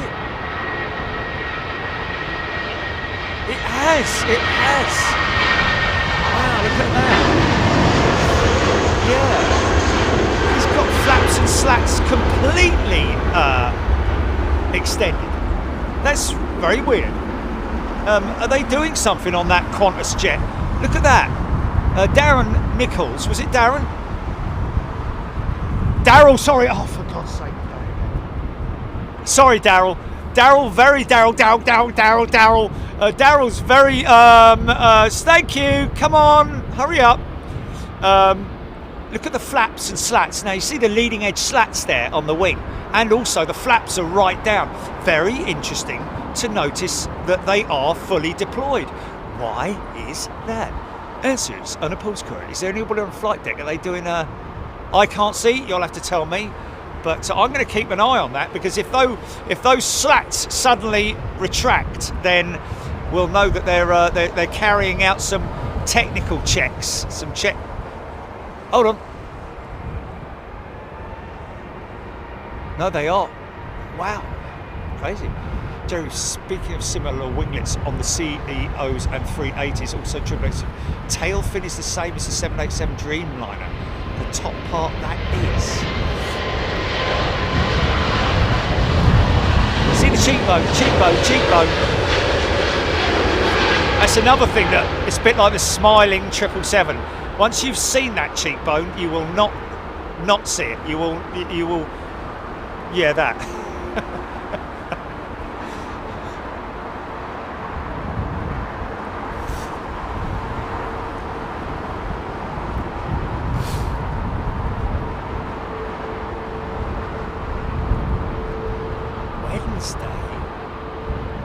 Well, I know that we've got a very special birthday shout out on Wednesday, ladies and gentlemen, for a very, very special man and his family and all the people that he worked with, one of whom is Ricky Gervais, and not work with but friends of.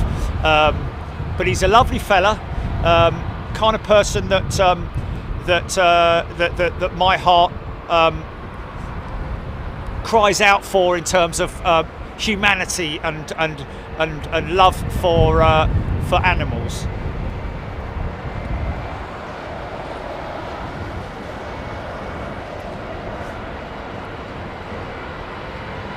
Yeah, but they can all send him on Twitter or something, send him a birthday wishes, can't they, for Wednesday? Yeah. We'll give you his name on Wednesday, folks. He's a very special person. Some people, we actually filmed one of his operations quite some years ago, which we'll tell you about on Wednesday. And he's written a book as well. He's just a lovely fella from the army, wasn't he? Air Commando or something like that. Royal Navy. There we go. Yeah.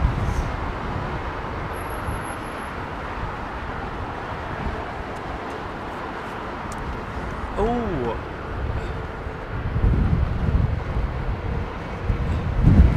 Really? Oh yeah. That's right. Yeah.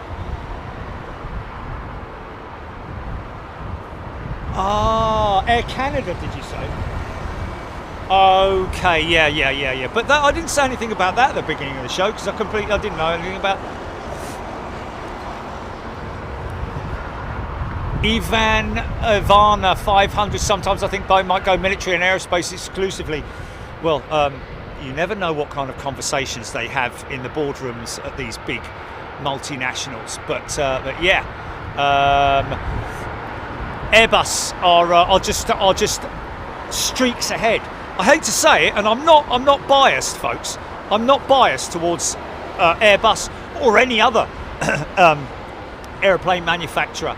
But if you look at it and look at the numbers, you know that Airbus are streaks ahead of Boeing. And whether Boeing will ever catch them now, I very much doubt it. I hate to say it. I want to see Boeing back to full strength. I really, really do. But I don't know. It's 20 years. Give it 20 years. I'll be dead in the ground before they come back to full strength, I think. And they do have a very strong military program as well, which they might have a fair point there, if Arnett.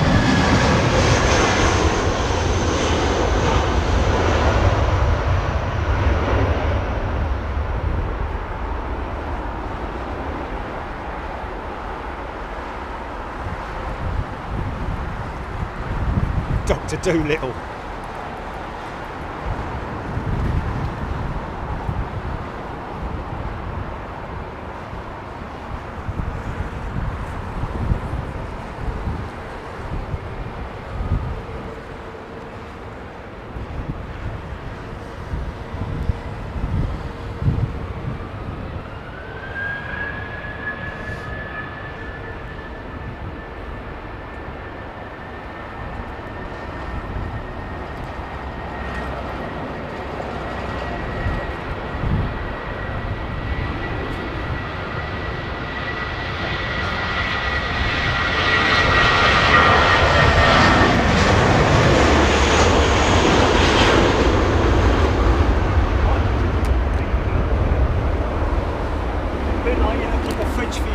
When you can't find your keys.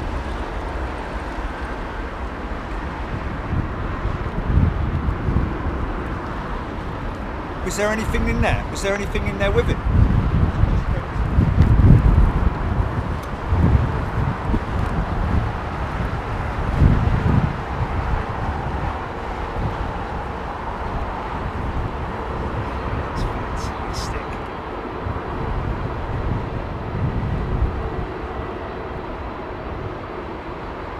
Captain What's His Face.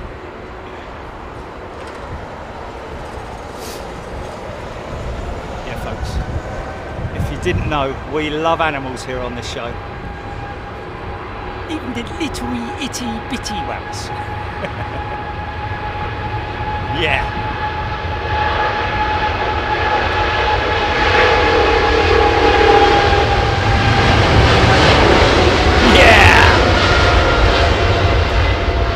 Trying to give the old rollers a run for its money. Oh, look at this, folks. Sorry, but look at that. Oh.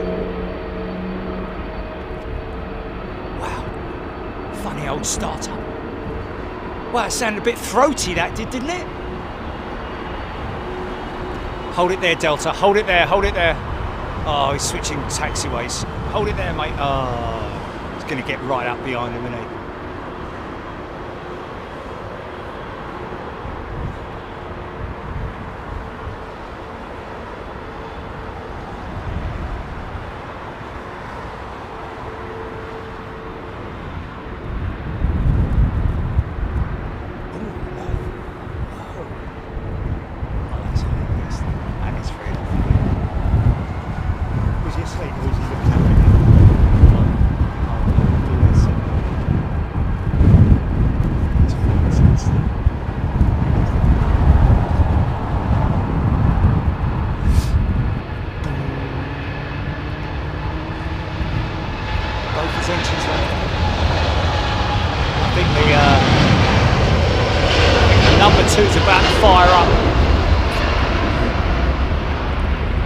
What a beautiful sight, man.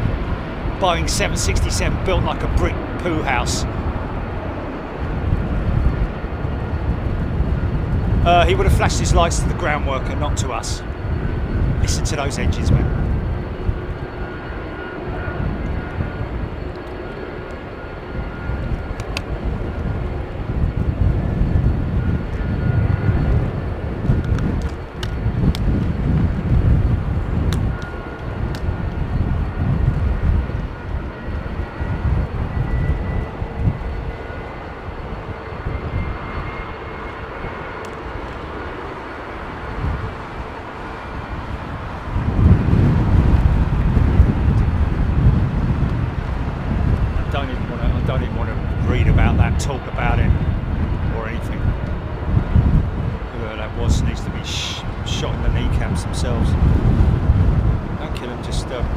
suffer for what they've done for suffering.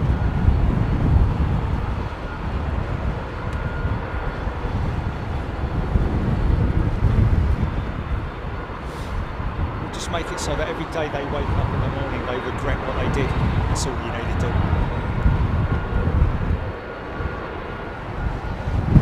Terry Brown, John, haven't seen a Delta for ages, have we?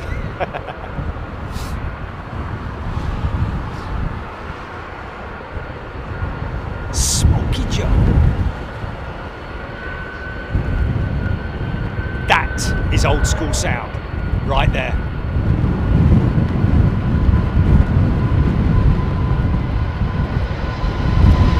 F&F check.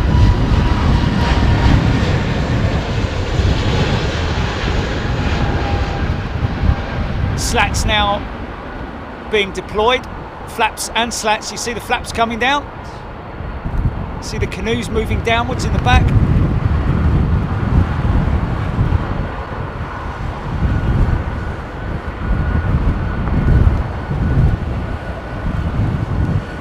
Deborah Davies, fan blades on the engines turn both clockwise and anti-clockwise. I think it's clockwise for the American engines, and anti-clock for Rolls-Royce. See if it happens the other way around. Oh, look at that beautiful Saudi at 787. Drone Hunter, my absolute favourite plane. Russell Allen, welcome back, Russell.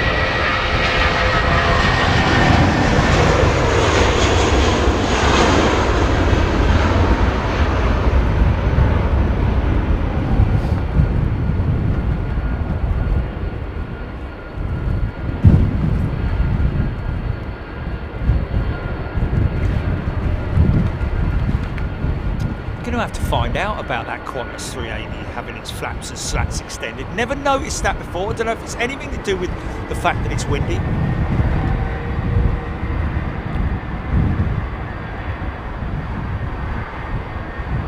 Yes, it's like a virtual set of keys. It's not an actual key in there, but it is more or less a set of keys.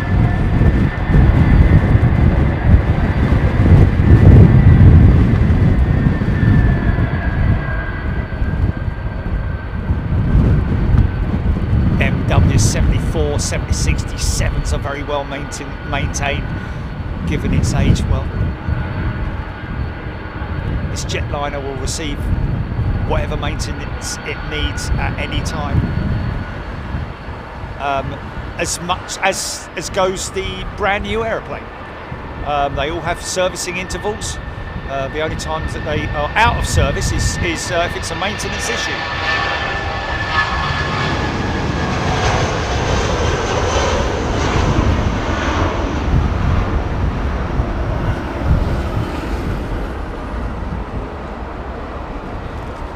Look, it's an unmarked bus, no livery.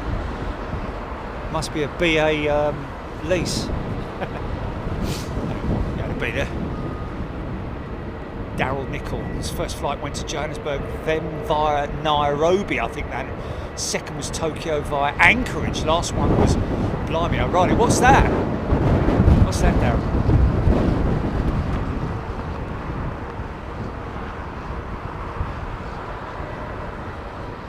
Wow. For what? For what? For what aircraft? Oh, clockwise with Rolls-Royce. Thank you, Joe. Clockwise, the other way round, like I said. So clockwise for rollers and anti-clock for GEs. I don't know what they are on the Pratts, if it's the same or what. Lee Air videos when I was growing up in the 70s. A trip to Heathrow was always a treat on Sunday afternoon. Now in my 50s, I can watch it in the comfort of my living room with a cup of tea. Lee, that is fantastic. I hope you got biscuits, mate. But yeah, that is fantastic. Not quite the same sort of action that you would have seen back in the 1970s, as you can appreciate, but still just hopefully as entertaining. However, it would have looked the same in terms of its geographical layout, the hangars and all that. I couldn't believe it that hangar. No, not that one. That one. That was there in the 1960s or 70s or something. I think it was 1970s. It just looks very modern for its age, is all I'm saying. I know I'm going to look over and the flaps and slats are going to be all going to be retracted on that 380. I know it. LA girl absolutely loving the retro livery. Yeah, it is a fantastic, even though it's their new livery, it's their old livery as well. More or less, I think. Have they made any changes to it? They added that blue strip in there? I don't know.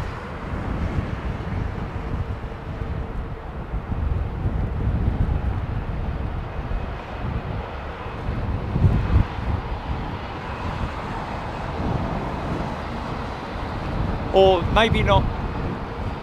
Maybe the highlighter pen, you know, the day glow orange, day glow green even. Oh, it's a shame they're pushing that Canada that way. Yeah, blimey, it's miles up as well. I think it might be just the carrying of the sound, mate. Aidan Campbell, wasn't the cathedral built around 1972? Yes, I think you might be right there, mate.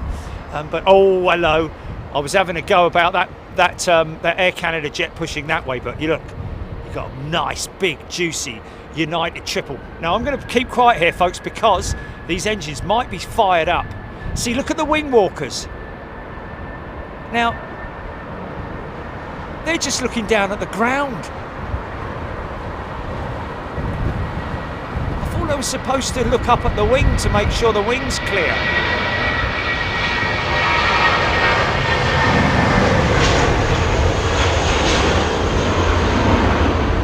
Now he's holding up.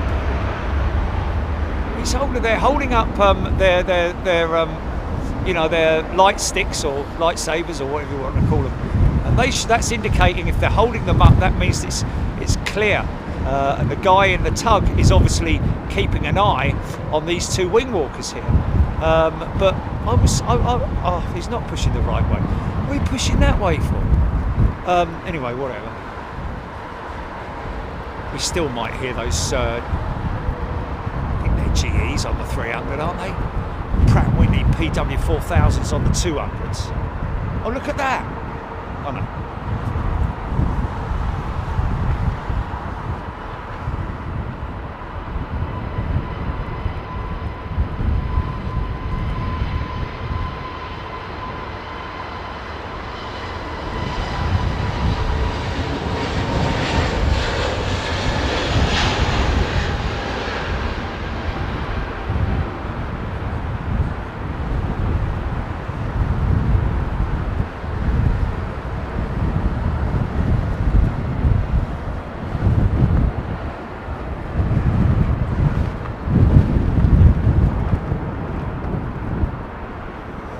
Craig Evans has upgraded to first class. Thank you, Craig.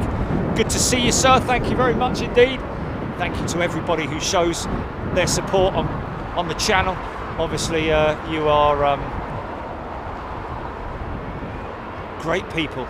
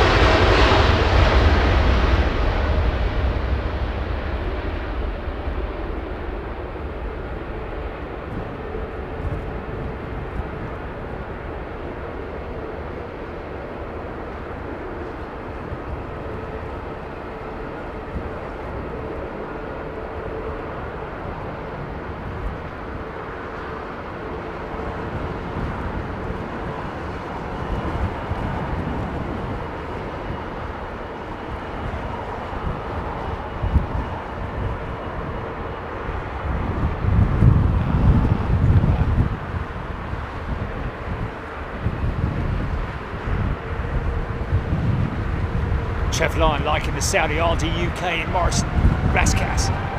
Joe Blakeney, thank you.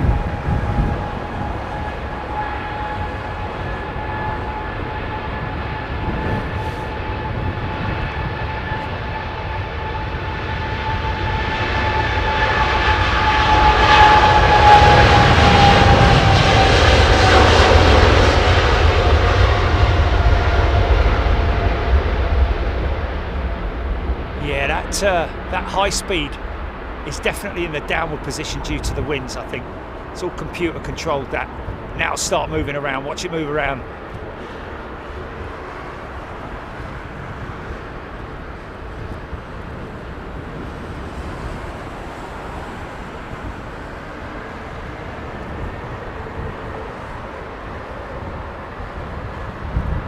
Gotta love shots like that, man.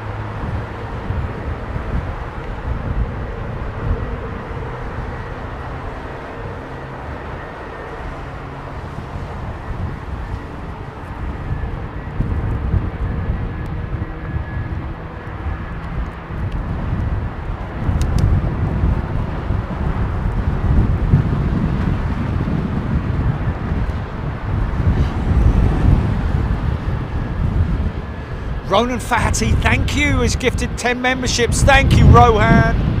That's very kind of you, sir. HGC loving the sound. Hodgie, RD, Beverly George, Dorset Aviator. Daryl Nichols absolutely loved flying on the A380. You've got to take advantage of that if you get to fly it. So both those aircraft going through F&F checks. Air Canada's at the front. Oh, start up. Unspent fuel.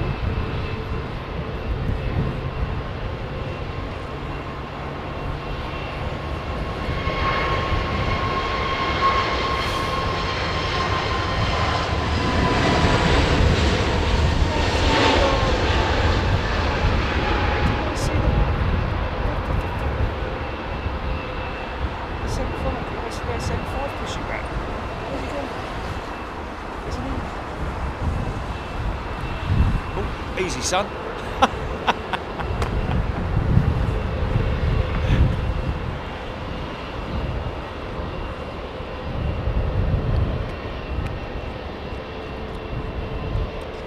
could have sworn I saw it.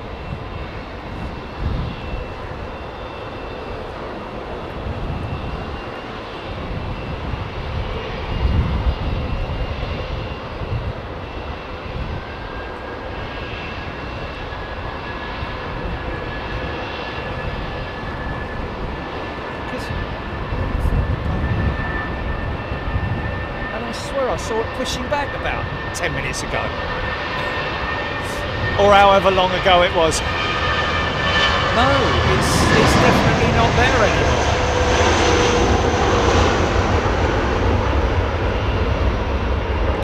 Ethan Pope. Ethan, same thing every day, 3 o'clock on the dial, only for westerly operations though.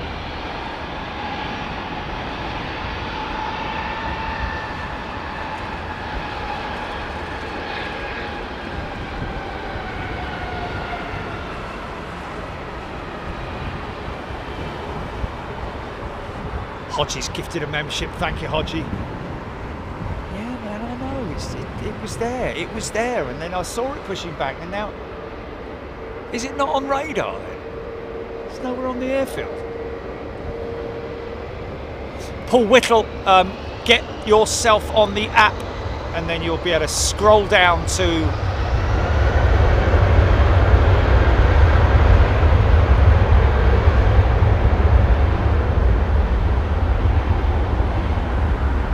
Jane has upgraded her first class to membership, her membership to first class. Sorry, my brain isn't fully engaged today, folks. Not fully engaged.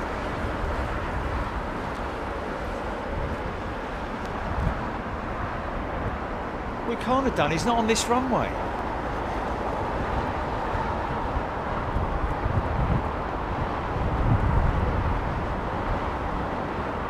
Digital David. Yeah, I thought so, and all David, Digital David. But we're having too much fun, have we? Can't stop now. Don't stop me now. I'm having such a good time. Having the ball.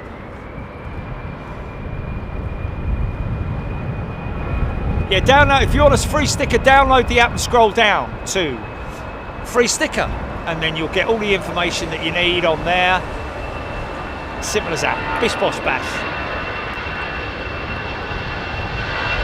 Oh, look at his cheekbones.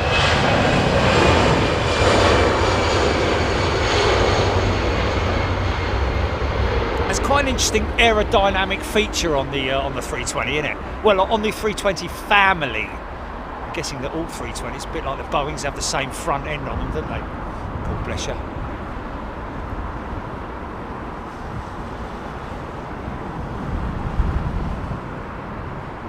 Oh, here it comes. Hold on. No, that's a lufty. No, that's a lufty. I'm really, really confused now because... Okay, folks, what I'm asking Jilly here is, and I'm trying to figure it out, the Iceland Air 757, oh, did it go out on the other runway before they did the switch over? Is that what happened? Is that what happened? I'm thinking it did. Yes, I think I might have even seen it. I think I might have even seen it taxiing out. I just thought it was like 5 minutes ago when it wasn't. It was probably about an hour ago.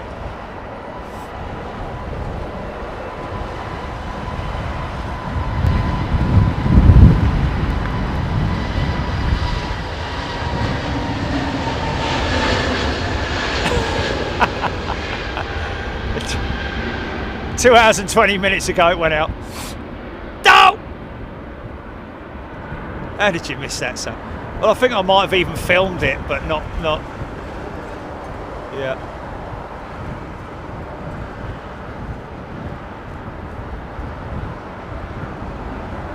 Don't stop me, I'm having a good time.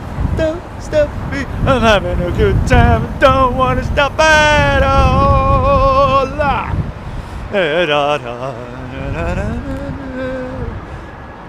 It's beautiful. I know it's a Delta, but it's a 400, isn't it? Look at it. Peter Sutton's got it all tied up, hasn't he?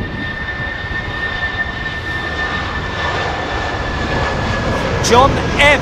Pleased to see all the children that Big Jet TV is inspiring to be pilots, ATC crew and maintenance. I'm also pleased at the great entertainment watching these streams for the old timers like me. There we go. Yeah, it's brilliant, mate. I mean, that's not our MO to get the kids to love aviation. But then again, in a funny sort of way, it is because we need you young kids to come and work in the aviation sector. You could even go and work for someone like Boeing or Airbus or Bombardier, or there's so many thousands of different jobs in the industry. But I would definitely recommend, if you love your aeroplanes and you want to build up to being a pilot, lots of ex-air crew become pilots. It's happened many times. It's nothing new. But we've got, I know of at least one pilot, Screaming Emu, who's a member on the channel, who started work as a ramp agent and built himself up to being a pilot. So, folks, if I was going to work on an airport and I just turned 18 or something like the legal age to work or something like that, I would want to become a aircraft tow. Oh, is that Herc? Or is the seat?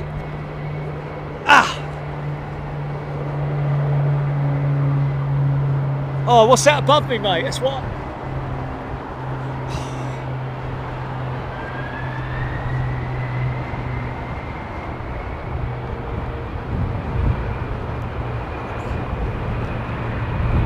Have a look at this.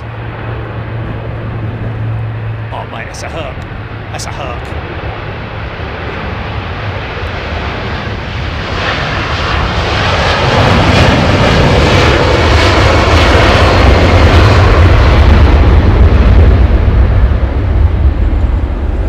Wow.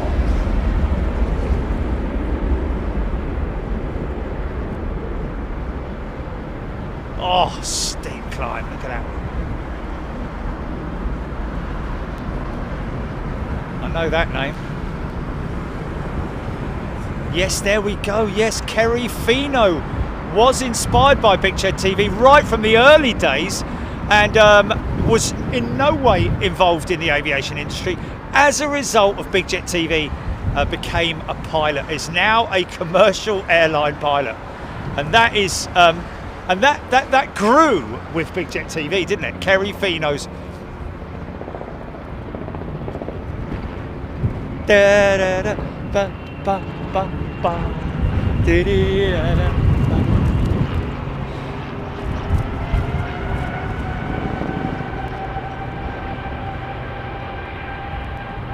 Just love that 764, man. It's a big old lummoxing, great big triple.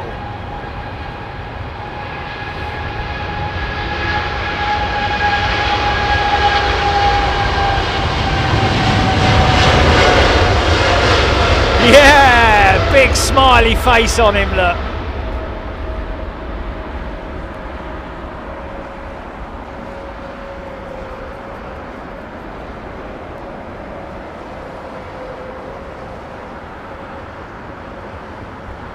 Wow, Kerry Fino, that is fantastic. Wow, E195 certified. That's just incredible, man, incredible. Kerry, that is wonderful. It sounds like they're making a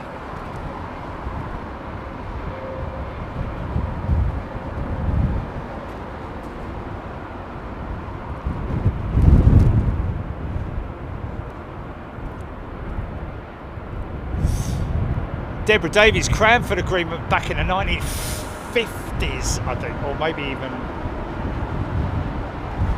I think you'll find that the Cranford agreement was around about. Look at that clutch of Neos there, man. Look at that. That's a good thumbnail, actually. Yeah, I like that.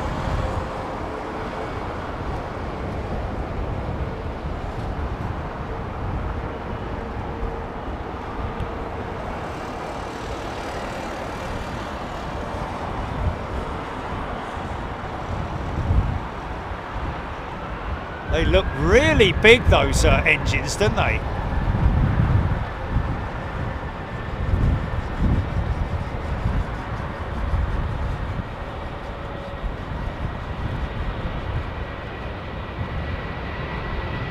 It's crazy how big they look. Same airframe as that.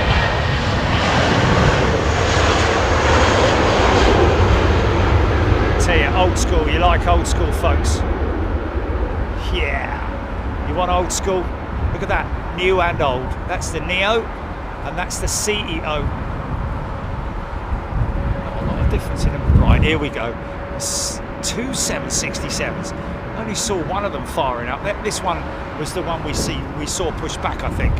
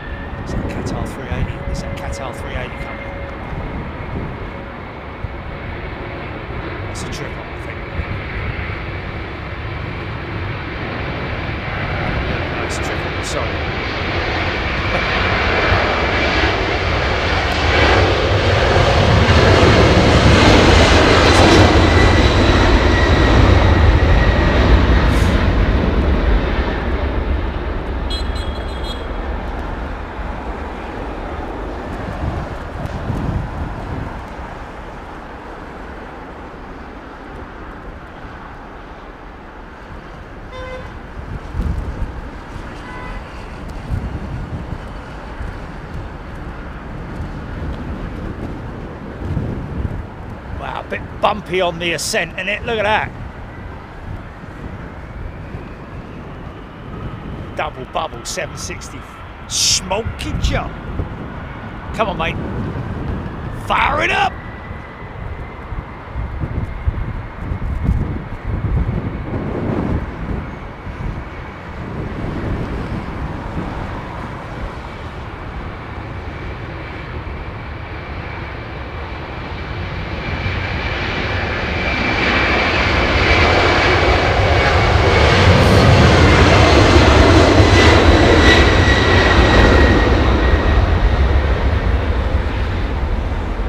Well, folks, all good things have to come to an end. We're going going to run it through to that Qatar triple, I think.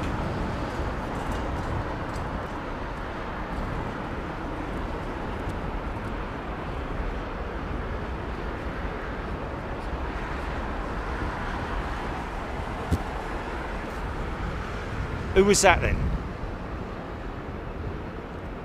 Okay. Yeah, that's bang out of order, mate. Bang out of order. Never put stuff like that up, man. Bang out of order.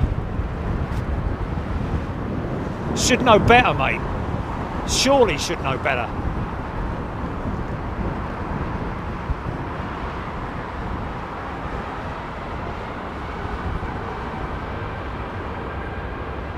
Yeah, but man, you know, come on. Flipping heck.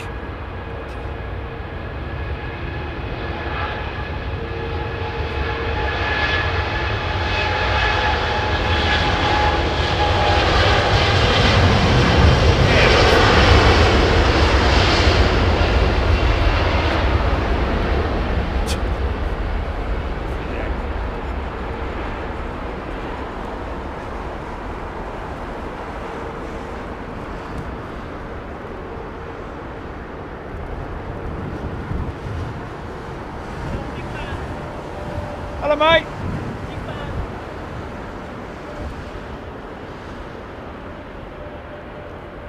Yeah. Sorry about that. Just never get tired of seeing that wing flex up, man. 15 feet, ladies and gentlemen. Doesn't look like it, but trust me, it's around about 15 feet. And believe it or not, that is the same sort of flex that you get on the 380 as well. Look how bowed down that wing is on that 380. On the negative, I would say. You know, look at the profile of the wing, the angle of the wing, and the way it bows at the end. That is when the aircraft is least happiest, when it's sitting on the ground, because those wings, you're putting stress on the wing as it bows down. Obviously, it's not dangerous or, you know, mechanically bad, but the aircraft's structure is happiest when it's flying, when the wings flex up. And trust me, man, if you're sitting on the wing, on a wing seat, and you look down that wing, you will see that whole wing just disappear. And then when it takes off, it just comes up and bows right up. You see it, but when it lands, it just disappears. It's an incredible sight to behold.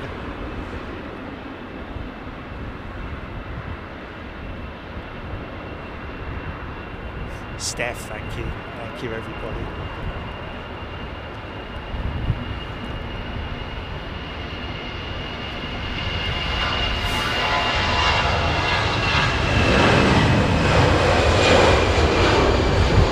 Still got his flaps and slats fully extended on the big roux. Oh, now here we go. Probably, hopefully oh no, it's going to get bombed by an American 777 photo bomb, that is, folks, before people start.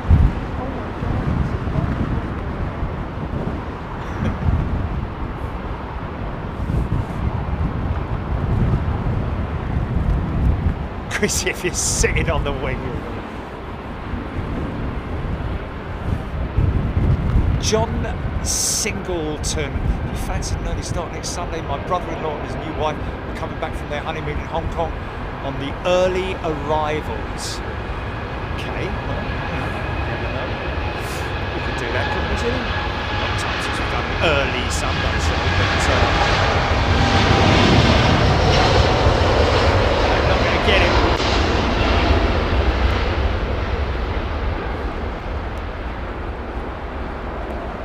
Rascass headed to Vegas, baby.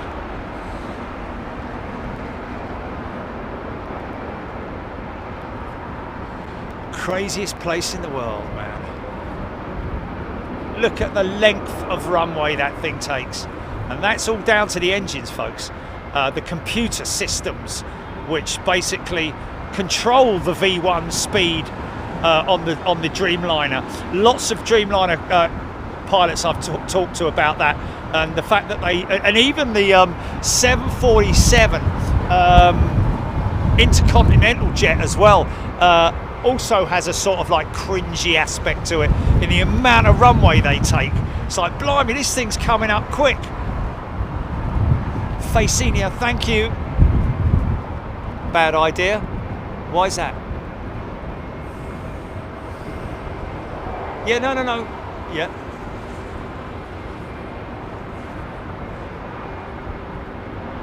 Oh my good God. Oh God, yeah, flipping it. Forgot all about that.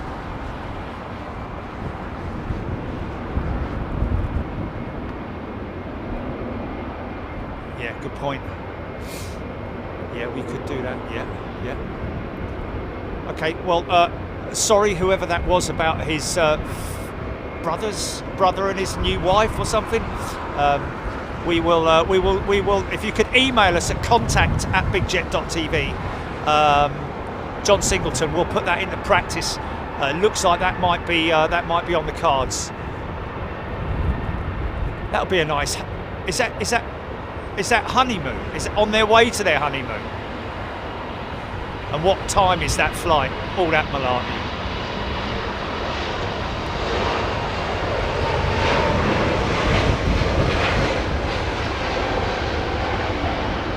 Or coming back from their honeymoon in Hong Kong. Oh, well, that'll be nice then. Yeah, to welcome them back.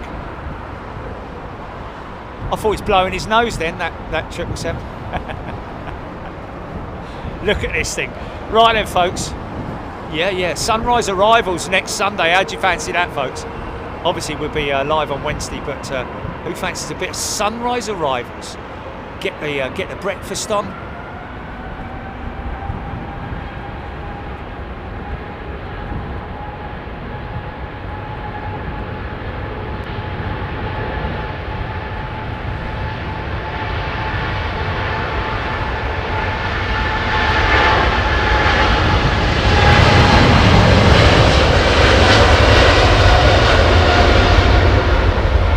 Give us a flight leave number and everything, John. I mean, it'd be good to know the time, the arrival time, so that I can plan for it. Wow, look at that drift, man! Look at the drift.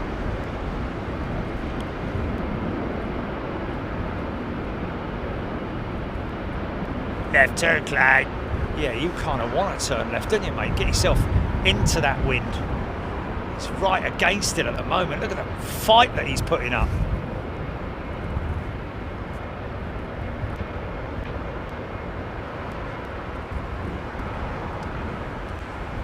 Ali 77 sounds mint. Awesome, we'll do it. Let's do that then, shall we, folks? Yes, so next Wednesday, premium members, you can all watch the Atlanta show as well, folks. Don't want to see up my nostrils, do you? Right, listen, thanks everybody. Thank you. No, thank you. It has been great. Welcome to all our new members, and thank you to everybody who's come up and said hello to me today. Really appreciate it, especially the fella with the old school. He's old school, isn't he? Yeah, it's been great once again. Thank you, Heathrow. Thank you to all the wonderful people who work at Heathrow to allow us to be here and film this. Thank you to the Renaissance as well, folks, which is where I am right now. And you will get, I think they still do a discount, although we didn't find that it was official, so to speak. But it's apparently, people have said that they've come to the Renaissance and they've taken advantage of the discount. But I don't know quite how true that is. But anyway, it's great that we're still able to do it. And they're great people here at the Renaissance as well. Very orientated towards customer service, I have to say. Right from the moment you walk through the doors, there's a hello, sir, or madam, or whatever. But yeah, listen, we're going to finish it with Air Canada 777-300, and we'll see you on Wednesday, folks. Don't know where, don't know when, but we'll let you know. Join us on Twitter. About 10 a.m. at Heathrow. Oh yeah, 10, something like that. Yeah. Oh yeah. Oh what? Because of matey. Yeah, special show on Wednesday for one of our special people. We're all special, you're all special.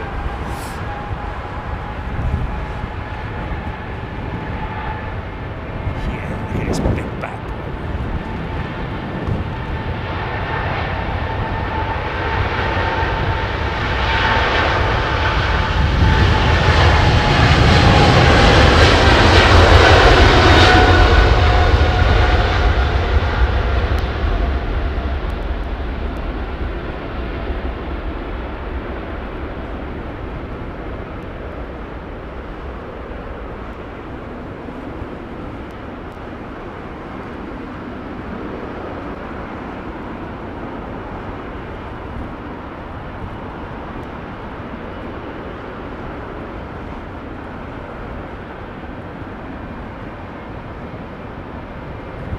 Ready to run titles, GP.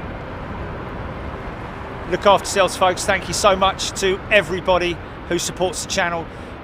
If you fancy it, before you step out the door, give us a like. It's entirely up to you. Don't feel in any way obliged to do it. We just love bringing you the entertainment. And of course, if you want to subscribe to the channel, the reason why I say that is just because we don't want you to miss any of our future shows. We do travel overseas, as so many people will know, but not everyone knows. So look after yourselves, folks, and we'll see you on the next show.